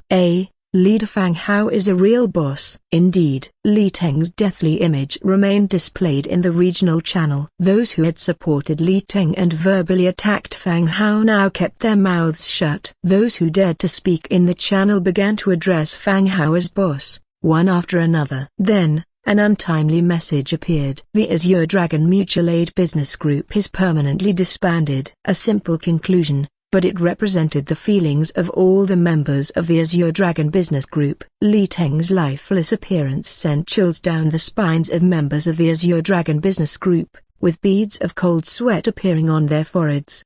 They were terrified that Fang Hao would find out the locations of their territories and directly rush over to kill them. If the whole business group's support in soul crystals couldn't match up to Fang Hao alone, how could they possibly resist? They wanted to apologize to Fang Hao in the channel, but were afraid of inadvertently revealing their own misdeeds. If they didn't say something, they would be overwhelmed with guilt, so after some discussion, they simply disbanded the just-established business group as a form of apology. Actually, everyone knew very well that the people who insulted Fang Hao were these business group members. If the locations of everyone were revealed, Fang Hao might indeed wipe them all out. Fang Hao merely glanced at the situation and then paid it no further mind, directly closing the Book of Lords. All those who had provoked him and insulted him in the channel had already been added to his blacklist. As the territories expanded, everyone would eventually meet. And when that time came, old and new scores would be settled. Sir, for you. Fireblade picked up Li Teng's Book of Lords and handed it to Fang Hao. As he received it, he got a notification. Book of Lords can be devoured. Then, Li Teng's Book of Lords turned into stars and merged into Fang Hao's Book of Lords. Devouring successful. Your current Book of Lords level is 2, upgrade requirement 1/2. The first time he devoured a Book of Lords, his own Book of Lords had already been upgraded to level 2. He received, marching speed plus 1%, resource gathering plus 2%, daily message limit in district channel plus 10 as rewards. Today's devouring accounted for 1/2 of the total upgrade requirement. Devouring one more, he could upgrade his Book of Lords to level 3, acquiring more benefits. You have obtained the decision-making authority over Li Teng's territory. Occupy/abandon. Occupy will become your subsidiary territory and can continue to be developed. Abandon will acquire 50% to 80% of this territory's resources, This territory will be abandoned. The first time, due to lack of power, he chose to abandon, but now he had the capability and the strength to control this city. Occupy. Without any hesitation at all, Fang Hao directly chose to occupy. You have occupied a subsidiary territory and have the ownership of this territory and its 2 subsidiary villages. You can set an acting regent in your Book of Lords. After choosing to occupy, this city was automatically recognized as a subsidiary territory. He obtained all the rights to the city. To his surprise, Li Teng had indeed managed to make quite an impressive development. The Lord's mansion and the city walls had all been built up to level 4, and he was earnestly hoarding materials for upgrading to level 5. Upon opening the Book of Lords, he could see all the blueprints that Li Teng had acquired. Aside from what Fang Hao already owned, there were 2 new blueprints: Scythe Manufacturing Blueprint, Agricultural Truck Manufacturing Blueprint, Two-Handed Heavy Sword Manufacturing Blueprint, Green, Heavy Sword Infantry Training Ground, Human Clan. The first 2 were both agricultural blueprints. The agricultural truck blueprint wasn't too different from the cart blueprint. The agricultural truck was just bigger and heavier. The last 2 blueprints were, in Fang Hao's view, rather mediocre, especially the heavy sword infantry. Their combat prowess was just so-so. Thought they appeared quite imposing at first glance. After 1 round of attacks from the Bone Dragon, they had nearly been annihilated. The information about the subsidiary villages could also be seen. In the storeroom of the subsidiary villages, he found a large amount of wheat and potatoes. This was proof that these villages could produce a large amount of food. No wonder his expansion was so rapid. The issue of food and clothing was indeed a crucial factor. Sir, there are still many human farmers remaining in the territory. Do you want us to kill all of them? Fireblade walked in again to ask for Fang Hao's instructions. How many are there? More than 20. Fang Hao nodded. Bring them in. Yes, sir. In a little while, a group of peasants were brought in.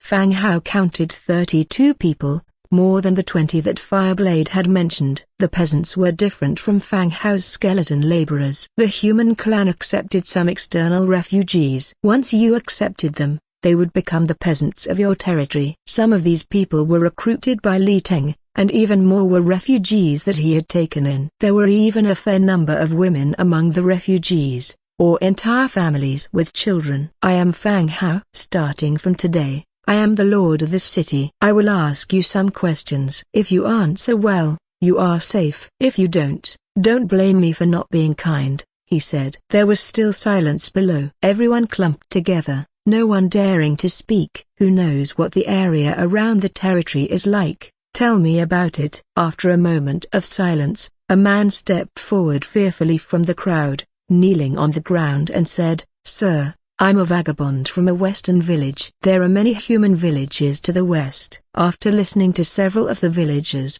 Fang Hao began to understand the situation. West of this fiefdom, many human villages were regularly preyed upon by bandits made up of humans and the Beast Clan. Residents of villages that had been wiped out would look for human cities to join. This is one reason why there were so many refugees. Now that he understood the situation, Fang Hao came up with a plan. Looking at the people below, he said, some of you may already know, but for those who don't, I have no intention of starting a war. It was your lord who challenged me. Although Fang Hao was powerful, he did not want to be branded a warmonger. It was Li Teng who had provoked him. Fang Hao was merely reacting. The crowd below remained silent. Fang Hao continued, from today onwards, I am the lord of this fief. You can live here as usual. The fief will provide you with food and shelter. All the farmers looked lost, glancing at their companions nervously. After hesitating for a few seconds, all of them knelt down to show their submission, following the first person to kneel and give thanks. Of course, Fang Hao would not just let them go and spread the news of the undead army. Not killing all of them already showed his final bottom line. Don't worry, I'm a human like you, a mage who can summon creatures. You can continue with your regular work and live your lives as usual, Fang Hao said. Then he cast a spell and 2 wooden spirit guards appeared by his side. The kneeling farmers, seeing this, began to murmur amongst themselves. Stories of mages were always popular. Even in remote villages, There would be 1 or 2 stories about mages or tales about noble lords and their mistresses. Seeing Fang Hao performing magic made them believe him a little more. You can go back to your work. I will appoint a new governor for you in due course. Fang Hao waved his hand slightly, signaling that they could leave. All the farmers left, returning to their own stations as instructed. Fang Hao, accompanied by Fireblade, left the Lord's Manor, too. Once outside, he began rebuilding the fiefdom. First, he built arrow towers on the walls to provide basic warning for the whole fiefdom. Then he built a lumberyard, a pasture, a stone mine, a wood processing plant, a stone processing plant, and a forge. Most importantly, he built a mill. There were still 2 subsidiary villages in Li Teng's fiefdom, which had stored a lot of crops, so the mill played a significant role. After everything was built and the farmers were assigned work, he exchanged 12 soul crystals in the regional channel. He then went straight to the Great Sword Infantry Training Ground. Great Sword Infantry Training Ground. Recruitment available. Great Sword Infantry, Tier 4 troops. Great Sword Infantry, 4 soul crystals, 20 food. Description: a special building that can recruit special troops. He set the recruitment count to 3, and then chose to recruit. Recruitment amplification x 100 triggered. 303 Great Sword Infantry gained. The glow faded, and 303 burly Great Sword Infantry stood before Fang Hao. Great Sword Infantry, Tier 4, Faction, Human. Race characteristics: living creatures, human spirit, learning, skill, sweep. Inherent abilities: intermediate combat proficiency, intermediate tactical proficiency, intermediate great sword proficiency. Living creatures: this unit is a living creature, it can be healed and resurrected, and is affected by morale. Human spirit, passive, spirit increased by 3%. Learning: humans are good at learning. In addition to mastering weapons, any secondary weapon can be equipped. Secondary weapons need practice. Sweep: a attack that damages all enemy units in front and inflicts 40% extra heavy damage. Remark: do not underestimate these guys who lift heavy iron swords. In the history of the Empire, there are countless poems glorifying how the Great Sword Infantry fought to their last man to guard their lord. The 303 Great Sword Infantry stood before Fang Hao, their muscular upper bodies bare, with bronze skin and bulging muscles. They looked as exaggerated as gym coaches. If they were to hand out flyers on the streets, they would surely attract a lot of attention. "We are at your service, my lord," the 303 muscular men said in unison, touching their chest with one hand and saluting. The human etiquette was slightly different from that of the undead, but both expressed respect for the lord. They had just been recruited and had no memory of Li Teng. They only knew that their lord was Fang Hao. "I welcome you on board." "Wait a moment, I will make some equipment for you," Fang Hao said. He opened the Book of Lords and started making equipment for them. 2-handed great sword, 5 iron, 4 leather. Set production quantity to 3. Amplification x 100 triggered. Gained 303 2-handed great swords. Next, Fang Hao made plate armor, arm guards, black iron open-faced helmets, and leather boots. He made 303 sets in total and distributed them to all the Great Sword Infantry. Only when all the Great Sword Infantry were properly equipped did Fang Hao continue.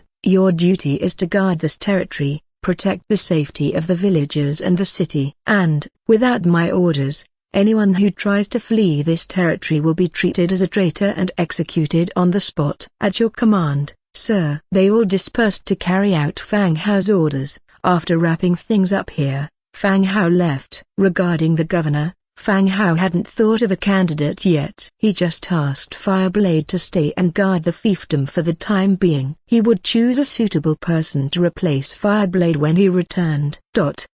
He left a small number of soldiers for Fireblade. Then Fang Hao mounted the Bone Dragon and flew back to his domain. Thanks to the Bone Dragon, a journey that would have taken hours took only 20 minutes. Upon returning to his territory, Fang Hao saw Nelson coming out of the Viscera Museum, followed by a skeletal hero with large wings on his back. "Good afternoon, Lord." Nelson greeted him proactively. After Fang Hao, Nelson held the highest status in the domain. Out of respect, Fang Hao also greeted Nelson with the honorific scholar whenever he saw him. Nelson's high status was due to the fact that he was a level 7 orange hero and, more importantly, capable of creating skeletal heroes. This made him like a production line. The hero units that other lords could only dream of, he could turn those into heroes on his side whenever they were killed. The loyalty of these heroes was 100%, an extremely powerful feature. This directly enhanced the strength of the fiefdom, not less powerful than Fang Hao's 100-fold amplification. Just because of this, no one could surpass Nelson's status in the territory. Good afternoon, Scholar Nelson. The conversion is complete. Fang Hao looked at the winged hero behind him. Even though he had been made into a skeletal hero, he still retained the vampire's fangs and gigantic bat wings. Yes, my lord. Blood Hunter, this is Lord. Nelson stepped aside, making way. Blood Hunter took a step forward and bowed. Blood Hunter, at your service, my lord. Blood Hunter already reduced to a white bone. Without the cover of lips, two tusks look more sharpened and slender. Welcome to join us, Blood Hunter, said Fang Hao with a smile. Blood Hunter, 5th Order hero, faction, Undead. Template, blue. Racial trait, Undead, hollow skeleton, weak to light. Legion talent, dark deception, Air Force commander. Skills, blood siphon, dread scythe, thirst. Inherent abilities, advanced tactical mastery, advanced flight mastery, advanced command mastery. Dark deception, in the dark, the units led by the hero are less likely to be discovered. Air Force commander, flying troops attack power is increased by 5%. Blood siphon, active, causes 70% spell damage to living targets, 25% chance to weaken the target. Every second during the process, 2% of your health is restored. Dread Scythe, active, summons a blood-colored scythe to slash forward, causing 150% weapon damage. Thirst, passive, the scent of blood on the battlefield ignites the desires within your body, increasing overall attributes. Description, the creation of the corpse witch, not recognized by the god of Undead. This hero can't be promoted or advanced. Blood Hunter's skills are pretty decent. At that time, he relied on his ability of flight. The attacking forces in his territory could barely touch him. Had he not charged himself headlong into Nelson's holding, there really wasn't much one could do about him. Now, his memory has been altered, and he has become a hero for Fang Hao. In the future, he will be fighting for the territory in the endless years to come. In the same vein, as a modified undead hero, he won't be able to advance and progress anymore. He will always remain as he is. Your loyalty to Blood Hunter has reached 100. Blood Hunter under your banner, his loyalty to you has reached 100 points. He will not be affected by any intrusive feelings. Blood Hunter has no memory of his past. He will only be loyal to Fang Hao and his territory. Blood Hunter, you shall lead Bone Dragon and Skeleton Giant Bat, Fang Hao said. The only flying troops in his territory were Bone Dragon and Skeleton Giant Bat. Moreover, Fang Hao felt that Bone Dragon was a really good fighter in itself. Arranging Blood Hunter was mainly because of the enhancement bestowed by Legion talent. Regardless, having it was always better than not having it. Yes, Master, Blood Hunter agreed, and with his colossal bat wings spread open, he flew into his territory. All of Bone Dragons were arranged outside the territory by Fang Hao. 100 wyverns took up too much space. After Blood Hunter had left, Nelson entered the main hall of the City Lord's mansion with Fang Hao. The two of them sat down on the chairs. This morning, I occupied a human city on the western side of my territory. It lacks a lord. I don't know who should be arranged for this task, Fang Hao said. Oh? A human city? Nelson expressed surprise, thought for a moment and continued to say, humans might find it hard to accept the undead's rule. I did consider that. I'm hesitating to send a rabbit clan over there. Fang Hao voiced his thoughts. Though the rabbit clan belongs to Beast clan, their appearance is very close to humans. And the girls of the rabbit clan had a gentle disposition. It was relatively easier for Fang Hao to control them. There would be lesser errors. That can also work, but those kids of Rabbit Clan have limited abilities. Even if they are arranged, I fear you might be still worried, Nelson thought and responded. What he meant was, the rabbit clan is a small community. They are not educated and lack worldly wisdom. Most of them had become adults but could only recognize a few common words. Managing a city that is growing larger would be difficult. In the end, it would still be Fang Hao single-handedly managing 2 cities. The appointment of the city lord is deemed pointless. Fang Hao gave it a thought. These are indeed important points to consider. I'll think about it. Fang Hao fell into deep thought. Next, Fang Hao and Nelson discussed the issue of Skullcrusher tribe. Time slowly passed by. When night fell, the system notification appeared again. The unexpected event Lord's Conquest ends. Map marker feature revoked. Alliance system, Alliance chat channel, and photograph feature are officially activated. This mission didn't grant any rewards. Most people were as trained as this wasn't a compulsory mission. No battle took place. Before going to bed,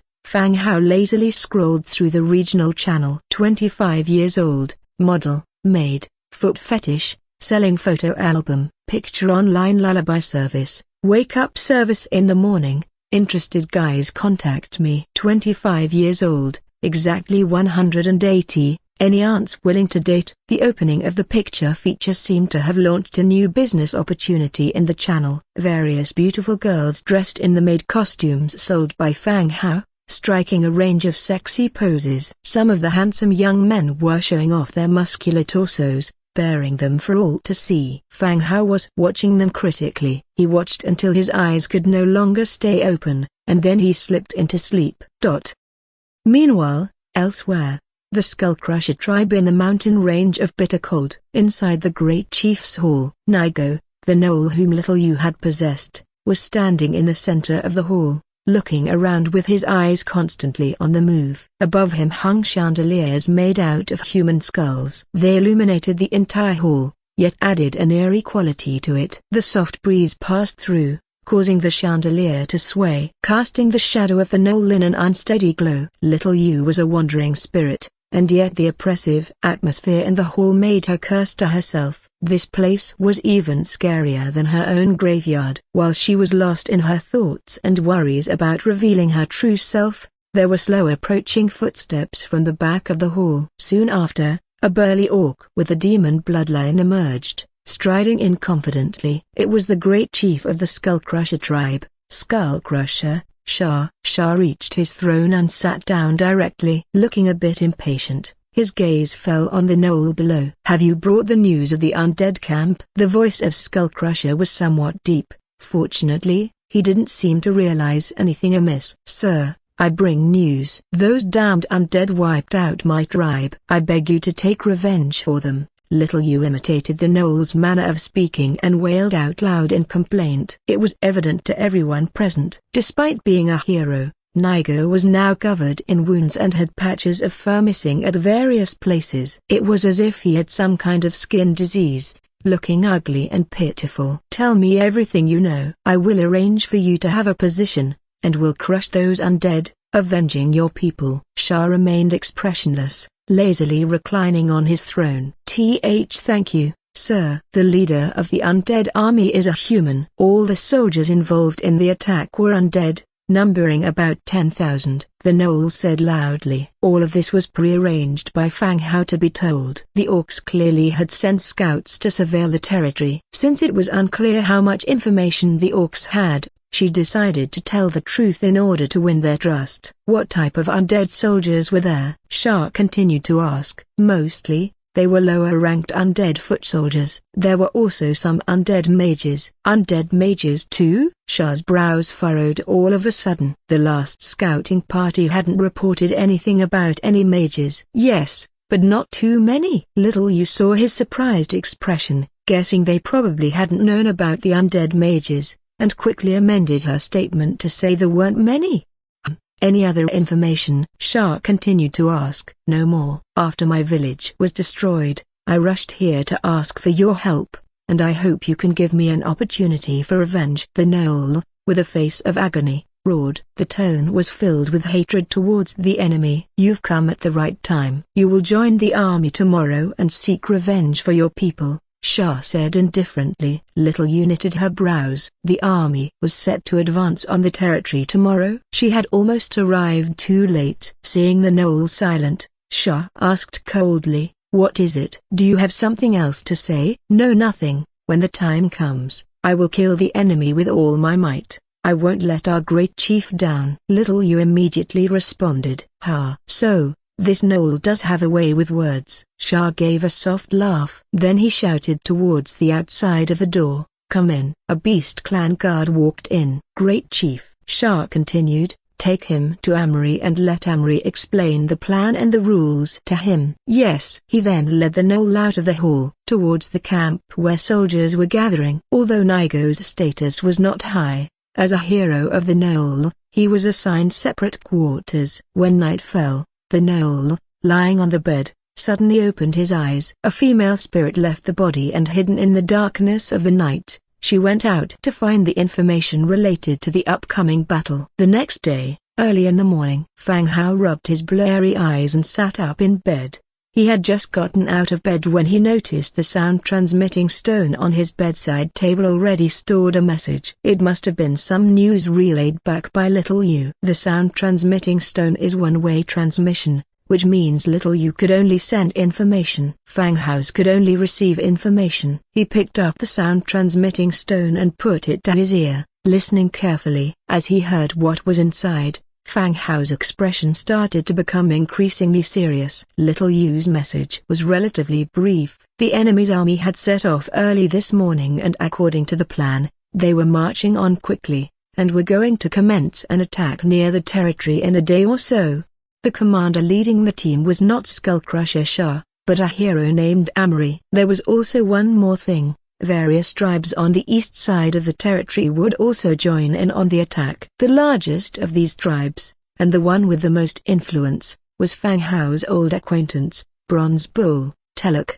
Having heard all the messages from the sound-transmitting stone, Fang Hao's heart immediately tightened. Despite his confidence in his own troops, he still felt inexplicably nervous upon hearing of the imminent attack. He put down the sound-transmitting stone, took a deep breath to calm his nerves, and then walked right out of his room. Ira was preparing breakfast. Seeing Fang Hao coming down the stairs, she warmly greeted him. "Good morning, Master." "Morning." "Keep the breakfast simple, Ira. I have important matters to attend to once we're done eating," Fang Hao said. "Oh, all right, Master." "And where's Angia?" "Tell her to hurry up and get up," Fang Hao continued, and then walked straight out of the Lord's mansion. He made his way to the Viscera Museum where Nelson and Blood Hunter just happened to be coming out. "Lord." The two saluted him.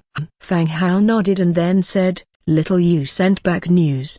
The Skullcrusher tribe started their march early this morning." Fang Hao briefed them on the news Little Yu had sent back, particularly highlighting the matter regarding Bronze Bull. "Lord, what do you propose?" Nelson asked Fang Hao. Fang Hao thought for a moment and then said, "Blood Hunter, get ready. Have all bone dragons carry enough skeleton trolls and set off right away." "Okay, my lord, I'll prepare right away." Blood Hunter spread his wings and flew towards the bone dragon's station. Fang Hao thought again and then said, "Scholar Nelson, if you're not otherwise engaged, come with us." After all, the opponent is a purple hero and I'm afraid Blood Hunter may not be able to handle him alone. Nelson nodded. "All right, my lord, I'm at your service." "Good." Having given all the instructions, Fang Hao went straight back to the Lord's mansion to wait for Ira to serve breakfast. At this time, Angia walked downstairs sleepily, stumbling with her steps. Her dress was half flung, her loose collar hanging in front of her, exposing a large area of skin. "Fang Hao, why did you wake me up so early? Are you insane?" Angia grumbled as if venting out the vexation of waking up. She kept talking while going downstairs. "We are about to invade a territory. If you don't want to go, stay back and guard the house." "Anyway, we have enough people," Fang Hao said indifferently, sipping the vegetable soup. Hearing that a fight was brewing, Angia's sleepy eyes immediately lit up. She rushed to the table and started to eat. "Eat quickly so we can leave earlier." "Who are we fighting this time?" "Bronze Bull." Splutter. Hearing Fang Hao's words, the vegetable soup that just entered her mouth was all spit out. "Bronze Bull, in this region, had quite a high prestige aside from his strength. Such prestige could organize the constantly fighting and looting orcs, and create the Manim market. This was enough to highlight Bronze Bull's position in this region. Telekha, he's decent. Why are you going after him? Angia asked quietly. Angia knew the strength of Fang Hao's undead army. Now with the bone dragons, not to mention Bronze Bull, even a gold bull or silver bull would be crushed to slag. Little you sent a message that Bronze Bull is joining the Skull Crushers in their attack on our territory. Therefore, we must prepare in advance and weaken the opponent's combat power, Fang Hao replied while continuing his meal. Bronze Bull's Telek was one of Fang Hao's concerns. He could persuade the surrounding orc tribes to put down their arms and exchange goods peacefully at the Manim market. He could make orcs pick up their arms to attack a city of the undead. Therefore, the problem of Bronze Bull had to be solved. If it couldn't be resolved peacefully, then he would simply have to be killed. He could either join to become a purple hero under Fang Hao's command, or not join and become a purple skeleton hero. The only difference is whether or not they can continue to improve in the future. Oh, alright. He can give me those bull horns, I'll use them as decoration. Damn it! Fang Hao almost spewed out. Your worst plan is to kill the Bronze Bull, and you've already started coveting the bull's horns on its head. Fine, I will leave early, and you will lead 50,000 infantrymen to this location. There's a city over there where we will meet. He opened the map on the Book of Lords and pointed to Jiang Bin's territory. Oh, okay. Angia nodded. After the two men finished breakfast, they left instructions for Ira. Fang Hao mounted his bone dragon, took his 101 bone dragons, loaded with skeleton trolls, and set off for the direction of the Manim. Jiang Bin's territory. Jiang Bin was lying in bed, looking a bit haggard. The Lord's attack mission from yesterday has given him quite a shock, especially after knowing Fang Hao's territory is located to the west of his own territory, and Fang Hao beheaded Li Teng and sent a bloody photo into the channel. This night was filled with nightmares. In his dreams, his head had been cut off by Fang Hao more than once. Even as he woke up, he subconsciously touched his own neck. He checked to see if it was still attached to his body. Had it not been decapitated? Lord, we hunted some wild beasts. You calm down and decompose them. Outside the window came the shout of a soldier. The soldiers were also wondering why the Lord, who usually gets up early, was still not up at this time today. Ah, I'll be right down. Jiang Bin shouted, and went downstairs after getting dressed. In front of the Lord's mansion, there were two unicorns, which were the spoils of the soldiers in the morning. Jiang Bin used the butchering function of the Book of Lords to slaughter the two unicorns. The meat and materials were automatically separated and placed in the warehouse. Lord, you look a little dreary. Are you ill? One of the soldiers noticed Jiang Bin's haggard look and asked quietly. No, I just didn't rest well. Wait for me, I'll go hunting with you, Jiang Bin said. Just when he was about to turn around and go back to change his armor, suddenly he felt the sky darken. He looked up instinctively and saw a huge figure covering the sky, just like the dark clouds pressing down, blocking the sunlight overhead. Clang! The weapon fell from the soldier's hand. All the people, including Jiang Bin, were shocked, their legs going a bit weak. It's dragon, nearly 100 giant bone dragons. Whoosh! One by one, the giant bone dragons folded their wings and stood directly on the city wall with their massive claws nicely lined up in a circle around the territory. Fang Hao stepped down from the dragon's back, leading the heroes and the skeleton troll, and came in front of Jiang Bin. You are Jiang Bin, right? I'm Fang Hao. Our territories are not too far apart. Fang Hao showed a friendly smile, trying not to make the atmosphere too tense. Fang Hao had seen Jiang Bin more than once, but all were through the perspective of the God's Presence skeleton. This was the first time he saw him in person. Jiang Bin was a bit older than him, about 30 years old, wearing a somewhat faded white shirt and trousers. It seems he was an office worker before. But, why are his dark circles so heavy? Does he have any health issues? While Fang Hao was looking at Jiang Bin's reaction was a bit slow. Listening to the other person's words, he didn't quite know what to do. In front of him stood Fang Hao, behind him were two undead heroes, and so many bone dragons and skeleton trolls. Fang Hao's strength has reached such a stage. So this time, he must have come to kill him. It seems his nightmare from last night has come true. His life was at stake. Thump. His legs gave way, and he collapsed. Lord Fang Hao, please don't kill me. Jiang Bin fell to his knees, his face as white as a sheet. His mind kept replaying the gruesome scene of Li Teng's head being severed, as aired on the channel yesterday. This indomitable fear left him trembling, his mind blank. Fang Hao frowned. Who wants to kill you? Get up and talk. Upon hearing he won't be killed, Jiang Bin carefully looked up, hesitated for a moment, then slowly stood up. Fang Hao, what are you doing? He felt the need to confirm once again. This show of might clearly wasn't to lounge and chat. Come, let's talk inside. As if it were his own lord's mansion, Fang Hao stepped into the great hall. He had been to Jiang Bin's territory several times and had a clear grasp of the layout. Everyone entered the room. Jiang Bin quickly moved to the front of the lord's seat, dusted it off, and said, Brother Fang Hao, please, have a seat. Fang Hao didn't hesitate, taking the seat directly. Jiang Bin sat down next to him, cleared his throat, and curiously asked, May I know why you have come? If there is anything you need, I will do my utmost to fulfill it. Even though Fang Hao said he wouldn't kill him, he still sounded a bit shaky. There is indeed a matter, Fang Hao said. Jiang Bin's heart tightened, but he asked anyway. Go ahead. If I can do it, I definitely will. Fang Hao continued, I will be going to war with a large tribe to the east the day after tomorrow. Their troops number over 10,000. Your territory is right in the middle, making it a dangerous location.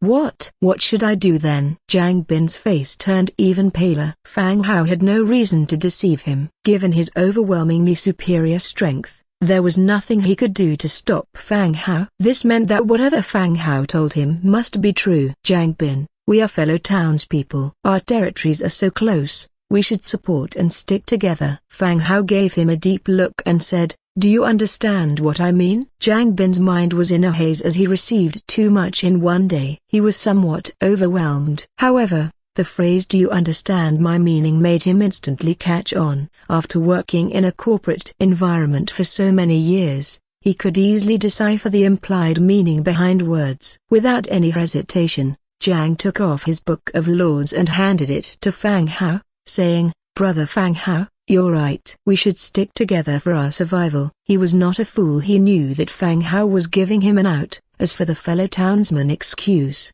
Li Teng had also crossed over from the same place, yet Fang Hao had lopped his head off anyway. This way of doing things Fang Hao proposed was amiable in comparison. Seeing that he was a smart one, Fang Hao revealed a slight smile, took the Book of Lords from Jiang Bin, and chose to devour it. Devour successful. Your Book of Lords has met the upgrade requirements. Current level, 3, required for a level up, 05. Lord has risen to level 3, marching speed plus 2%, resource gathering plus 3%, infantry attack power plus 1%, regional channel daily speeches plus 10. Unlocked new blueprint, Hunting Lodge. Human. Jiang Bin had a blueprint Fang Hao did not have, the Hunting Lodge. It could be used to recruit hunters for hunting. You have acquired control over Jiang Bin's territory. Occupy/discard. Occupy will become your subordinate territory, can continue to develop. Discard will acquire 50% to 80% of the territory's resources. This territory will be discarded. Of course, he chose to occupy. Occupy. You have occupied this subordinate territory and gain possession of this territory and 2 subordinate villages. You may appoint a proxy governor for your sub-cities in your Book of Lords. With his Book of Lords being devoured, Jiang Bin had a bitter look on his face. After all this effort, he ended up losing even his territory. You and your handful of troops won't be much help in the war against the orcs. So here's what we'll do. Li Teng's city was level 4 and had over 300 tier 4 soldiers. You take your men and go be the city lord there. Fang Hao said at this moment. Okay. Jiang Bin automatically replied. Then, he snapped back to reality. His heart leaps with joy, overwhelmed with a wave of ecstasy. Yesterday, when Li Teng shared his tier 4 troops in the channel, he just couldn't help feeling envious. Now that Li Teng had been wiped out, Fang Hao had kindly given it all to him instead. From a level 3 city to a level 4 city, along with 100 tier 4 troops, he simply couldn't believe his luck. His heart throbs wild with such misfortunes turned fortunes, a benefit of his young age. Otherwise, his heart would have given out due to the extreme fluctuation in his fates. Upon hearing Jiang Bin's words, Fang Hao nodded slightly. He located the acting regent field in his Book of Lords, and filled it out, writing Jiang Bin's name. In the next second, a glimmer of light projected from his Fang Hao's Book of Lords, forming into a smaller book, the Book of City Lord. After picking it up and looking it over, Fang Hao understood the significance of the Book of City Lord.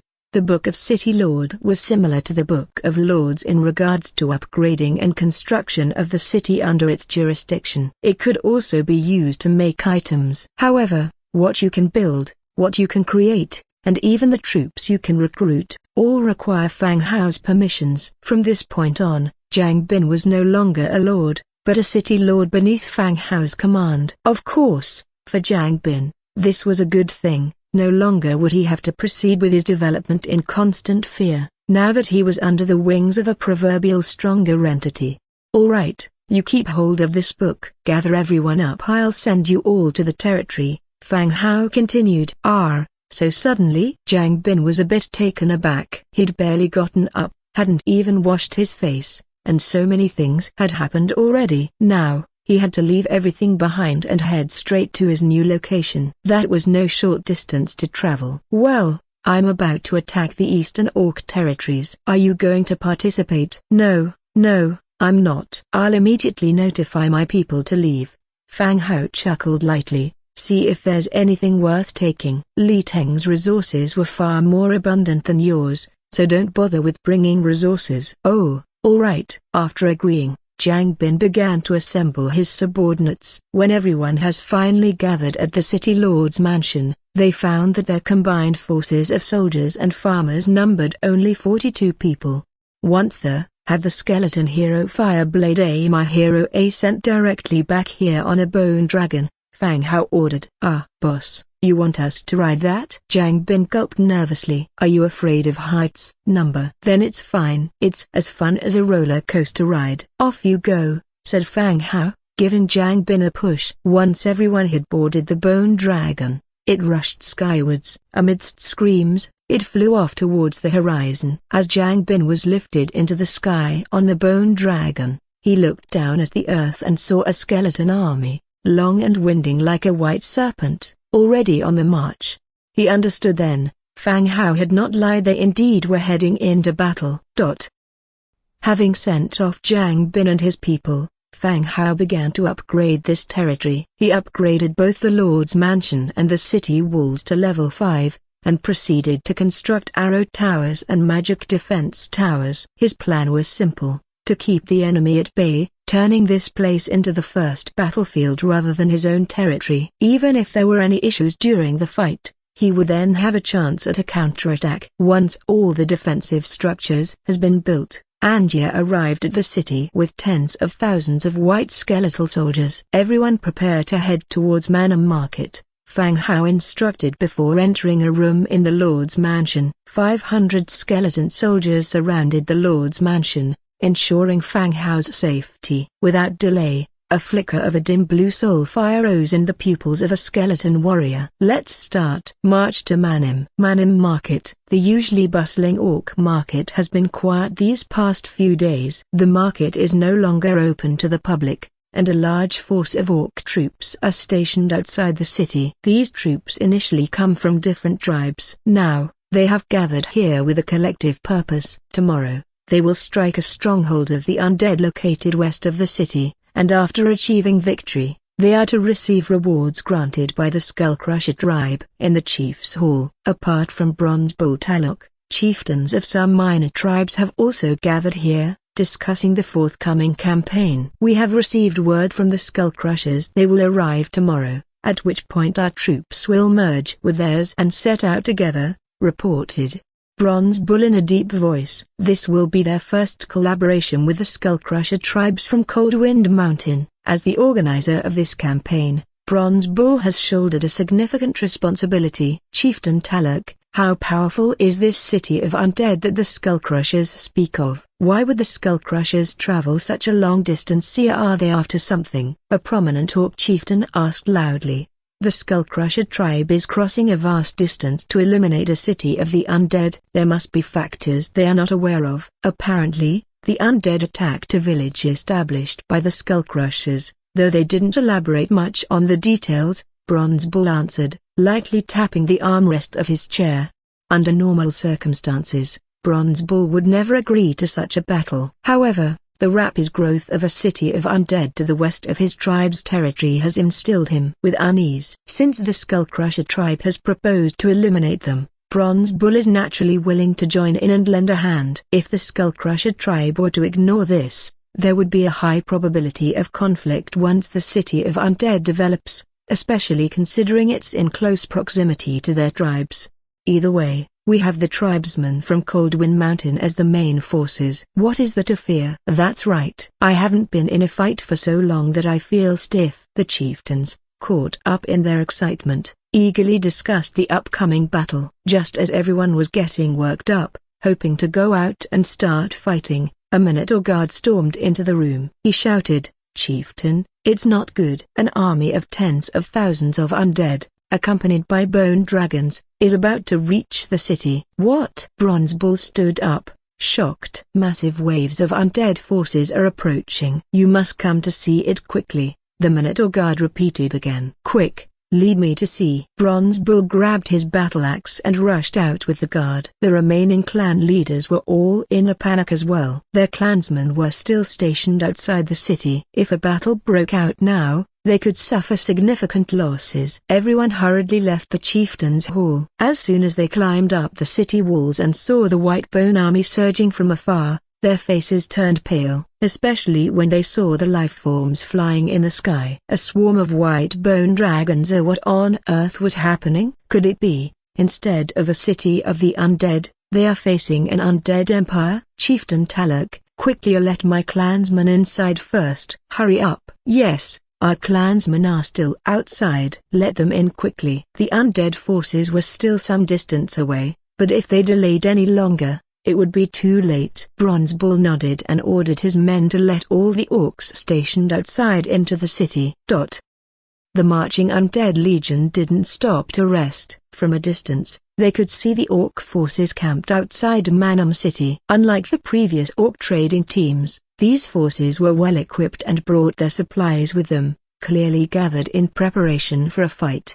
It was obvious, even without guessing, that they were responding to the call from the Skullcrusher tribe. My lord, the orcs stationed outside are entering the city. It seems like they intend to fight a defensive battle. Blood Hunter, with wings folded, landed on Fang Hao's chariot. For this operation, Fang Hao did not ride on a dragon while invoking the god's presence. Instead, he sat on a chariot drawn by a skeleton wolf, chatting with Nelson as they traveled. Hearing Blood Hunter's report, Fang Hao stood up and looked towards Manum City. Indeed, orcs were entering the city gate rapidly, leaving a lot of tents unattended outside. Prepare for battle, Fang Hao commanded. Yes. Blood Hunter once again spread his wings, landing on the back of a bone dragon, and began leading the dragon squad. Angia, get ready for a fight. Wake up, damn it. Fang Hao slapped Angia's cheeks but succeeded only in getting a handful of drool. Considering Angia's biological rhythm,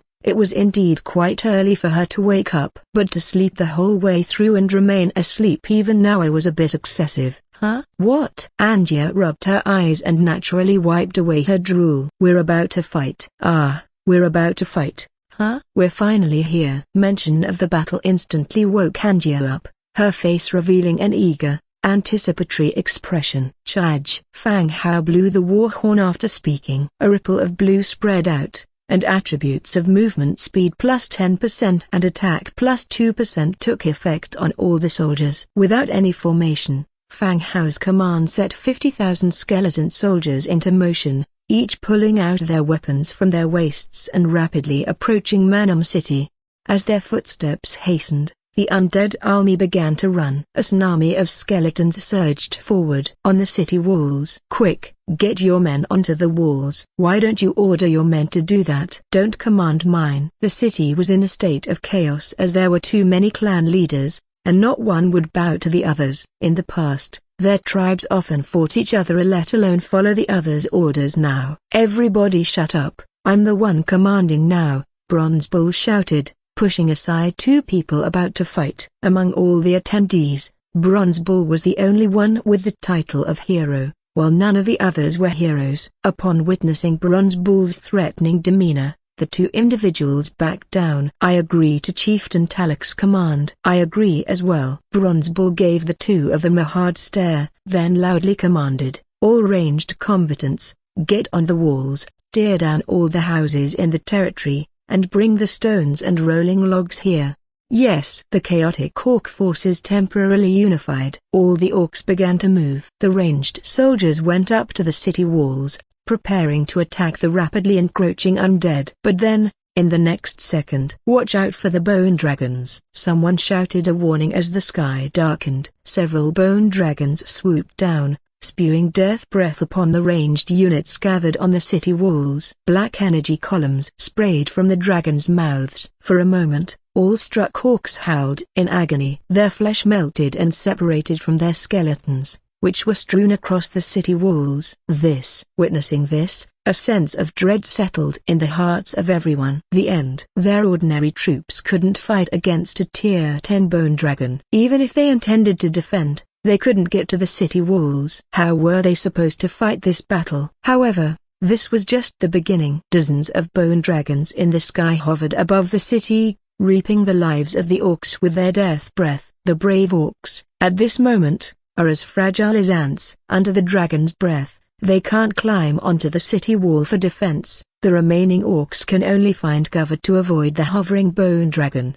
The orcs who couldn't find cover have already turned into piles of white bones on the ground. While the orcs couldn't leave their hiding places, one of the skeleton trolls jumped down from the dragon's back and opened the city gate, ushering the skeleton army into the city. Fang Hao, controlling the skeletons, stepped into the city with ease. "Stop the attack," Fang Hao ordered. Thump, thump, thump. The bone dragon stopped its circling, landed on the rooftops of the city, and the earth trembled. "Bronze Bull, my old friend has come. Aren't you coming to have a chat? Maybe we don't have to fight this battle." Standing outside the chieftain's hall, Fang Hao spoke loudly. Bronze Bull and the others, unable to cope with the bone dragon in the sky, had all retreated to the chieftain's hall. Hearing Fang Hao's voice, the other clan leaders looked towards Bronze Bull simultaneously. The skeleton outside recognizes Bronze Bull. "Chief Talak, why don't you have a talk with him? Try to save as many of the remaining people as possible,"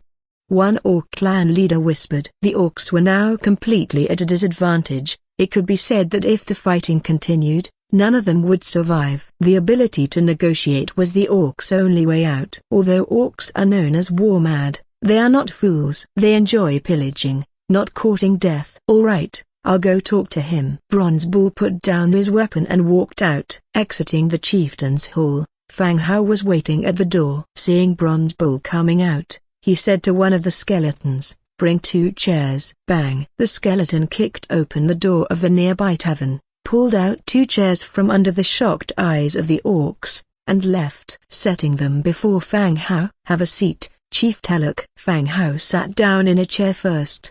Bronze Bull sat down grandly, examining the skeleton in front of him. "You know me?" "I am Fang Hao, Chief Talak. You seem to be forgetful," Fang Hao said in a calm tone. Hearing the name Fang Hao, Bronze Bull's expression changed instantly. Fang Hao had traded with him twice before, and their cooperation had been fairly smooth. They couldn't exactly be called friends, but they had also interacted before. But the fact that the skeleton in front of him claimed to be Fang Hao was even more shocking than the sudden attack of the undead army. "Don't act so surprised, it's just a spell. Let's talk about this situation. How do you plan to handle it?" Fang Hao went straight to the point. "You attacked Manim and you're asking me how to handle it?" Bronze Bull said angrily. "Come on Talak, you're not good at acting, so stop pretending." Skullcrusher is on his way, Do you think I don't know? Be honest, you and your clan might have a chance to survive. Fang Hao spoke bluntly. Bronze Bull, who was just about to question and blame, instantly lost his attitude. Now the two sides were at odds. It was normal for them to be wiped out. Moreover, in the law of the orcs, war only saw the strength, not right or wrong. What do you want? Since you didn't continue to attack, you must have already thought about it, so why bother to ask me? Bronze Bull continued. Fang Hao glanced at Bronze Bull and said seriously, it's simple, either surrender or die. Sir, we surrender, we surrender. From a distance, an orc clan leader, having overheard their conversation, shouted loudly. No one wanted to continue a battle with no hope of victory. Even if Fang Hao wasn't talking to them, it didn't stop them from expressing their stance. Fang Hao ignored the shouting orc, his gaze remained on Bronze Bull, and he continued, sign a hero contract and I won't kill you. A purple battle hero can greatly enhance the strength of a territory. However, Fang Hao wouldn't insist on it, nor did he have any desperate need for his skills. If the Bronze Bull is unwilling, he would just kill him and make him a skeleton hero, ensuring he would not lose out in any way. Hearing Fang Hao's words, Bronze Bull's expression became more serious. You want me to sign a hero covenant with you? That's quite a scheme. Once the covenant is signed, it would tightly bind the two of them together. Although the Bronze Bull appears as a subordinate hero, he no longer has any independence or freedom. If Fang Hao is not willing, the Bronze Bull will be unable to leave for the rest of his life, being firmly tied here. Think about it, the lives of these orcs hinge on your words. If you agree, everyone lives. If you refuse, everyone dies. You have 1 minute to decide. Fang Hao leaned back in his chair and calmly stated. Bronze Bull fell silent, and the entire place instantly quieted down. Every orc's heart was lifted, guessing what Bronze Bull's decision would be. Their fate was directly related to his words. All right, time's up. Telek, what's your decision? Fang Hao directly asked. There wasn't really a full minute, just a brief pause. Thud. Bronze Bull slammed his fist on the armrest, grinding his teeth as he said, fine, I agree to sign the covenant with you, but you have to keep your word and ensure the safety of the other orcs. Phew. Behind him, clan leaders from various tribes all sighed in relief. They had feared Bronze Bull would directly reject these undead, leading to their misfortune. Anyway, the current undead were just targeting Bronze Bull alone. Perhaps they would be allowed to leave after that. Manim village voluntarily becomes a subsidiary village of your secondary city. Confirm in the Book of Lords. Fang Hao was still in the state of God's presence and could not confirm it in the Book of Lords now. But there's no rush.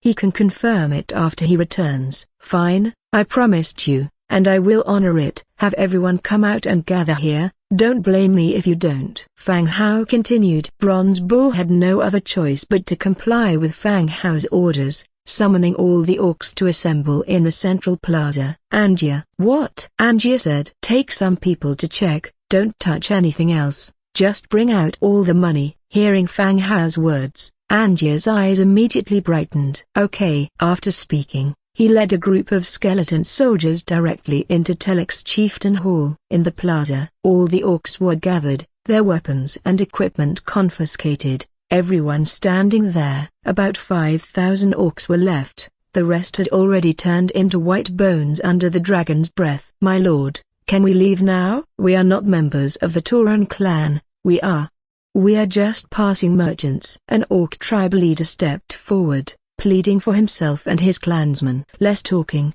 go back to your spot. Fang Hao coldly rebuked. The orc tribal leader shivered, shrunk his neck, and returned to the lineup. Fang Hao looked at the crowd of orcs below and said loudly, I know about the Skullcrusher tribe, and I know your purpose. According to the customs of the orcs, the defeated become the slaves of the victor. You should all understand this, right? It's common for orc tribes to plunder each other. The defeated often become the slaves of the victors. This is why orc slave traders live such plentiful lives. There are fugitives and defeated orcs everywhere. As long as there's information, a large number of slaves from wiped-out tribes can be captured. My lord, didn't you just say if Chief Telek signs the covenant, you would let us go? The tribal leader said softly. I said I won't kill you. Fang Hao looked at the orc, frowning. Why do you talk so much? All the orcs were put in shackles and kept under unified surveillance. Fang Hao promised not to kill them. As the defeated party, they naturally have to work for Fang Hao to make up for their mistakes. Before long, Angia came back with the skeleton. Fang Hao, this old bull is really wealthy. Behind Angia, several skeletons were following. Each pair of skeletons were carrying a box filled with shining coins. There were warfire coins and more beast head gold, a common currency among the beast clan tribes. Acquired, 271,455 warfire coins, 355,451 beast head gold. Wow, Bronze Bull is really wealthy. It makes sense when I think about it. Bronze Bull has been running the market here for many years, and he must have saved a lot of money. Just the two transactions between Fang Hao and Bronze Bull amounted to tens of thousands, even hundreds of thousands of warfire coins. He is simply swimming in wealth. As for the remaining items, Fang Hao didn't plan to take them away. Once the Manim market is registered as a subordinate village in the Book of Lords, all its resources will be shared with the main city. There is no need to go through the trouble of transporting back and forth. Talek, Fang Hao called out. Bronze Bull Talek walked over, glanced at the boxes of money on the ground, and showed no expression. At this point, even if he was unwilling, there was nothing he could do. He had already lost and couldn't make the other party leave the money behind. Lord Fang Hao. Bronze Bull responded reverently. Although the contract has not been signed, according to the agreement, Bronze Bull will become one of Fang Hao's heroes in the future. His status is the same as Angia's. It's only right to address him as Lord. Well, leave the old and weak of your tribe behind, and the rest of the orcs will go to my territory with me. Fang Hao said. Okay, I'll get on it right away. Bronze Bull immediately agreed. Manim needs people to stay behind. Fang Hao let the old and young from the Tauran clan stay behind to look after Manim, also as a reassurance to Bronze Bull that they wouldn't be made too miserable. As for the other orcs, those who came here were all young and strong fighters. There were no groups of old or young. Once Bronze Bull had given his instructions, the large procession started up again, escorting a large number of orcs to Jiangbin City. After everything was arranged, Fang Hao directly deactivated his God's presence state. He opened the Book of Lords and saw the message sent by Jiangbin. Boss, I've arrived in the city. Mr. Fireblade has also returned on his bone dragon. After Jiangbin joined, his address changed from Big Brother to Boss. A whiff of countryside life. Okay. Develop it well and ensure the food production of the subordinate villages. Fang Hao replied. Okay, boss, I'll do my best to not let you down. Jiangbin was somewhat excited at the moment. His current territory. It could not be called a territory, it should be called a subordinate city. His current subordinate city was much better than his original one. The agriculture there was developed very well, and there was absolutely no problem with food supply in the future. Moreover, his backer was Fang Hao. He didn't need to worry about people causing him trouble. As long as he did not court death or provoke Fang Hao, he could develop safely. It was much better than his original remote place. After ending the chat between the two, the Book of Lords showed a new prompt. Manim Village has become your subordinate village of the secondary city. You can rename the village and control all resources within the village. Like the Pigman Village, Manim Market has also become a subordinate village in the Book of Lords. Now, Fang Hao could check the resources of Manim Market through the Book of Lords. In the future, Fang Hao could carry out direct operations through the Book of Lords, using resources from secondary cities and their subordinate villages. New blueprint unlocked. Tavern construction blueprint. Tavern blueprint. Type: construction. Description: inquiring about insider news, commissioning investigations, and collecting maps so there's nothing a tavern can't find out. Of course, you have to make sure your tavern is filled with customers. After looking at the attributes of the tavern, Fang Hao scratched his head. He had thought he could recruit heroes in the tavern, but it turned out to be a place for gathering information. In the tavern, he had indeed bought some maps given by passing merchants, explored a few places, and made some gains. But this tavern seemed to be of little use to his main city. The main city was all occupied by undead, with not even a bird coming from outside. What could be found out? The tavern had to be built in a place where there are outsiders. He waited in the city for a while. The team returning from Manim Market also entered the city. All the orcs truly saw Fang Hao himself, a human of such a young age, and who did not look strong, could command powerful undead. It was simply incredible. Teluk, sign the contract. Fang Hao walked straight to the bronze bull and opened the Book of Lords. In the Book of Lords, there was a purple hero contract, which he had bought the last time the skeleton merchant came to his territory. In other words, this hero scroll saved Teluk. Without this scroll, his fate would be to become an obedient skeleton hero. The contract was handed to him. The bronze bull did not hesitate and immediately cut his finger to leave his handprint on the contract. A beam of light emerged from the contract and entered the bronze bull's body. The contract was completed. Bronze bull, Teluk, current loyalty to you is 65. The contract is a rule-based restraint. Teluk will be unable to betray or harm Fang Hao in any way. This rule is much more advanced than modern contracts. Bronze bull, Teluk, purple tier 5 hero, faction, orc. Template, purple. Race traits, living, tenacious, blood rage. Legion talents, inspire allies, infantry charge. Skills, beast god's rage, bronze skin iron bone, heavy strike, earth trample, frenzied charge. Innate skills, advanced strength mastery, advanced defense mastery, advanced tactics mastery, advanced command mastery. Tenacity, passive, duration of stun effect is reduced by 15%. Blood rage, passive, after entering battle, close range attack power increases by 5%. Inspire allies. Morale of the troops led by this unit will be boosted. All attributes increase by 10%. Infantry charge. Infantry under his command receive a 30% charge boost. Beast God's Rage, active, awakens the Beast God's blood in the body, lasting 20 seconds. Attack power increased by 270%.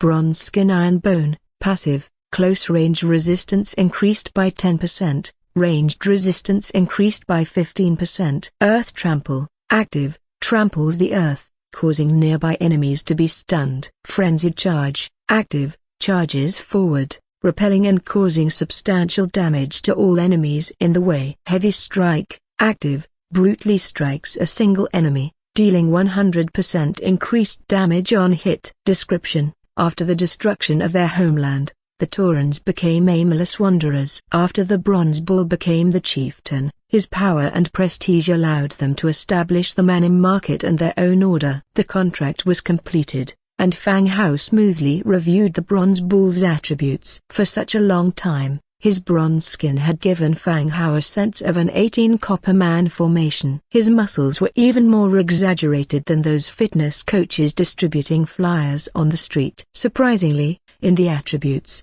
there was really a bronze skin iron bone skill. Teluk, those orc captives are under your supervision. No one is allowed to leave here. Fang Hao handed the captives directly to the Bronze Bull. Yes, my lord, I understand, Teluk agreed. He then turned around and headed toward where the orc captives were held. Fang Hao then turned to Blood Hunter, command the Bone Dragon to make a few more trips and toss all these orc bones into the transformation field.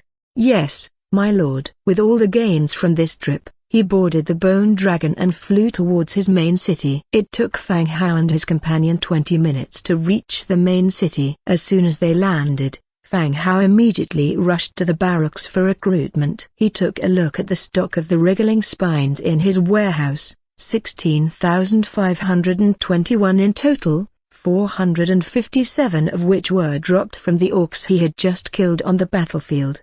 Altogether, there were 16,978 wriggling spines, enough for him to carry out a massive recruitment operation. He first went to the skeleton conversion field to recruit from the troops he had successfully transformed. The types of troops he had unlocked were not many, mainly the skeleton beast, Tier 1, skeleton soldier, Tier 1, skeleton wolf, Tier 2, skeleton giant bat, Tier 3, skeleton troll, Tier 5, and the Bone Dragon, Tier 10.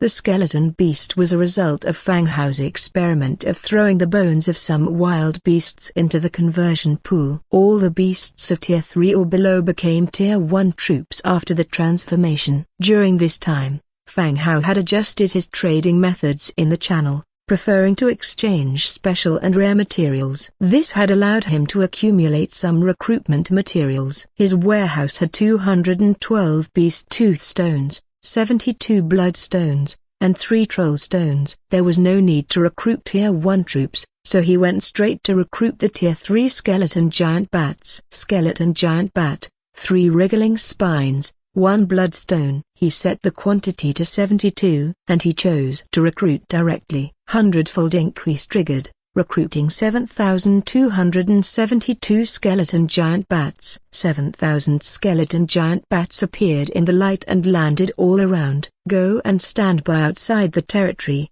Fang Hao ordered. All the skeleton giant bats flew straight outside the territory. After recruiting the skeleton giant bats, Fang Hao continued to recruit trolls. For other lords, the troll was still a difficult target to overcome. He didn't know which lord obtained these 3 troll stones. Skeleton troll, 5 wriggling spines, 2 death traces, 1 troll stone. He triggered hundredfold increase again and recruited 303 skeleton trolls. He arranged them to wait outside the territory as well. As the skeleton trolls went out, the Blood Hunter came back with a huge group of bone dragons dragging a large number of orc corpses. "My lord," Blood Hunter greeted.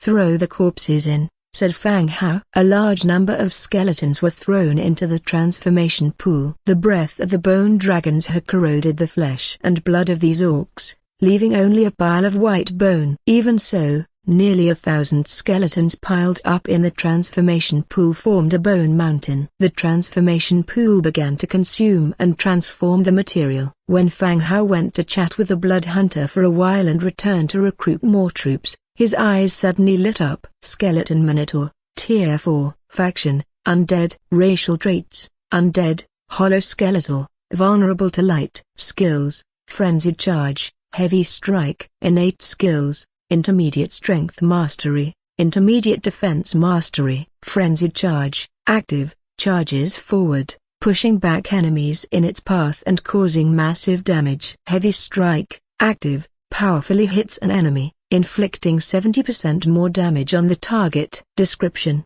they look gentle. You're lucky then. But I still must warn you, don't provoke them, or they'll shatter you and hang your intestines on their horns to dry. The attributes of the Minotaur are quite good, especially Frenzied Charge. It is very useful in large-scale wars, and better than the Heavy Strike and Cleave skills that regular orc transformed skeletons have. After checking the remaining transformed orc skeletons and not finding any good troops, he directly recruited the Skeleton Minotaurs. Skeleton Minotaur, 4 wriggling spines, 1 death trace, 1 beast tooth. He set the quantity to the maximum of 212 beast teeth. He selected recruit. Hundredfold increase triggered, recruiting 21,412 skeleton minotaurs. Over 20,000 skeleton minotaurs, standing about 2.5 meters high with horns on their heads, appeared around him. "All right, all of you go and wait at the gate of the territory." All the skeleton minotaurs walked out. The recruitment in the skeleton conversion field used up 1,079 wriggling spines. He still had 15,442 wriggling spines left, enough for him to continue recruiting ordinary troops. Next, Fang Hao continued to the undead troop building for recruitment. This time he planned to use all of the wriggling spines. After all,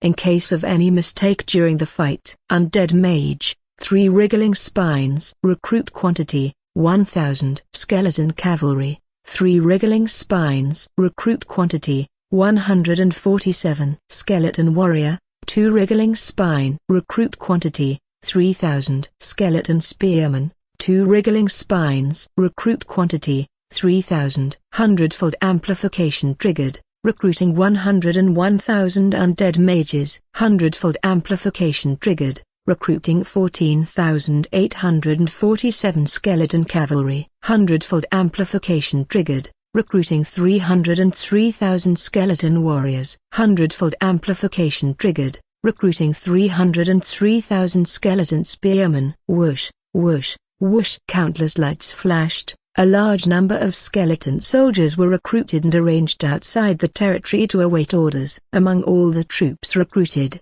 the number of cavalry was the smallest. This was also part of Fang Hao's plan. Outside the territory, most of the undeveloped forests couldn't bring out the mobility and combat power of the cavalry. Most importantly, Fang Hao didn't have a cavalry leader under him, so to play a role in battle, he had to command using God's presence, which was troublesome to operate.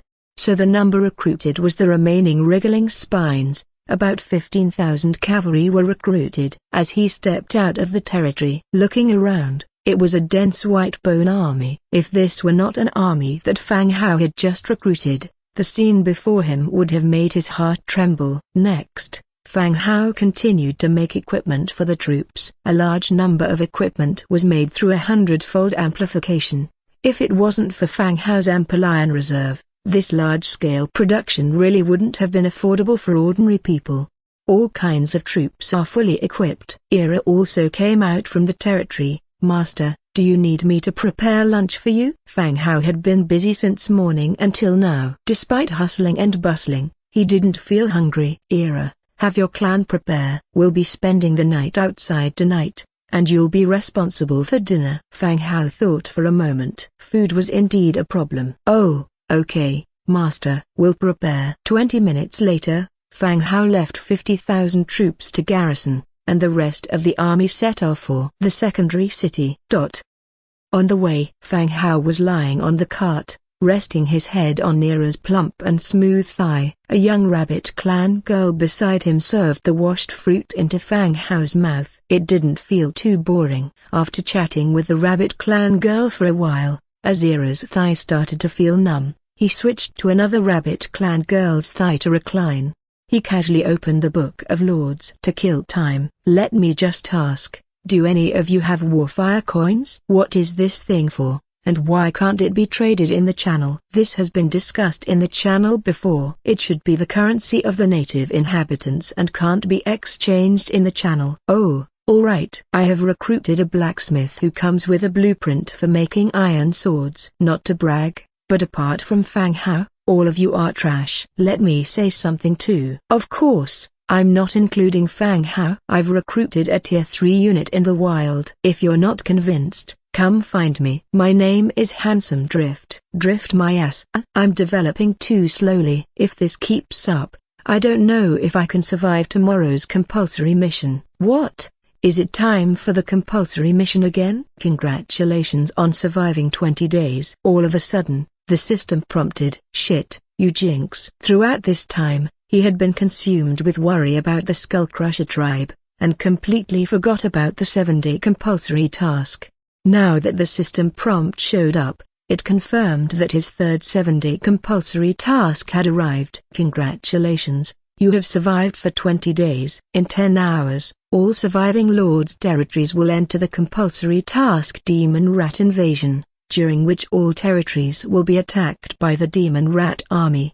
Demon Rat Invasion, land productivity decreases by 20%, food spoilage increases by 20%, disease infection rate increases by 50%. After the task ends, the compulsory mission will be cancelled, and random public mission will start. Wish you good luck. Fang Hao's heart skipped a beat. If the Demon Rat Invasion and the Skullcrusher tribe both struck at once, how would he handle it? Just as his heartbeat accelerated with anxiety, the system prompt chimed again. Mission change. Phew. Fang Hao let out a deep breath. It's changed. It's changed. If it hadn't, he'd be done for. Mission change. In view of the specific circumstances of your territory, the compulsory task has been changed to Skullbreaker Hammer. The original task has been cancelled. Skullbreaker Hammer, Orc Army marching speed increased by 35%, attack power increased by 10%. Mission description: the Skullcrusher tribe has organized an Orc army of 300,000 to launch an attack on your territory, code-named Skullbreaker Hammer.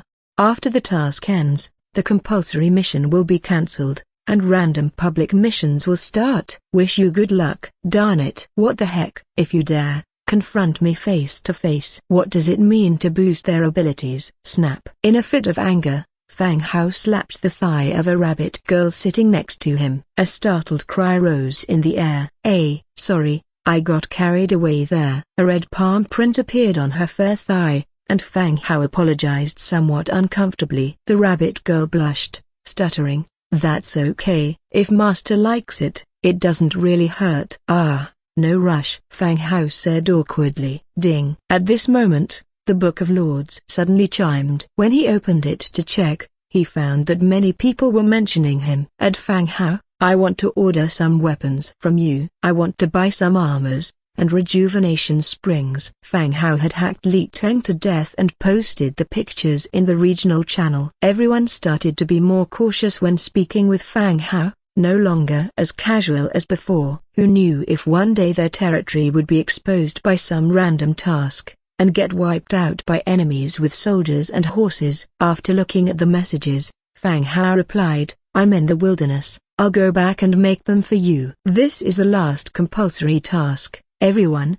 fight to survive and support each other if you are nearby. There was a slight pause in the channel, then message after message popped up. Damn. I'm getting teary-eyed all of a sudden. Honestly, from the very beginning, when Brother Fang Hao started selling food, weapons, and then later, rejuvenation springs, most of the people in the channel who managed to survive received help from Brother Fang Hao in some way.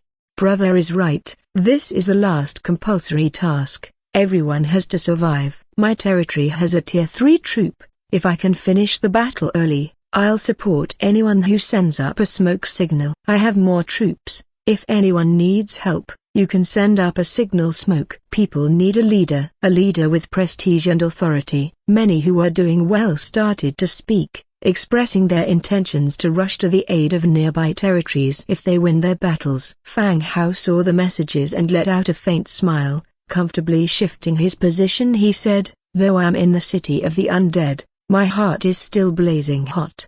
Pretty soon, the team caught sight of the city ahead. Night.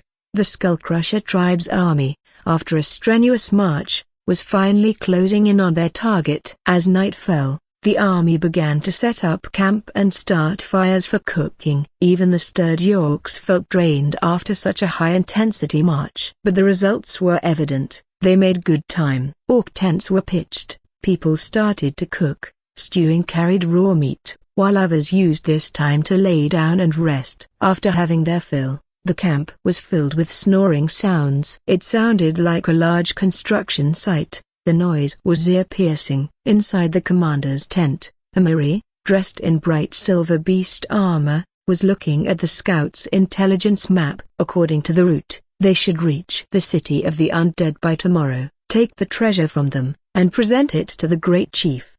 By then, his status would also be elevated and he would ascend to a higher position. Tramp, tramp, tramp. Suddenly, hurried footsteps came from outside the tent. Amiri's face turned stern, his hand reaching for his sword. "Who is it?" the orc guard asked. "It's me. I have something to report to the commander." "Let him in," said Amiri. He recognized the voice. It was one of his subordinates. An orc strode in, panting heavily. He said, "Commander, it's bad news. The accompanying Gnoll is dead in his tent." Amiri's expression immediately turned serious. Killing a Beast Clan hero in the camp was a grave matter. Aside from the danger he himself might be in, if this got out, the morale of the army could possibly take a hit. "Gather the guards and go to see," Amiri said in a grave voice. With a group of men, he rushed towards the tent where the Gnoll was residing. The Gnoll was not a member of the Skullcrusher tribe, but a hero arranged by Great Chief Shah to accompany the army on the journey before they set off.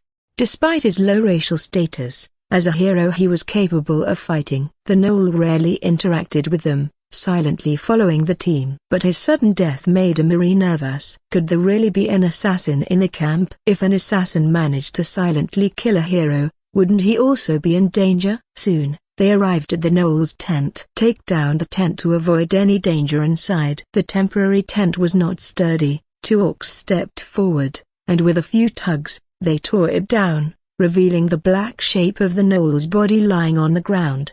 Now the Gnoll was far from what he originally looked like. His fur had fallen off, His bare skin looked like it had been poured with molten iron. It was grey and swollen. He didn't look just recently dead, but like a body that has been dead for several days. Lord, this. The remaining orcs also saw the clues. They belonged to professional military personnel. They dealt with the dead frequently in their battles. A person's body will undergo various changes if it has been dead for a long time. Although they didn't understand the reasoning, they could guess approximately when the death occurred. Amiri wore a solemn expression, looking at the body on the ground. Since we can't figure it out, let him tell us. The northwest corner of the orc camp was a special area of the encampment. This area was piled with all kinds of miscellaneous objects, and was close to where the orcs excreted. The stench was overwhelming, and flies and insects were buzzing about.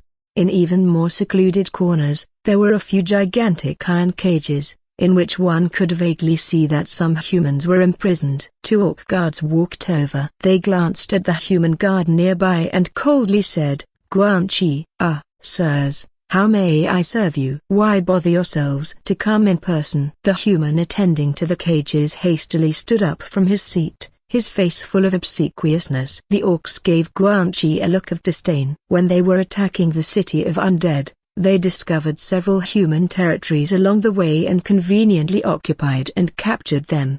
These humans were really ununited. Appointing this Guanchi as a slave handler, he kept the other humans in check. Even more so, to please the orcs, he was even more ruthless than they were. "The commander wants 3 people as offerings. Pick 3 who are lame and cannot work," the orc spoke solemnly. Clunk. Upon hearing the orc's words, a small panic ensued inside the iron cages. Nobody wanted to be this offering, even if their current existence was worse than a dog's. "Understood, sir. I know who can work and who's handicapped. I'll get them for you immediately," Guanchi loudly assured them, proving his effectiveness in front of the orcs. His wooden stick knocked against the metal bars, making a grating noise. "Chi Ming, you, and you, all come out." "Stop pretending to be dead." Guanchi pointed out 3 people. For the other 2 people, he didn't even know their names. Actually, the human conditions inside the cages were not too bad. Those that bore disabilities had been killed and their bodies discarded in the wilds long ago. Guanchi's method of selection was also very simple. If he didn't like them and had no use for them, they were immediately disposed of. "Brother Guan, we come from the same city, don't choose me please," the man named Chi Ming pleaded loudly. "If not you, then who?" "Stop fucking dawdling," Guanchi cursed, then replaced his coarse words with an obsequious smile. "Sir, these 3 are weak, unable to work properly. They've been lazy these past days, let it be them." "Bullshit, Guanchi. When did I ever slack off?" one person cursed furiously. The orcs didn't care for such matters. They opened the iron cage, dragged the 3 men out, broke their limbs, and dragged them away, just like dead dogs, in the direction where Amiri was waiting.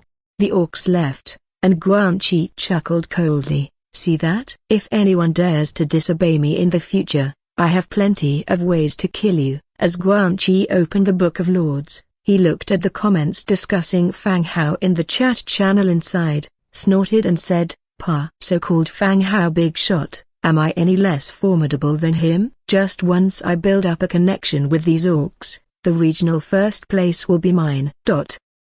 3 humans who had their limbs broken were dragged in front of Amiri. At this moment, beneath the Gnoll's corpse, a complicated pattern of magic array had formed. "Commander, the people are here," an orc soldier said.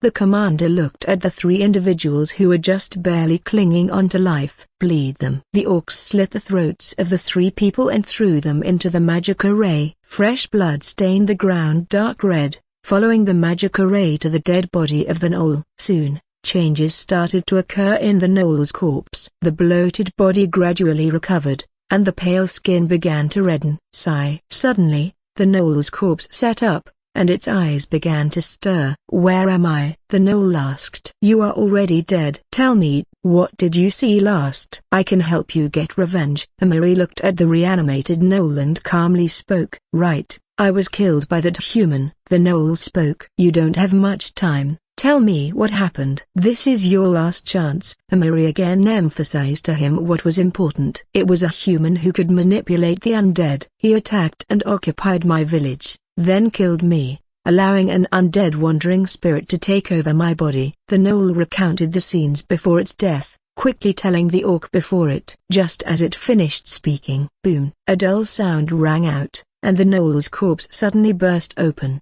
scattering bits of flesh and bone. Sir, it seems the other side is afraid and may know our plan already. An orc wiped the splattered flesh from his face and spoke. Amiri frowned and said, it doesn't matter. The gnoll just said that the undead army is composed of around 50,000, and their rank isn't high. Once they learn that we have an army of 300,000 orcs, they'll probably be scared out of their wits and considering running away with their troops.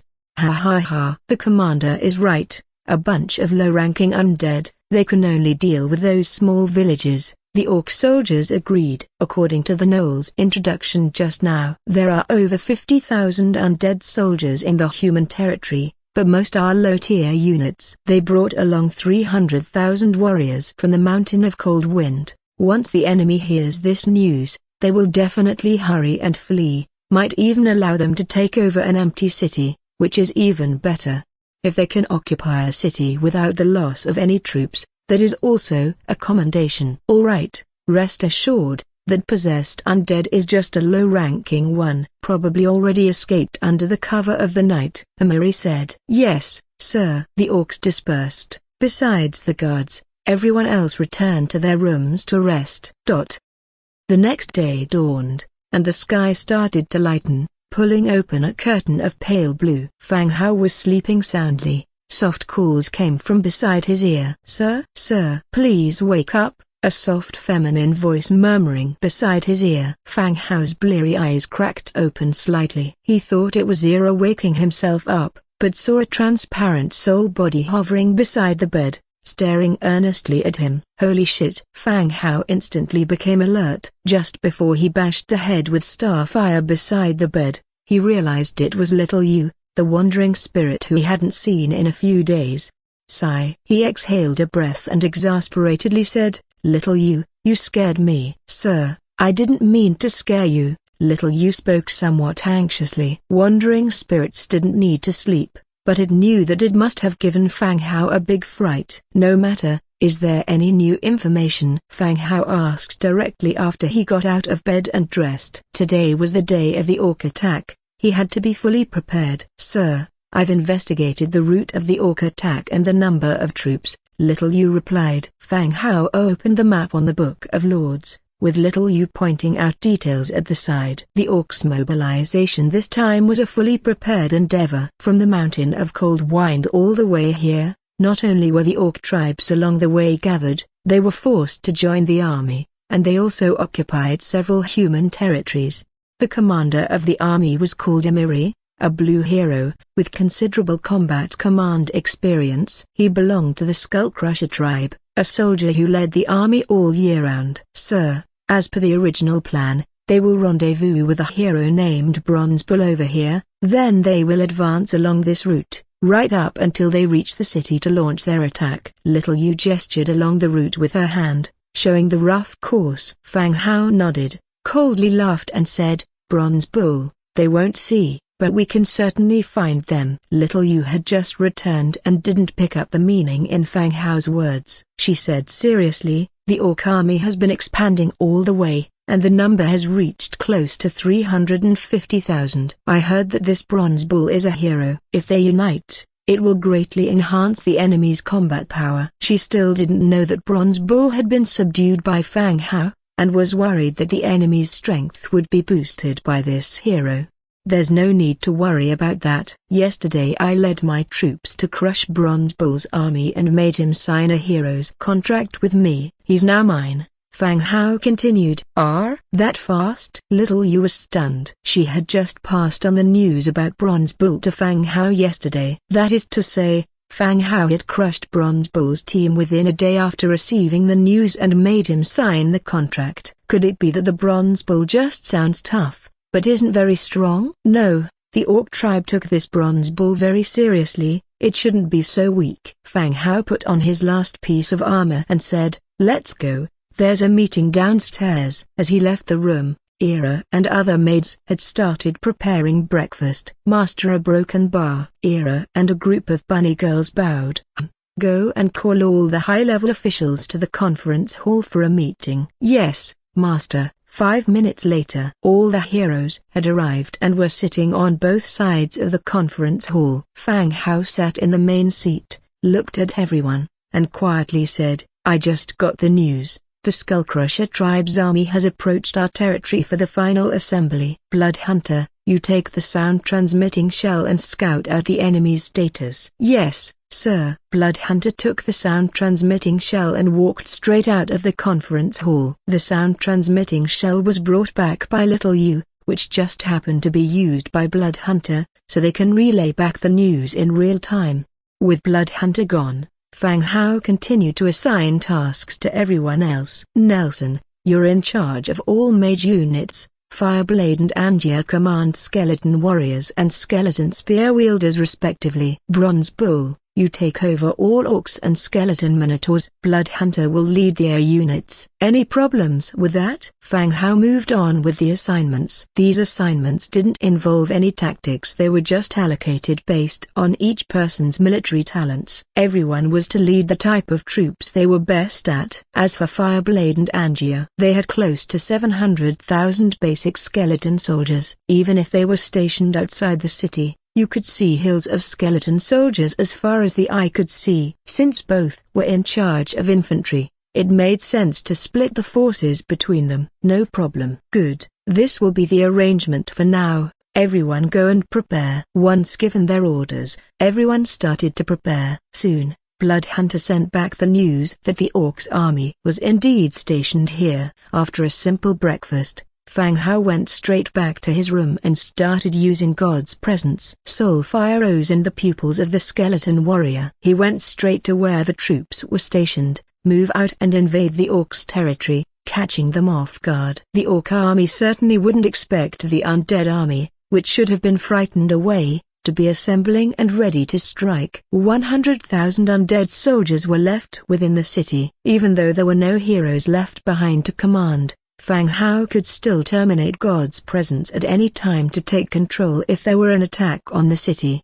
Of course, if something unexpected were to happen, it would be that the Orc army, not waiting for Bronze Bull, set off early, encountering the Undead army halfway and resulting in a field battle. It would be difficult to bypass such a large army and directly attack the city. The colossal Undead army was setting off grandly, heading toward where the Orcs were stationed. On the way, they ran into Blood Hunter, who was returning. "Lord, the Orcs haven't set out yet, but they've arranged for someone to rush to Manor Market. I killed him on the way," Blood Hunter reported. The giant bat wings provided Blood Hunter with mobility that ordinary soldiers didn't have. Scouting out enemy situations and killing solitary Orcs was a bit of an overkill. "Good, you're in charge of the flying units," said Fang Hao. "Yes, sir." The army continued to advance quickly. 8 o'clock in the morning. The system's notification tone rang out once more. "Mandatory mission Demon Rat Invasion officially begins. All lords, please prepare your defenses." Then, Fang Hao received another notification. "Your mission is a changed mission. The situation will progress on its own, not included in the calculation." It seemed that battles in other domains had already begun, while Fang Hao's group was still on a long journey. Finally, after a quick march, the large forces were approaching the target. Ahead was the Orcs' camping site. A broken bar. Skullcrusher army. The camping location. Inside the military tent, Amari looked grim. "Have the people who went to look for the Bronze Bull returned?" A guard outside the tent walked in, answered, "Lead, they haven't returned. Should we send more people?" Amari sunk into silence. A strange sense of danger welled up in his heart. Something must have gone wrong somewhere. But where the problem was, he couldn't figure it out for the moment. Bam! Punching a chair beside him, the chair shattered into pieces, bustling with scrap wood. "No more waiting. Notify them to prepare to move. After we wipe out the Undead territory, "We'll come back to settle accounts with Bronze Bull," Amiri said angrily. "Yes, lead." The Orc guard was about to relay the order when their expressions simultaneously changed. Amiri furrowed his brow, watching the ever-expanding ripples in his water cup. An earthquake. Just then, the camp outside suddenly erupted in chaos. An Orc stumbled into the tent, didn't wait for Amiri to chide. He yelled out, Leader, an undead legion has appeared. There are too many." Amiri's heart tightened. The undead daring to attack was really out of his expectations. A kick sent flying the vociferous Orc, who cursed, "If you dare roar again, you'll be the first one I butcher." He had precise intelligence on the numbers of the city of Undead's army. About 50,000 low-ranked skeletons. Though their numbers were many, those low-ranked undead facing a large force of 300,000 orcs would crumble like paper. Even if they attacked, what could they do, merely shifting the battlefield here? The Orc, who was kicked over, retracted his neck and said, "Leader, you should go and see. The number of undead is too many." "Go," Amiri said, and walked out of the tent. As soon as he left the tent, Amiri felt something was wrong. The ground's trembling was increasingly clear. "It's a bone dragon." "They have a bone dragon, a broken bar." Suddenly, the front cluster of orcs erupted with a cry. The cry only added to the chaos on the scene. Amiri ordered his trusted aides to keep order, and the whip in his hand whipped the orcs, ordering them to return to their units for battle. With the successive whip cracks, the encircling crowd dispersed. Amiri and his trusted aide saw the scene before them firsthand. The oppressive feeling of death from the undead enveloped him. The vast army of skeletons occupying the entire field of vision as far as could be seen. Like a white tsunami, crossing the jungle and fields, it was rapidly closing in. The vibrations just now were not an earthquake. It was the sound of this skeleton army's approach. Above in the sky, an enormous number of bone dragons were flying at an even faster speed, clearly closing in on the camp. "Blow the horn, prepare for battle," Amiri roared with all his strength. This battle was likely to be a battle of life and death. Woo! The vibrant howls reverberated in the air, catapulting all the orcs into a state of combat. Amiri forcefully subdued the rising fear in his heart and began directing his troops into battle positions. All available items were gathered and stacked around, reinforcing the hastily built defense works. There were about 300,000 orcs, a massive number, yet they could only fortify a portion of the area. Amiri was loudly directing, and his messengers dispersed quickly, relaying his commands. Seeing the bone dragons in the sky drawing nearer, all Amiri could do was give hurried orders. "Prepare all bat riders for an attack, draw the bone dragons away, and arrange the ranged troops for battle." The bat riders were a level 5 flying unit of the orc tribe. With immense wings, they resembled bats, with sharp claws and teeth. An orc cavalryman could ride on its back and attack both air and ground units. Even so, the bat riders were only level 5 units and could not be compared with the legendary units like the bone dragons. Amiri simply needed them to distract or draw the bone dragons to other directions, so his foot soldiers could focus on the approaching undead army. If the bone dragons were to be allowed into battle first, the orc army would have difficulty coping. After all, the orc army primarily consisted of foot soldiers. Thousands of bat riders ascended into the sky, assuming a unique formation, and flew straight towards the bone dragons. The orcs on their backs began to pull out their spears, ready to attack. They knew their role, to constantly harass and not actually fight the bone dragons to the death. But reality was always crueler than expectations. When the thousands of bat riders were about to throw their spears and attack the bone dragons, whoosh! From the backs of nearly 100 bone dragons, swarms of skeleton giant bats erupted like birds startled from a forest and dispersed. They circled in the sky for a while before making a beeline for the bat riders. Seeing the oncoming swarm of skeleton giant bats, the expressions on bat riders quickly changed. This fight was far from being a match. "Scatter, harass the bone dragons when you see an opportunity," ordered the bat rider captain loudly. The formation instantly dispersed, each seeking opportunities to distract the bone dragons. Despite their swift responses, several bat riders were still engulfed by the skeleton giant bats. As they broke apart once more, their flesh had been stripped, and the bones fell from the sky. For a moment, It appeared as if it was raining bones from the sky, with skeletal remains incessantly plummeting. Even the notoriously fierce and savage orc army felt a chill running down their spines seeing this sight. The chase between the bat riders and skeleton giant bats persisted, while 100 bone dragons unobstructed soared over the orc encampment.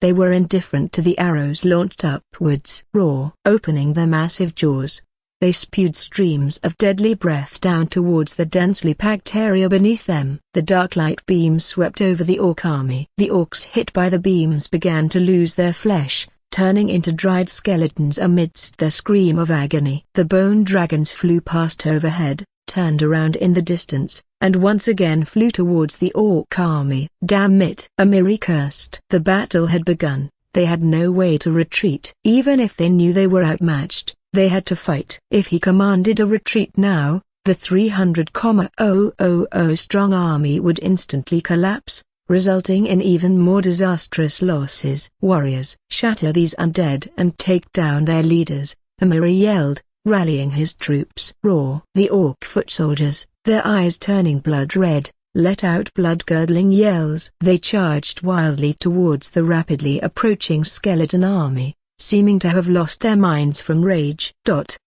Within the ranks of the undead, 100,000 undead mages in the rear launched their attack first. Black missile waves, full of negative energy, flew over the main army in an arc and landed amidst the charging orcs. The missiles exploded, blowing up large groups of orcs and spreading negative energy among them. Even so, the frenzied orcs continued to charge fearlessly and ferociously. Fireblade coolly commanded the raging orcs who were rushing towards him like madmen, raise shields, out with the spears. One by one, iron spears shimmering with the cold light emerged from the gaps in the shields, aiming at the raging orcs. Thud thud thud. The orcs, using their bodies' strength and shields, viciously rammed into the shield wall erected by the skeletons. Theirs was a destructive force akin to a battering ram, splitting the shield wall and penetrating the formation. In the meantime, many other orcs were pierced by the long spears, their blood and innards spilled on the ground. The orcs that managed to break into the skeleton's formation didn't achieve quite the result they had imagined. An iron sword cleaved down onto them,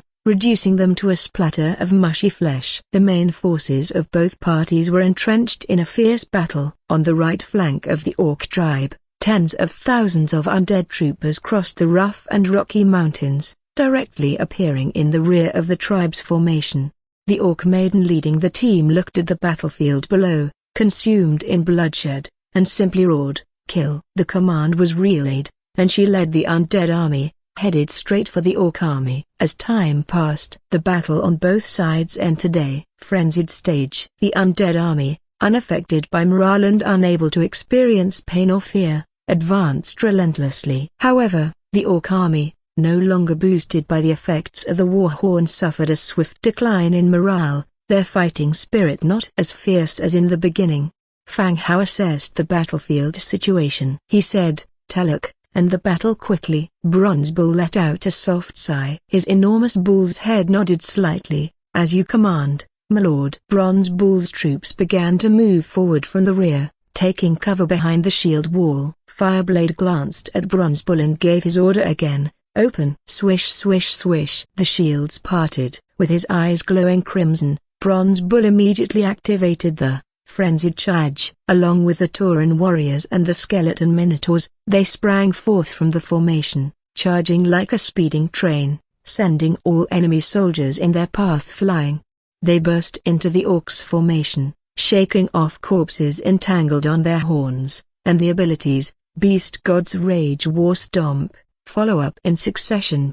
Like a bloodthirsty war god, they tore through the orcs' lines. The rhythm of battle, at the very moment when Bronze Bull charged from the formation, this led to a faster defeat for the orcs. All the undead abandoned their defenses and started attacking with all their might. The sea of skeletons completely covered the battlefield. This sight foreshadowed the victors of this war. The orc army began to collapse. A large number of orcs chose to flee when their morale dropped to the lowest point, scattering in all directions towards the forest.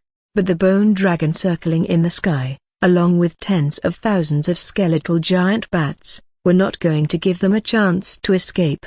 They selected their targets and proceeded to eliminate them one by one. The noise of the battlefield finally subsided near dusk. The sight was gruesome.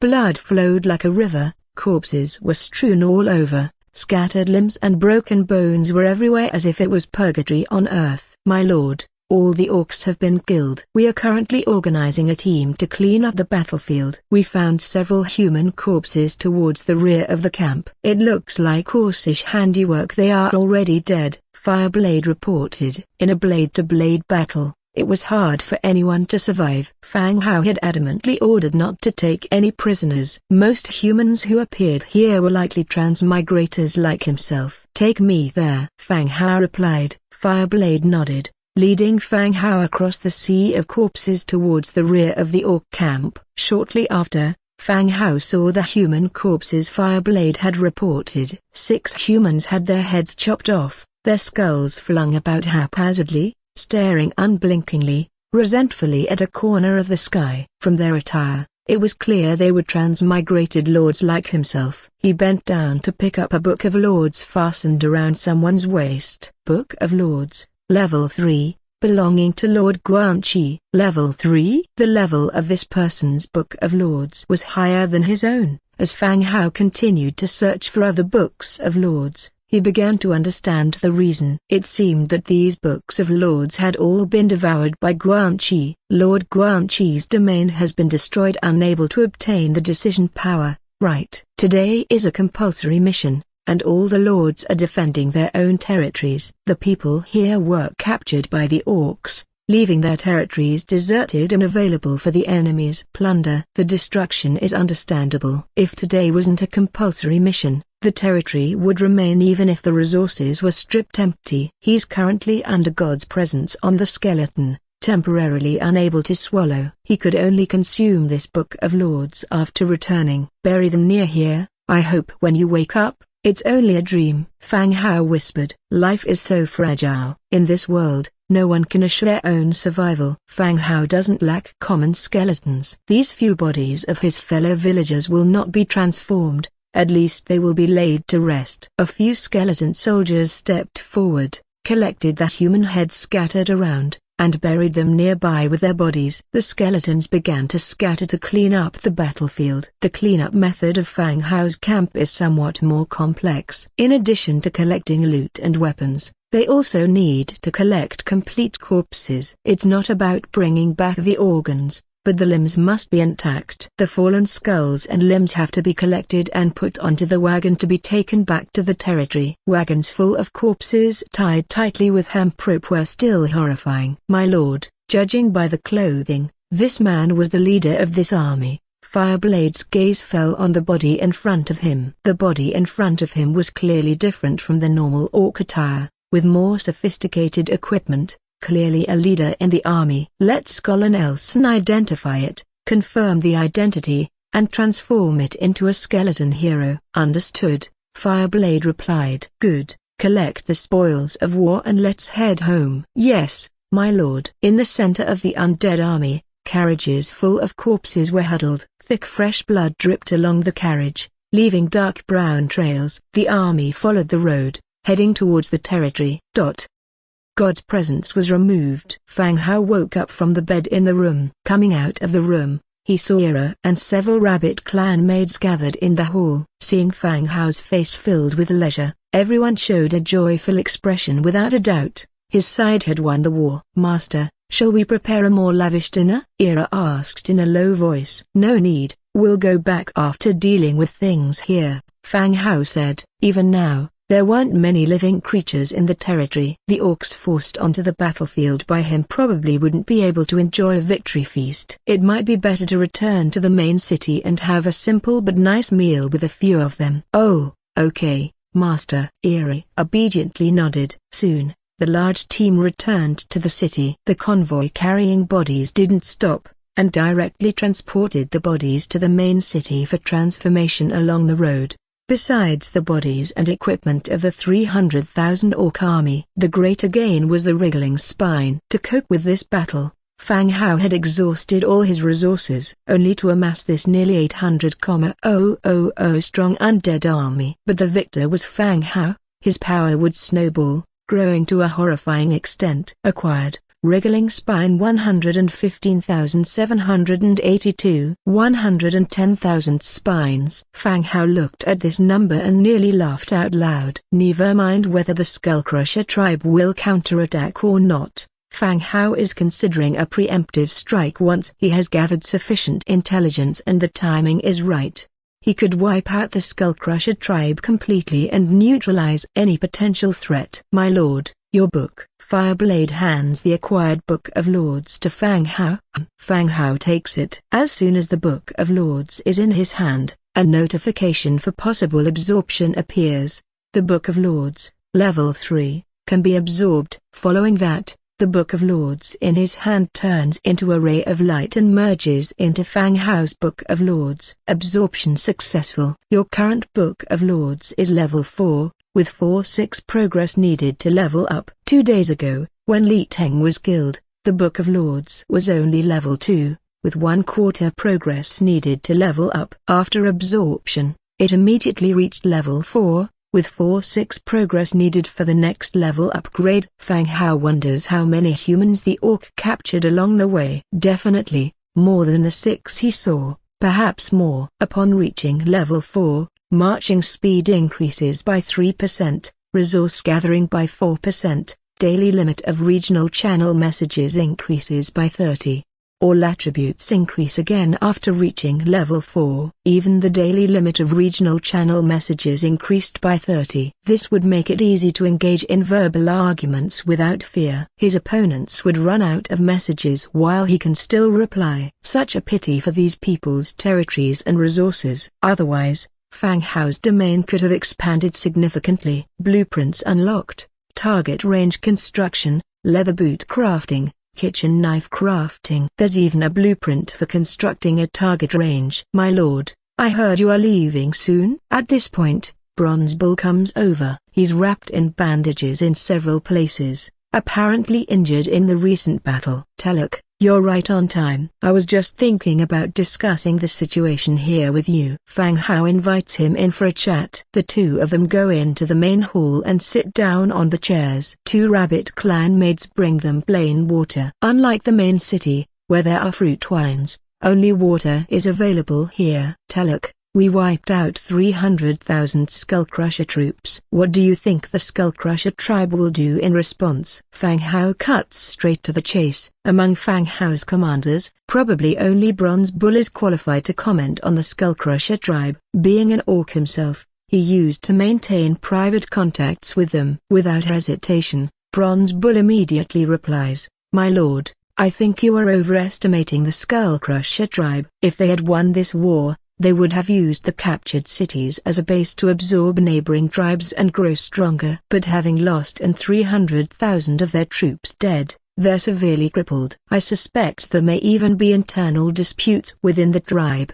Bronze Bull's point is simple. It's the Skullcrusher tribe, not Fang Hao, who should be worried. Once they learn about the massacre, troubles could surface within their own tribe. You're saying, it's unlikely they will launch another attack in the short term? Fang Hao is having trouble understanding the situation of the local forces. He can rely on the wriggling spine, together with a hundredfold increase, to recruit massive armies. But for other forces, it's challenging to amass and maintain armies. A 300,000 strong army being wiped out without a single soldier escaping. Such a calamity would cause chaos even in a country. Thinking of launching another expedition and gathering another 300,000 troops could be a problem. I'm not sure about the situation in the Coldwind Mountain range, but they definitely won't send troops in the short term, Bronze Bull states confidently.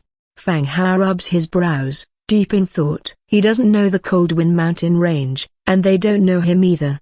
The Skullcrusher tribe thought Fang Hao only had a 50,000 strong undead army, so they dispatched a 300,000 strong force to annihilate him. Then, they would use the momentum to unify all local orc tribes. But unexpectedly, Fang Hao used even bigger forces and slaughtered all 300,000 of their troops. Now, What Fang Hao lacks is information about the enemy, whether it's the road, the enemy's strength, the distribution of various tribes, or the consideration to launch a counterattack. Everything needs to be taken into account. Fang Hao's White Bone army can directly confront the enemy, utilizing their terrifying numerical advantage. But once his forces are dispatched to raid the Skullcrusher tribe and spread out into the Coldwind Mountain range, problems can easily arise. His advantage is like a snowball rolling. He cannot lose, he can only win. Is there any way to get information about the Skullcrusher tribe? Can we send some orcs or buy out some orcs from the Skullcrusher tribe? Preparation and gathering precise intelligence are crucial before launching an attack. This kind of intelligence can be obtained in several ways, not just by arranging scout patrols. For example, contact some of the insiders among the orcs, pay them, and gather some unimportant intelligence. This method should be feasible in the Frostwind Mountain range, where the Skullcrusher tribe relies heavily on their martial strength. So, it's worth a try, said Bronze Bull. All right, settle this matter. Don't hesitate to spend some money if needed. Just dig out all the information about the Skullcrusher tribe. Fang Hao made the decision straightforwardly. Bronze Bull is quite reputable, so he should have no issues handling this. Yes, sir, Bronze Bull responded in a deep voice, and, also, continued to manage the mana market. Financial and manpower support will be provided as needed. Fang Hao spoke again. The east side of the city is occupied by orc tribes and the market operated by Bronze Bull for many years has brought considerable profits to Manim. Being able to maintain this would likewise become an important source of revenue for our territory. Thus, the Manim market must not be abandoned, and Bronze Bull should still be allowed to operate it. If necessary, Fang Hao would invest resources and manpower to support it. Sir, how do you intend to handle the other tribes? Bronze Bull further inquired. He was referring to the orcs of some other tribes who were captured at the Manim market. They had agreed to meet up with Bronze Bull at Manim and then proceed together to a predetermined location in the Skullcrusher tribe's territory. Who would have thought that Fang Hao would arrive first with his undead army, and many of them have now become captives. Bronze Bull was under Fang Hao's command, but these people were in a very awkward position. They weren't of much use to Fang Hao. Whether they live or die completely depended on Fang Hao's mood and his promises to Bronze Bull. They could be spared. Don't let the clan leaders leave for now. Prepare the slave contracts. When the time comes, have them sign the contracts to turn their tribes into vassal villages. Fang Hao considered and then said, when your martial prowess holds an absolute advantage, there are too many ways to control a small power. Signing a slave contract is one of Fang Hao's more accommodating methods. There are many places in the city that need manpower. These people can be fully utilized. All right, sir. When will you leave? Bronze Bull asked. I'm leaving immediately. I'll have Fireblade stay behind in this city. If anything happens in Manim, Fireblade will support you immediately, said Fang Hao. Understood. Having resolved the issue, Fang Hao, along with Ira and others, left the Lord's Hall. Fireblade led 100,000 undead troops to maintain the city while the rest returned to the main city. If any problems occur, the Bone Dragon could reach here in just 20 minutes. They could effectively provide support.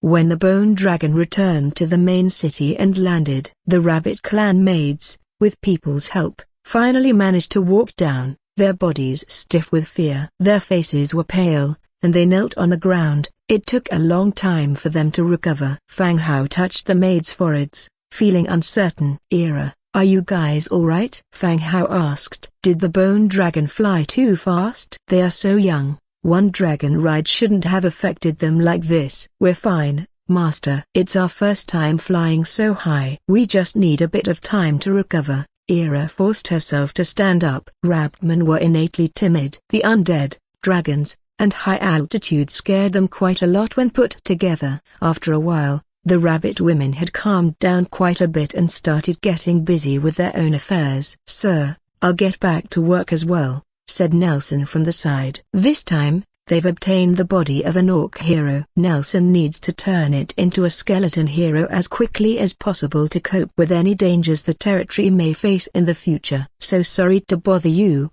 Scholar Nelson, Fang Hao spoke apologetically. Nelson's role in the territory is irreplaceable, and he needs to consult him on things he is unsure about, both in combat and administration. Meanwhile, Nelson has always been the busiest hero in the territory, whether there's a fight or not. I'm willing to share the load for you, sir. Nelson bowed slightly and walked towards the Viscera Museum. After Nelson left, Fang Hao began to get busy with his own affairs. The forced task rewards had yet to be issued, so he could first construct the blueprints received. The main city is currently not open to the outside, so there is no rush to construct an inn. It was necessary to build a shooting range. Level 1 shooting range, wood 500, stone 700, straw 200, leather 120, hemp rope 100. He headed to the Undead building area, choosing a spacious location. Little by little, a glow formed the outline of the building. 5 minutes later,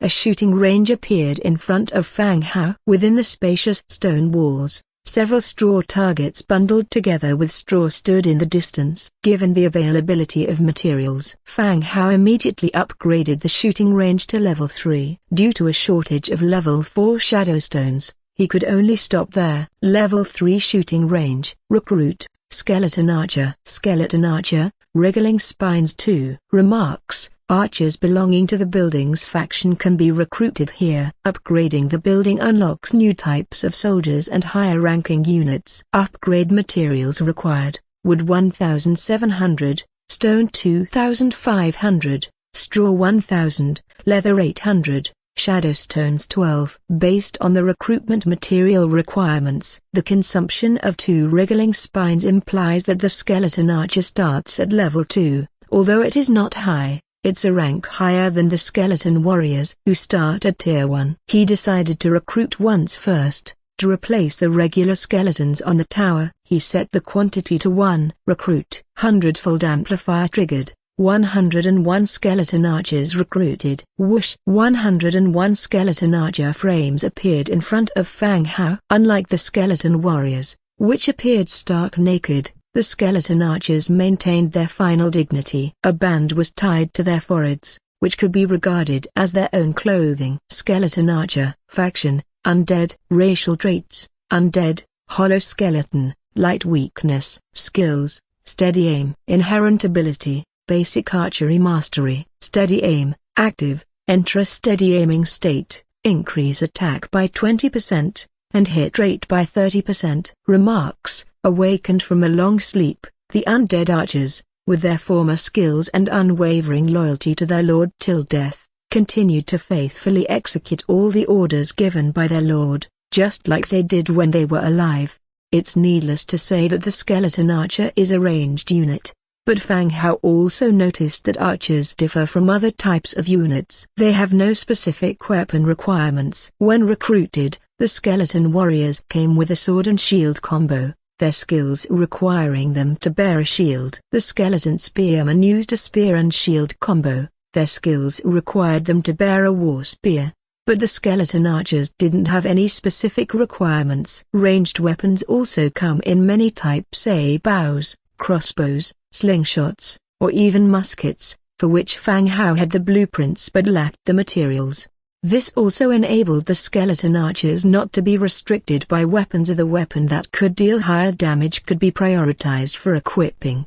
You guys, go to the arrow tower, replace the skeleton warriors, and the rest go to the warehouse to get a two-handed light crossbow to the city wall. Fang Hao issued the command. All the skeleton archers began to move, heading to their posts. The sky was dim. At this moment, the system alert appeared again. Congratulations, Lord, for completing the Skullbreaker Hammer mission. Rewards distributed, plus 50 influence to all factions, plus 100 influence to faction. 1 faction building blueprint, 1 random building blueprint, plus 100 warfire coins.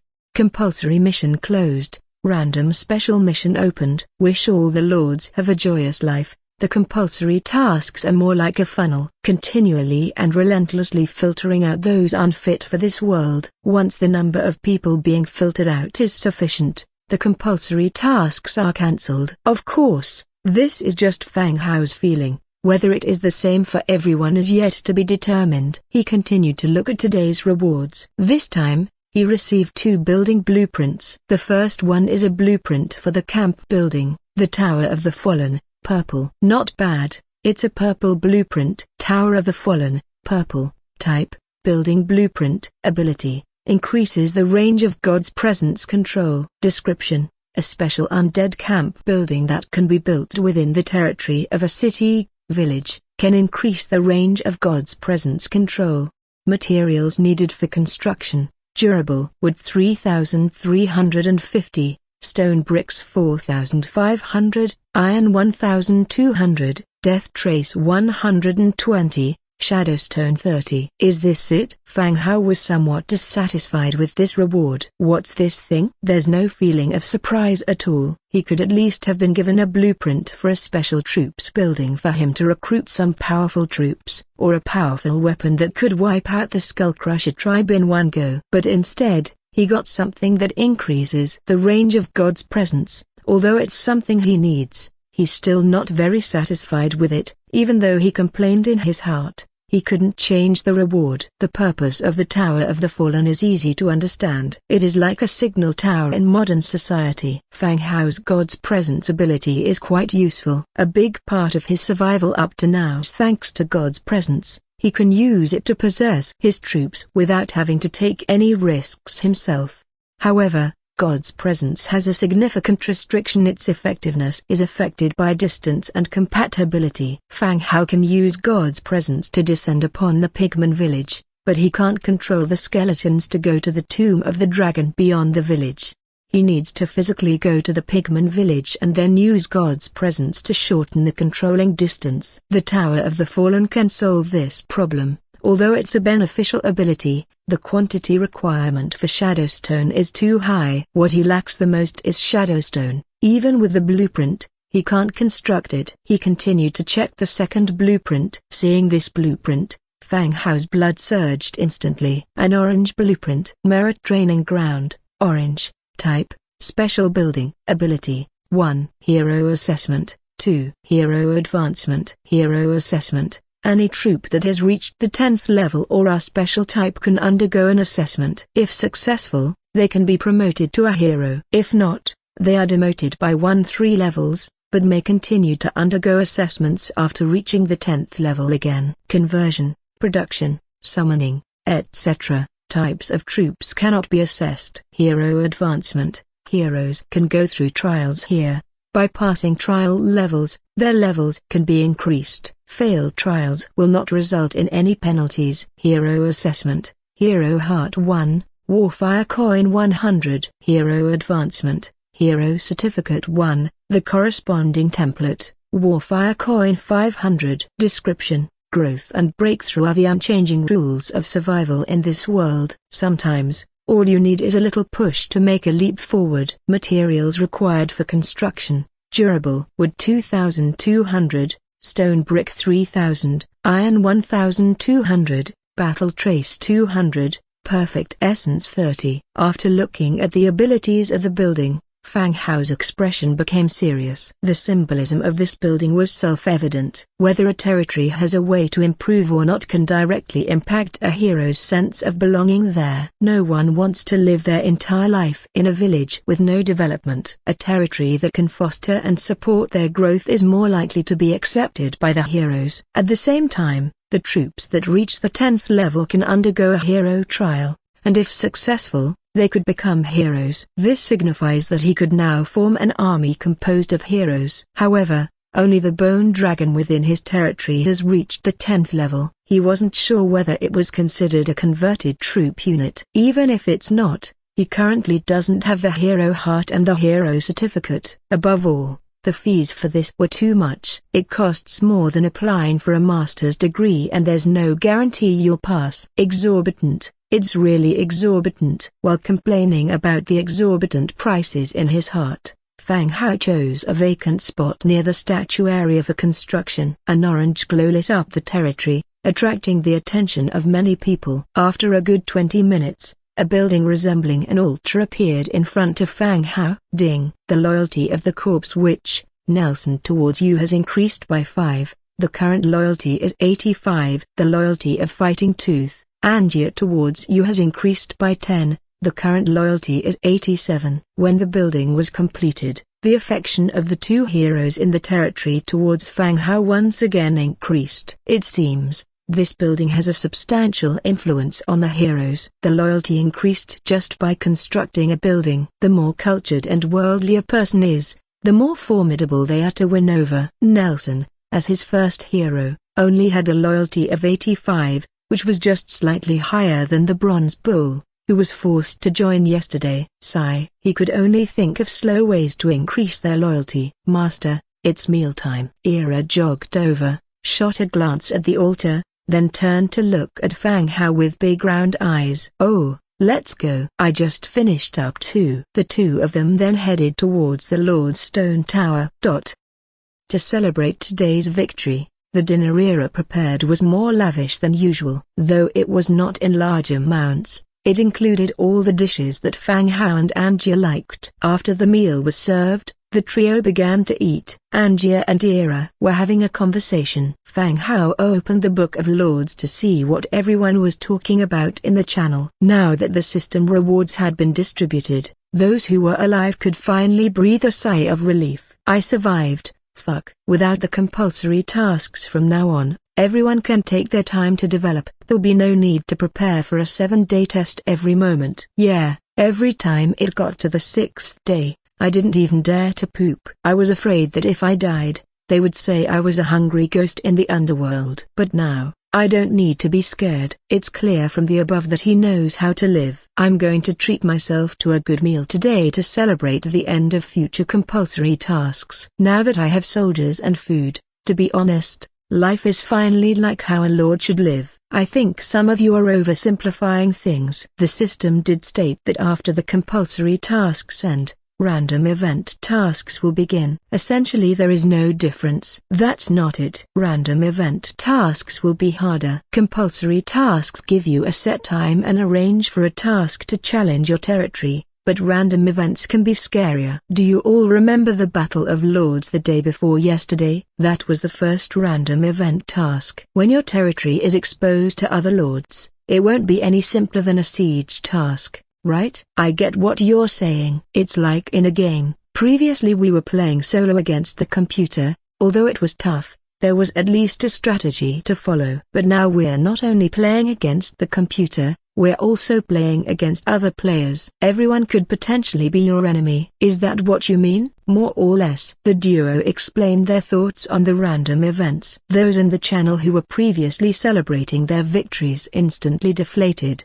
and the whole channel quietened down. The cancellation of compulsory tasks is not an end, but just a new beginning. There are many more difficulties waiting for them. These lords in this novel world are experiencing a wide variety of new gameplay methods, designed to entertain unknown individuals. Oh dear, I almost forgot. I'm here to buy Rejuvenation Spring from Boss Fang. Oh yes, I need to buy some too. Following that, several people private messaged Fang Hao to buy the Rejuvenation Spring to recover from their injuries. The next morning, Fang Hao had just gotten up when he heard Ira say that the skeleton merchant had already been waiting in the market. Calculating the time in his mind, it wasn't yet time for replenishing the market, so this visit must be about the Skeleton King's recommendation.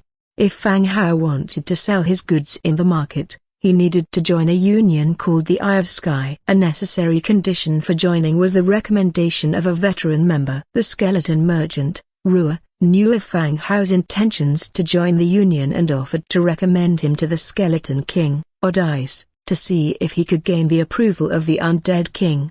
After all, Fang Hao was one of the few new territories developing within the undead ranks. The Skeleton King had a high chance of supporting newcomers from his own camp. Quite some days had passed. Today would likely be about this issue. Whether it could be done or not, the answer would soon be known. Upon arriving in the market area, the skeleton merchant was still patiently waiting, sitting quietly on the side. Undead were unaffected by time, and the passing years did not pose a threat to them, even if they sat quietly for. The next morning, Fang Hao had just gotten up when he heard Ira say that the skeleton merchant had already been waiting in the market. Calculating the time in his mind, It wasn't yet time for replenishing the market, so this visit must be about the Skeleton King's recommendation. If Fang Hao wanted to sell his goods in the market, he needed to join a union called the Eye of Sky. A necessary condition for joining was the recommendation of a veteran member. The skeleton merchant, Rua, knew of Fang Hao's intentions to join the union and offered to recommend him to the Skeleton King, Odice, to see if he could gain the approval of the Undead King. After all, Fang Hao was one of the few new territories developing within the undead ranks. The Skeleton King had a high chance of supporting newcomers from his own camp. Quite some days had passed. Today would likely be about this issue. Whether it could be done or not, the answer would soon be known. Upon arriving in the market area, the skeleton merchant was still patiently waiting, sitting quietly on the side. Undead were unaffected by time, and the passing years did not pose a threat to them. Even if they sat quietly for an entire day, they wouldn't feel like time was being wasted. Sir. Noticing Fang Hao approach, Rua stood up and saluted. Good morning, Mr. Rua, Fang Hao greeted with a smile. Sir, I came because of the recommendation letter, Rua stated directly. Just as I thought. Fang Hao's expression remained unchanged, but his heart couldn't help but race. This recommendation was crucial to his next steps. Oh? What did Lord Odice say? Fang Hao asked. Lord Odice agreed, but it's not for free. Rua gripped his cane tighter. Just state your request, Mr. Rua. If it's feasible, I won't be stingy. The fact that they could make demands was a good thing. There's no such thing as a free lunch, especially in this world. Help without any apparent reason was more worrying. After joining, 20% of the profits from your sales within the next 200 years. Upon hearing this, Fang Hao's expression turned serious. Or 10,000 war fire coins. Fang Hao's smile reappeared. The undead perceive time differently from humans. To them, 200 years was just an increase in numbers. But for Fang Hao, his own existence in 200 years was uncertain. He didn't know whether he would accept the transformation in the future, but for now, 200 years was too long. So long that he found it somewhat unbelievable upon hearing such a number. Compared to 20% of the profits for 200 years, Fang Hao would rather accept the condition of 10,000 war fire coins, although this was a sky-high price for the average lord. But Fang Hao could still accept it. He could afford those 10,000 war fire coins. His ability to produce items with a hundredfold increase was like a gift for the market. With very few resources, he could mass-produce items and sell them rapidly at a similar price, competing with veteran companies for the market. Therefore, it was crucial to join the trade alliance and have links with other forces. Similarly, Odice's demand for 20% of the profits for 200 years had a direct impact on his plan. It was better to make a one-time payment and buy out straightforwardly. Is there room for negotiation? Fang Hao asked. Lord Odice set these terms personally. The meaning was clear. There was no room for negotiation. If we do agree on this, when can I join the Eye of Sky? We could proceed today. The recommendation letter is merely a formality, not a real letter. I will guide you through some procedures at the time. Rua expounded. Fang Hao nodded, then called a rabbit maid from afar. Tell Ira to bring over 10,000 war fire coins. Yes, master. The rabbit maid ran off. Soon after, Ira came over with two skeletons. They were holding a money box that was filled with glittering coins. Mr. Rua, please count it. Seeing the money box filled with warfire coins, the soul fire in Rua's eyes flickered slightly. Although 10,000 warfire coins wouldn't be much for a veteran force. Fang Hao's market had just been built less than a month ago.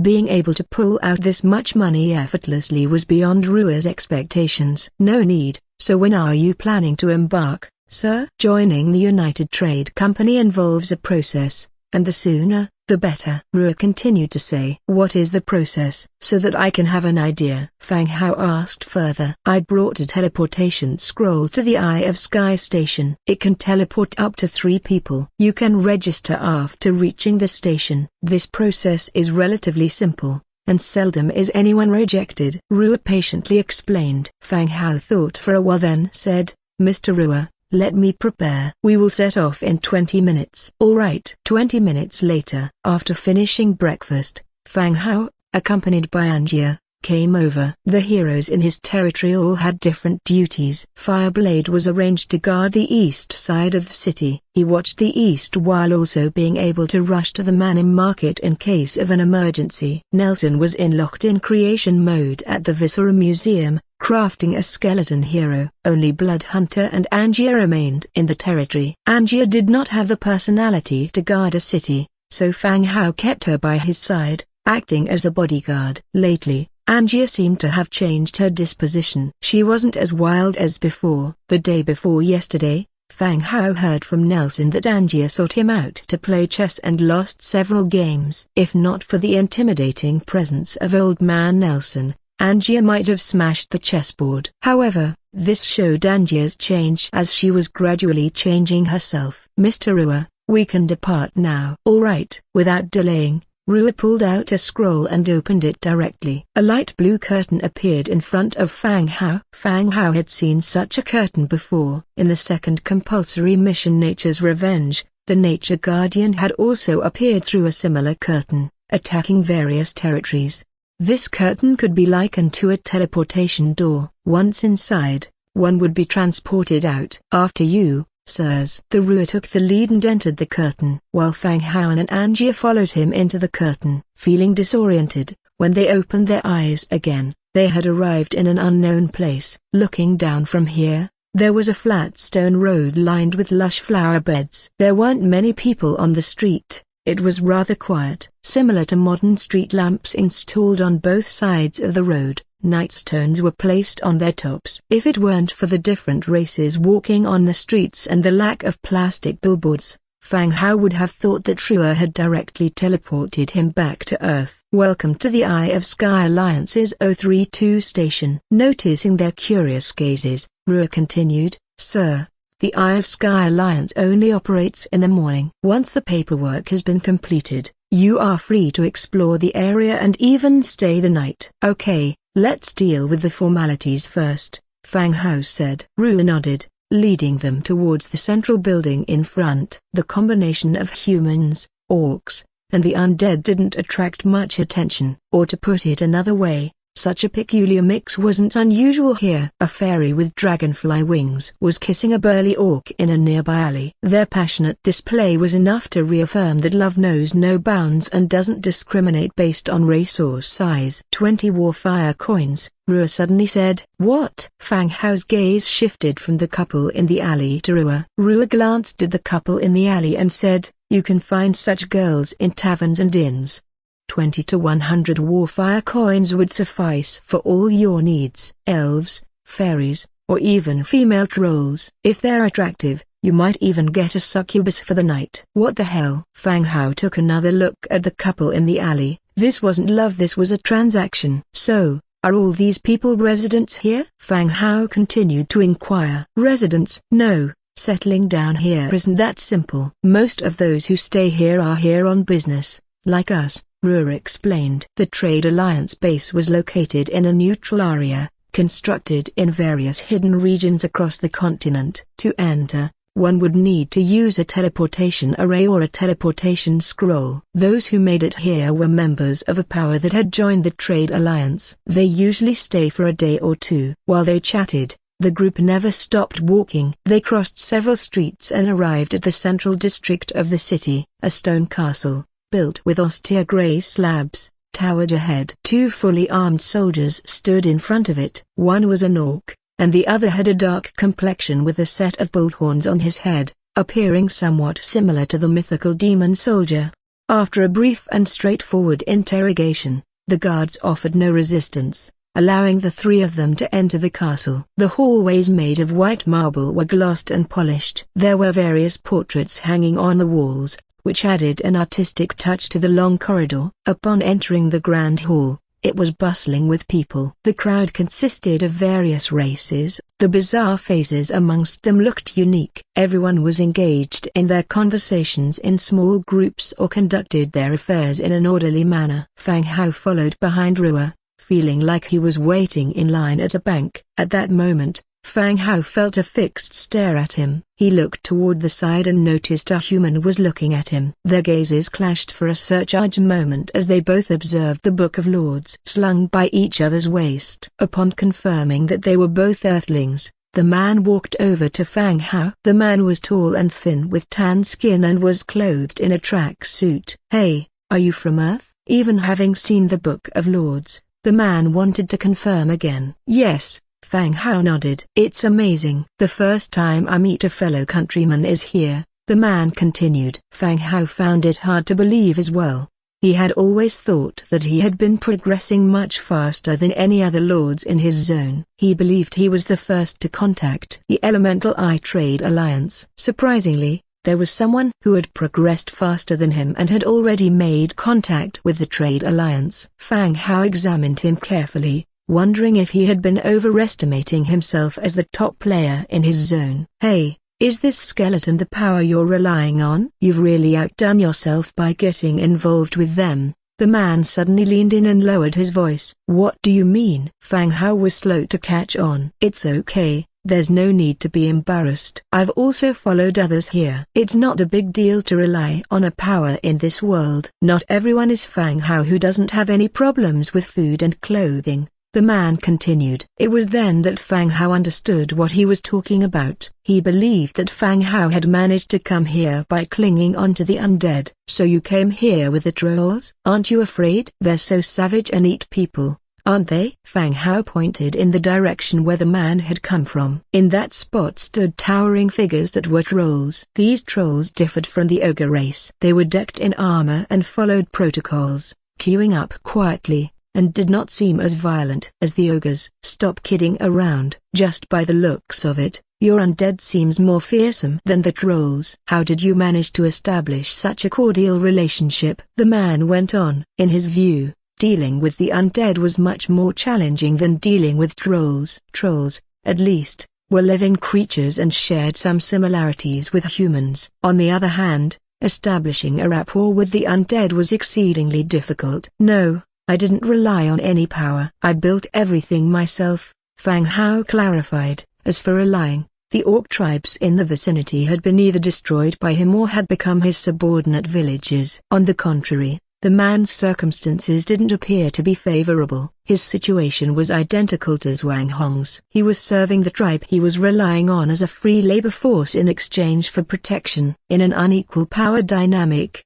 such arrangements were challenging to maintain. Once issues arose, the party being relied upon may abandon or directly murder the weaker one. The man looked displeased upon hearing Fang Hao's denial. He had bared his soul, and in response, this insolent boy was stubbornly denying his own circumstances.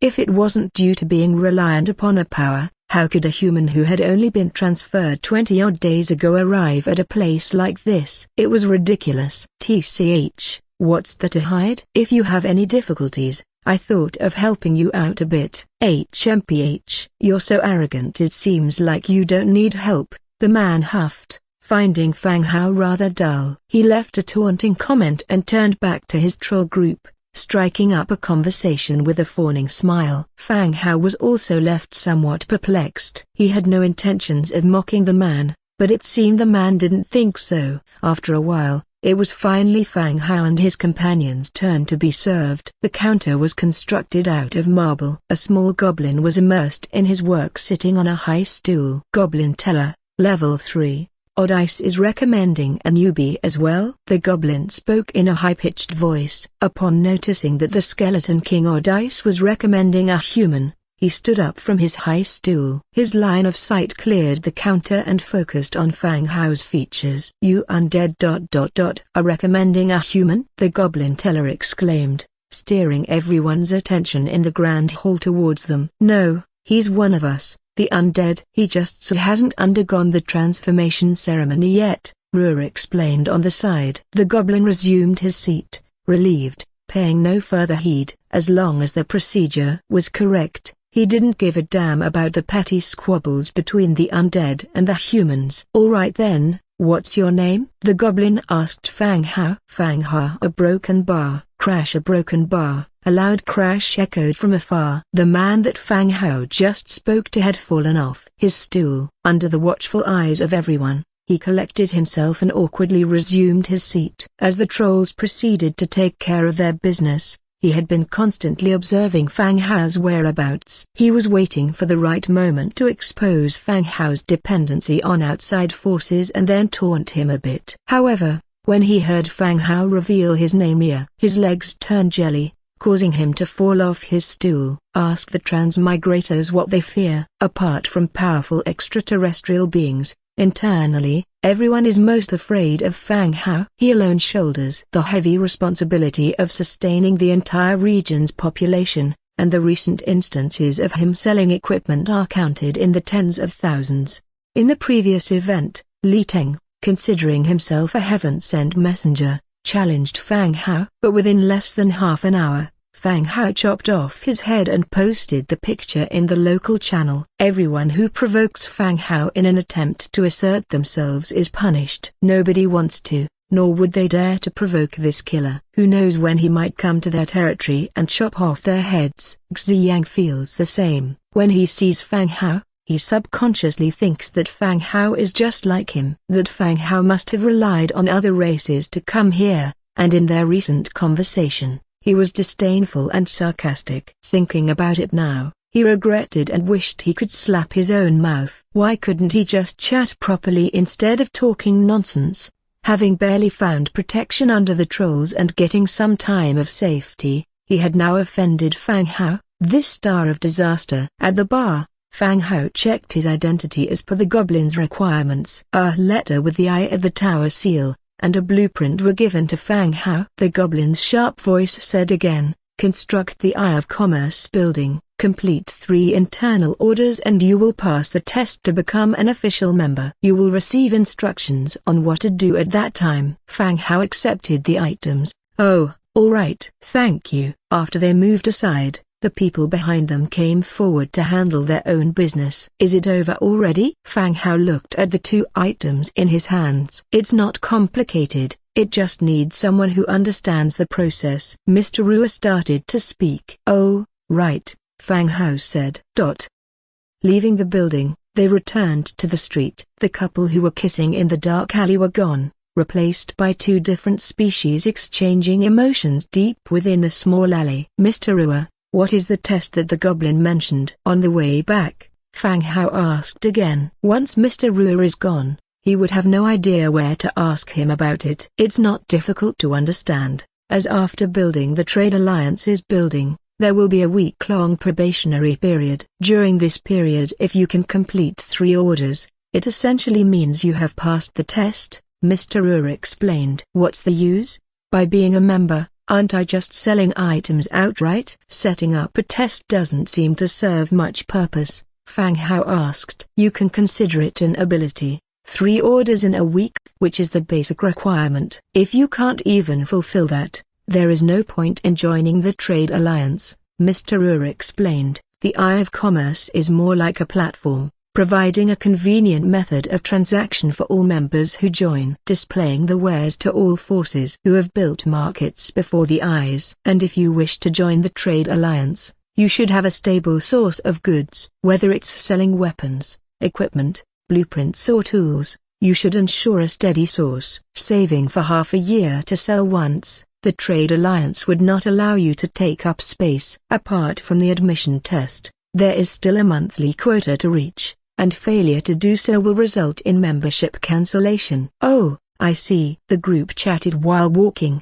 stopping again in front of a building. It was a 2-story stone tower with a sign bearing the Eye of Commercial Alliance's symbol hanging at the door. "This is the Trade Alliance's location. Here, you will understand the importance of warfare coins," Mr. Rua said, leading the way and pushing open the door. The door opened, and a bustling noise filled their ears. It was like stepping into a pub, with people filling the seats, discussing on their own. "New face, huh?" a voice called out. It was only when a goblin climbed onto a high stool with effort that Fang Hao noticed his figure. "Ah, just joined," Fang Hao replied. Mr. Rua sat down, seemingly letting Fang Hao familiarize himself with the environment here. "All right, Joining the trade alliance would be beneficial to you humans too. The goblin poured himself a glass of orange fruit wine and spoke. Everyone looking at Fang Hao, clean and white, assumed he was from the human faction. May I see the goods? I heard there are quite a few good things here. Fang Hao asked directly. The goblin scoffed and corrected, remember, they are the best stuff. With a tap underneath the bar counter, the cabinet behind him instantly opened, revealing an array of items. The goblin gave a confident look, raised his glass of wine to his lips, about to take a sip while boasting about the merchandise here. However, he noticed some compartments did not open. The drinking action paused slightly,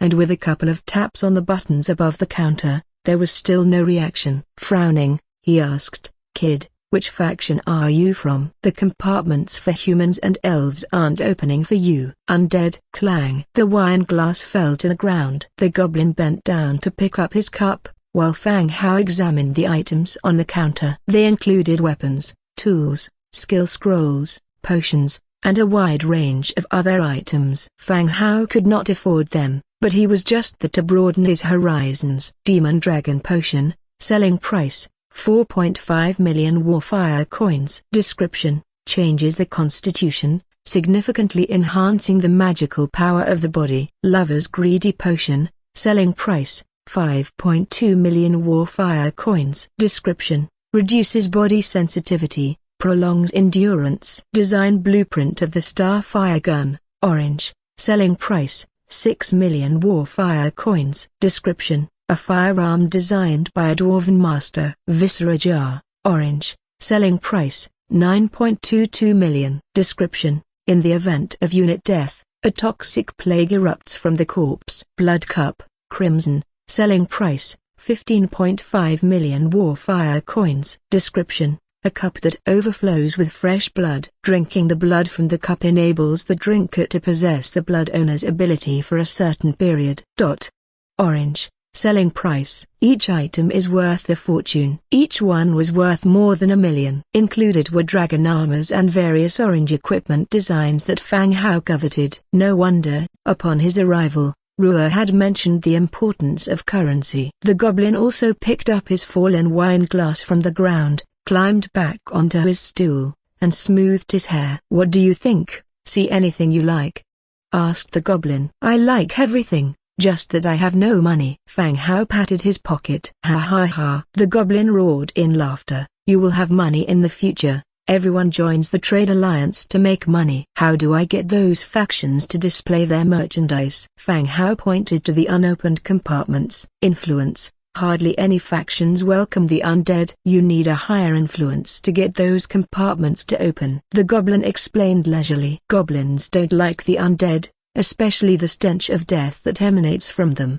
If it wasn't Fang Hao who came but Ruer, this goblin probably wouldn't have explained so much." "Alright, what if these are sold out?" Fang Hao asked further. "These goods are all supplied by top factions within the region. The goods get updated once a month. If you see anything you like, you'd better work hard to make money this month, because you never know when they'll appear next time." The goblin took out a silk handkerchief, wiped the fallen glass, and refilled it with wine. "What if," I said, "if there are bad guys who come to loot directly? Wouldn't that be a windfall?" A question suddenly popped up in Fang Hao's mind. Not to mention whether those people can find this place. Even if they could, wouldn't they have already pillaged if they dared? This continent is never short of greedy fools. "You're right." After chatting with the goblin for a while, Fang Hao had a drink in hand and returned to Ruer's side. He sat down at the table nearby. "It seems that you and the goblin had a pleasant conversation,"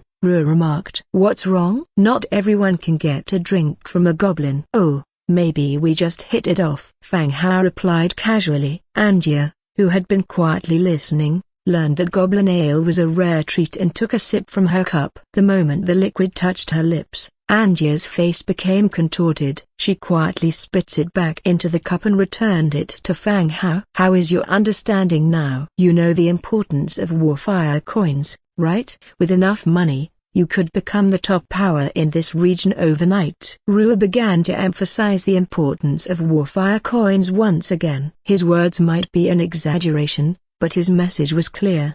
the importance of warfire coins. With warfire coins, nothing was out of reach. Weapons, equipment, skill potions, even immortality could be obtained here, as long as you have money, or power. Of course, most people often had neither. Having money without power just made you a target for others. If you have power, you naturally have ways to earn money. These two things were closely tied together. Yes, money is indeed crucial. Fang Hao agreed. Look at that building. From their table by the window, Rua pointed at a 4-story stone tower across the street. That's the auction house. Every year they hold 1 or 2 auctions here, and even Lord Odice attends them. Maybe you'll see him at the next one.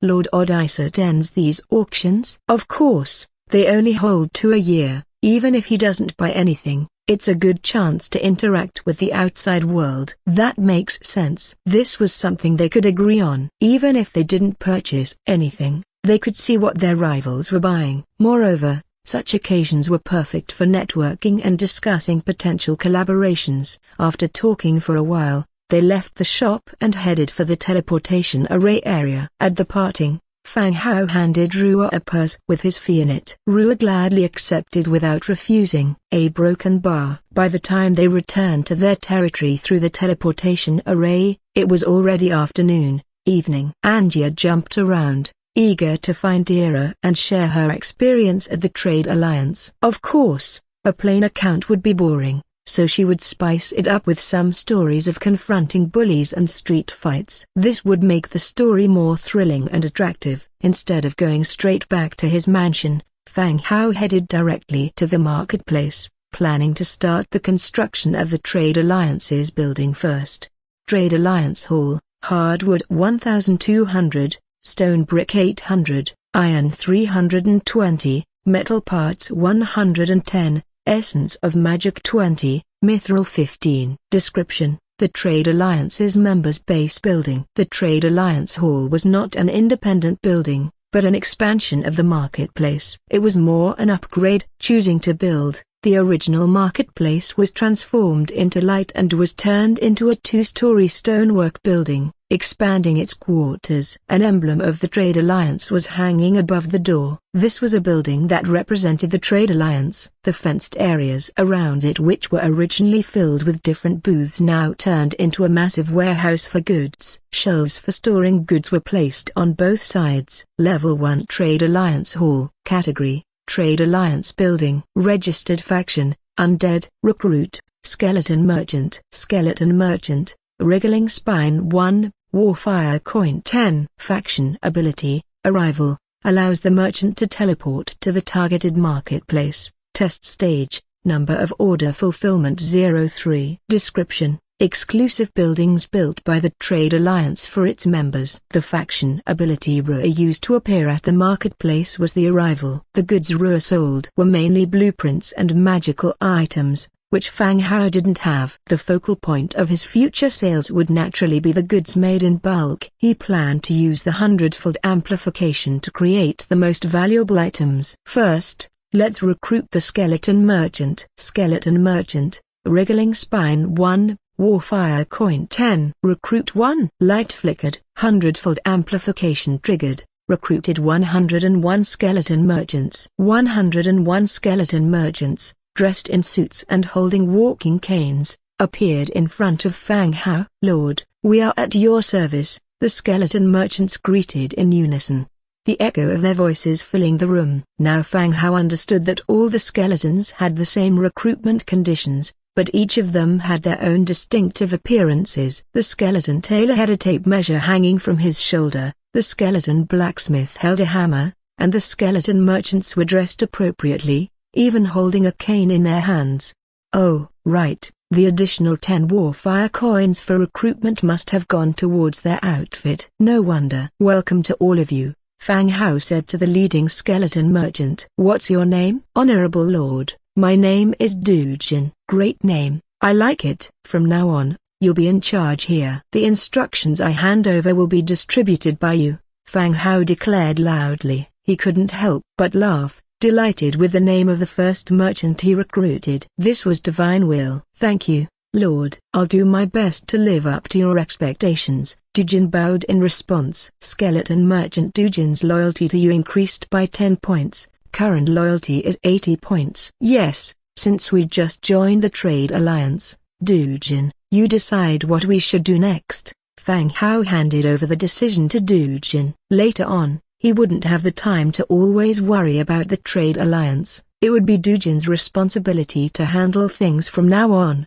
As you wish, Lord. Dujin directly walked into the counter area, pressing a button underneath it. Rattle. A row of merchandising cabinets opened, revealing a dazzling array of items inside. Lord, these are the goods available for sale to our territory's factions. You can purchase according to your needs, Dujin explained. This was the difference between a member of the Trade Alliance and an ordinary faction. Before, if Fang Hao didn't buy Rua's goods, they would disappear after a few hours and he would have to wait and see if he could refresh them.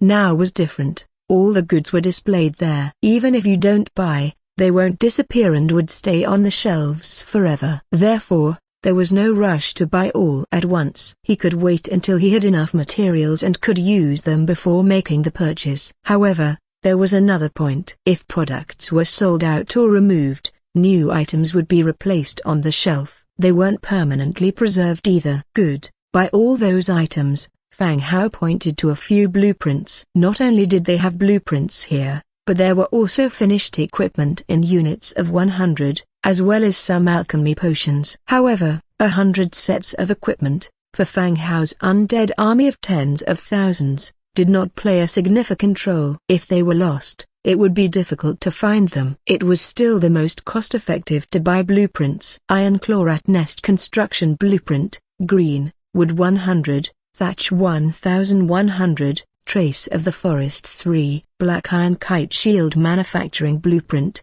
blue, Cast Iron Block 40, Iron 5, Metal Parts 2, Thick Leather 5. High-Speed Hardwood Shortbow Manufacturing Blueprint, blue, Hardwood 5, Metal Parts 3, Thick Leather 2, Black Iron Battle Pickaxe Blueprint, green, Sturdy Wood 3, Iron Block 5, Metal Parts 3, Leather 5. Apprentice Mage Robe Blueprint, green, Cotton Fabric 4, Spun Thread 5. 5 items in total, all of which Fang Hao can now craft and use. As for the rest that he couldn't use at the moment, there was no rush to purchase them. Dujin handed the items to Fang Hao, who promptly paid as per the quoted price. Sir, as members of the Trade Alliance, you can fill out orders. If you still can't find the goods you need here, you can fill them in the orders. Other members may consider selling them to you, Dujin explained as he pulled out 2 orders from under the counter and placed them in front of Fang Hao. Looking at the orders before him, a wave of excitement coursed through Fang Hao. What a great system! Write down whatever you need, and those who possess it would then sell it to you. Suddenly, a bewilderment crept into Fang Hao's mind. What was it that he lacked? Can I list corpses? Fang Hao asked. If powerful beings from other races die, selling their bodies to him could be a good business. I understand what you mean, sir. But the Trade Alliance has explicit rules against the Undead clan purchasing the corpses of other races in any form, Dujin answered. Oh, so it was clearly stipulated. It seemed the Undead clan had tried this before, only to be forbidden by the Trade Alliance later. Is it just these 2 orders? You can only have 2 at the moment, and the Trade Alliance will send new ones every 7 days. In other words, 2 orders updated every 7 days. Huh? Then let's fill in an order for Undead clan soldier building blueprints. Oh yeah, exclude the ones we already have in our territory. As Fang Hao spoke, Dujin started writing. Fang Hao's script was Chinese. He could understand the languages of other races, but the natives couldn't read Chinese. Very well, sir. Dujin jotted down the details on the order form, then placed it inside a mailbox-like container. After closing the top, the order was officially sent to the headquarters of the Trade Alliance. Is there anything else you'd like to discuss? Fang Hao asked again. Sir, there is one last thing. There are a total of 74,511 village-level forces that meet the criteria for traders to arrive. Among these, 13,205 are human clan lords. You also need to recruit some personnel and the goods they carry. Tujin explained. That many? Sir, you don't need to recruit all of them. Each force has different opening hours. You can recruit half of the total number of traders, but a third of the number is necessary if there's a shortage of personnel, Tujin reminded again. Half of 74,000 is around 38,000 people. That's quite a number. With the 100 times amplification effect, that would be 380 people. At 10 warfire coins per person, the total came to 3,800 coins.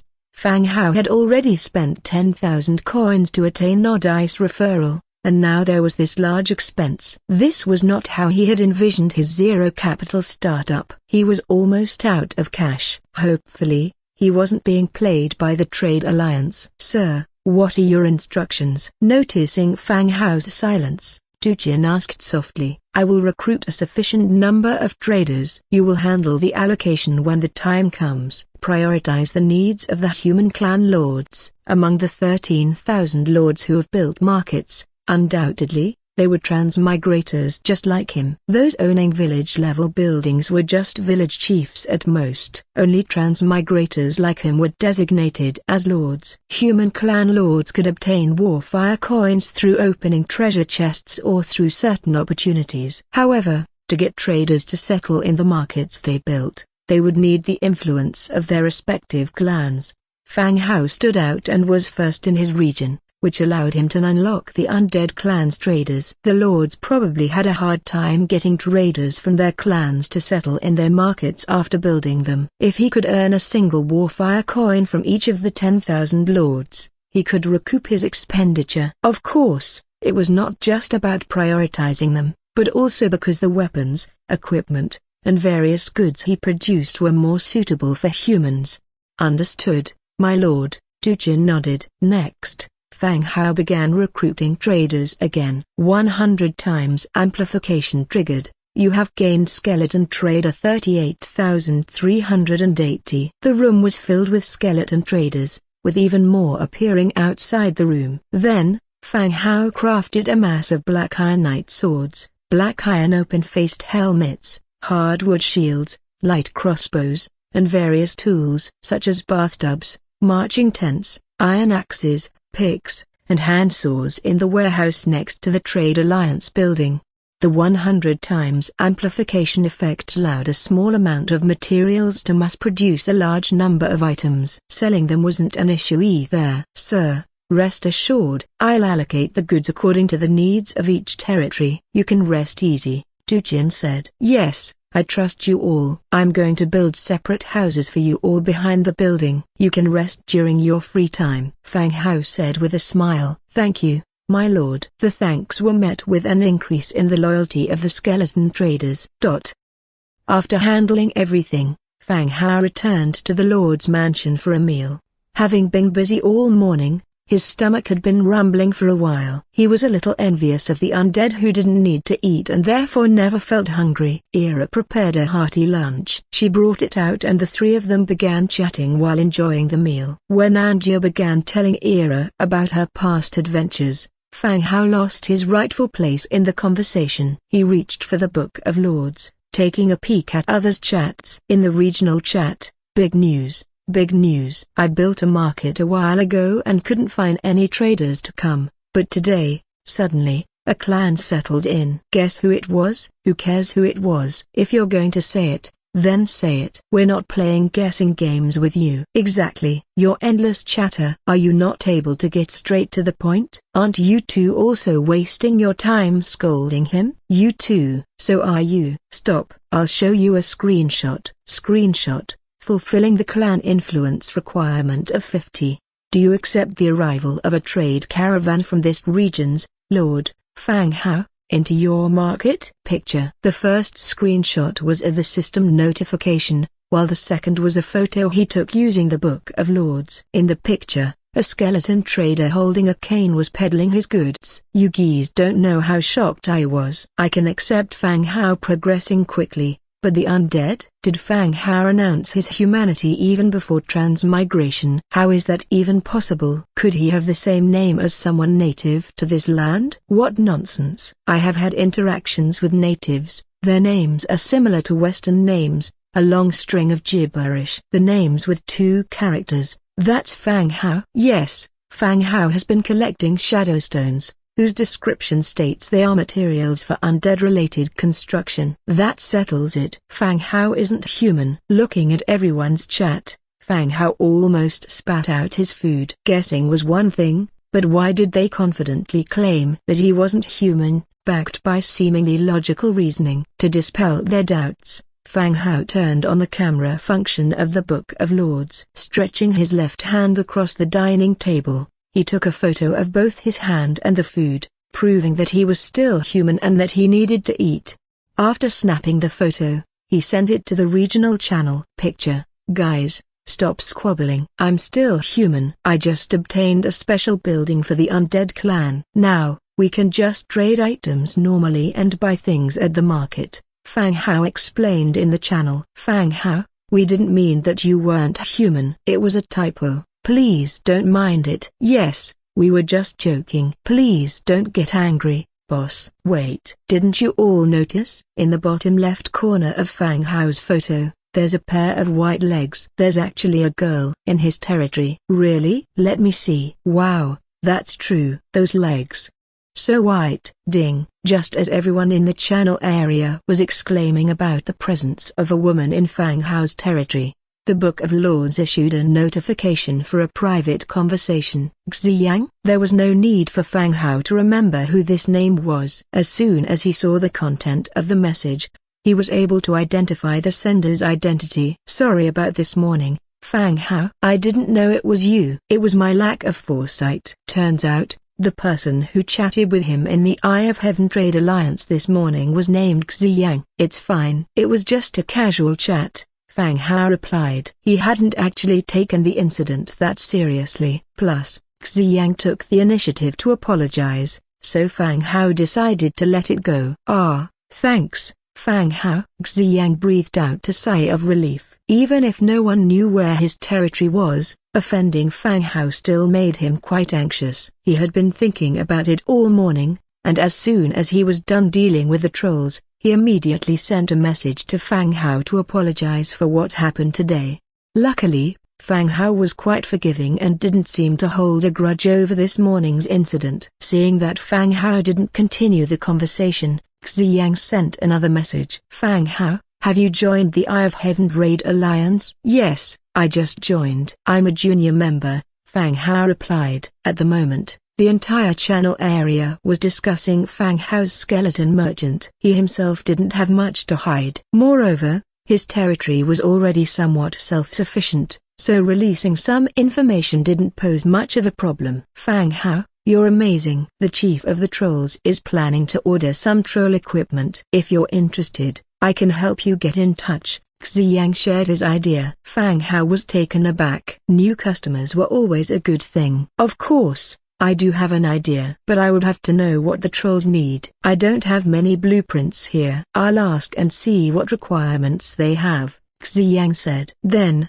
his connection status showed that he was disconnected, likely to go and ask the troll chieftain. Not long after, Xiang sent another message. Fang Hao, the troll chieftain said at least green-level equipment. If you can provide that, they could place an order with your territory, Xiang replied. As a junior member, Fang Hao clearly couldn't go to the troll's territory. To order goods from Fang Hao, there was a solution. Orders could be placed directly with him, and a transaction could be made between the parties. Troll heavy armor, green troll iron helm, green troll battle boots, green axe, green. See if they need any of these. Fang Hao sent over a series of equipment images. Great. Fang Hao, wait a moment. Xiang relayed these details to the troll chieftain. Soon thereafter, Xiang sent back a message, slightly excited. Got it, Fang Hao. You can check the order when you have time. The trolls need the equipment as soon as possible for a clash with the stone elements outside their territory. All right, I'll handle it right away, Fang Hao replied, feeling a bit excited as well. Okay, boss. After they severed the connection, Fang Hao, who had finished his lunch, made a quick remark to the two women and headed to the market. On the other side, Xiang, who had closed the Book of Lords, raised his fists in elation. As a middleman, He facilitated the cooperation between these two parties, showing his worth to the trolls, while also improving his relationship with Fang Hao. Even though it seemed like both parties benefited from the trade, Xiang, as the middleman, was also a winner. This sense of joy wasn't any less gratifying than acquiring a precious blueprint.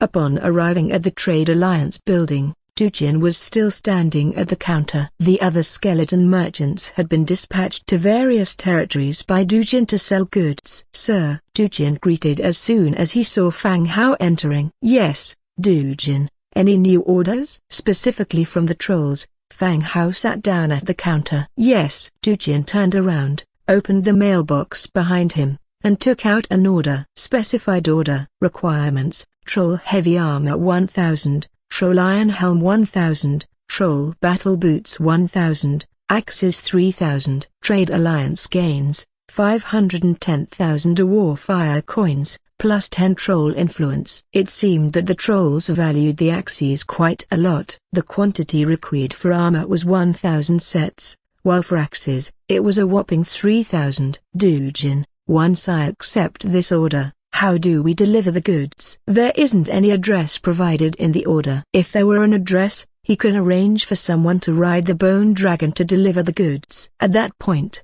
he could make a drop shipment to complete the trade. This didn't even include an address. How could he ship the goods then? "You don't have to worry about that, sir. The order is the target address. When the time comes, I will arrange for a merchant to use Advent to send the goods." Oh, so it meant that the combination of the order and the Advent power of the skeleton merchants functioned as a point-to-point teleportation scroll. It could deliver goods directly to the other party's territory. It was indeed more convenient than delivery. "All right, arrange for someone to accompany me to the warehouse then. Once the equipment is produced, it will be delivered to the trolls," Fang Hao instructed. "Yes, sir." Fang Hao left the Trade Alliance stone tower and walked towards the goods warehouse located beside it, a skeleton merchant following him. In front of the goods warehouse, Fang Hao began crafting the items needed by the trolls. Troll Heavy Armor, Iron Plate 8, Cast Iron Block 3, Thick Leather 5, Troll Iron Helm A Broken Bar. Under the influence of a hundredfold enchantment, 1,010 sets of Troll Heavy Armor, Helmet, and Battle Boots were produced, along with 3,030 axes. He summoned a few skeleton soldiers to organize the equipment. He presented the order to the skeleton merchant who had followed him. "I'll leave the rest to you." "Yes, sir." The skeleton merchant took the order and disappeared in a flash of light, along with the prepared equipment. Sitting down on a chair nearby, Xiang sent him another private message. "My God, your merchants are skeletons. How amazing is that?" It seemed that his skeleton merchant had already arrived at the other party's territory. "Yeah, how is it? Are the trolls satisfied with the goods?" "They are satisfied. They are counting your money now." "Good, if they're satisfied then that's all that matters." "Oh, by the way, you helped out a lot this time. Is there anything you need?" "I can send you some weapons or equipment." "Take a look. What do you need?" This time, the transaction allowed Fang Hao to earn 510,000 Warfire coins in one go. Xiang played an indispensable role in the process. Fang Hao made such a big profit that he naturally couldn't let Xiang's efforts go unrewarded. Warfire coins couldn't be exchanged as items in the channel, but he could provide other assistance, such as weapons and equipment. "Ah, that won't be necessary. I was just helping introduce the parties involved," Xiang replied. "What are your troops like? Do they need spears or iron swords?" Fang Hao asked directly. "Well, I don't have any soldiers in my territory, just a lot of farmers." Xiang's dependency on the trolls didn't allow him to recruit any combat troops, not even Tier 1 militia. His job was to lead the farmers to mine basic materials for the trolls. His status was equivalent to a slave leader, relying on his own labor to survive. Such unequal dependency was definitely problematic, but there was no better solution for Xiang. After all, he had missed the best opportunity for development. All he could now do was maintain the status quo. "Then I'll give you some mining tools. You'll get them later," Fang Hao said directly. He directly put up, handsaw 1,000, iron pickaxe 1,000, on the specified transaction column in the Book of Lords. It was a reward for Xiang for making the connection this time. "Thank you, boss." This time, Xiang didn't refuse. He exchanged a few units of wood and completed the transaction.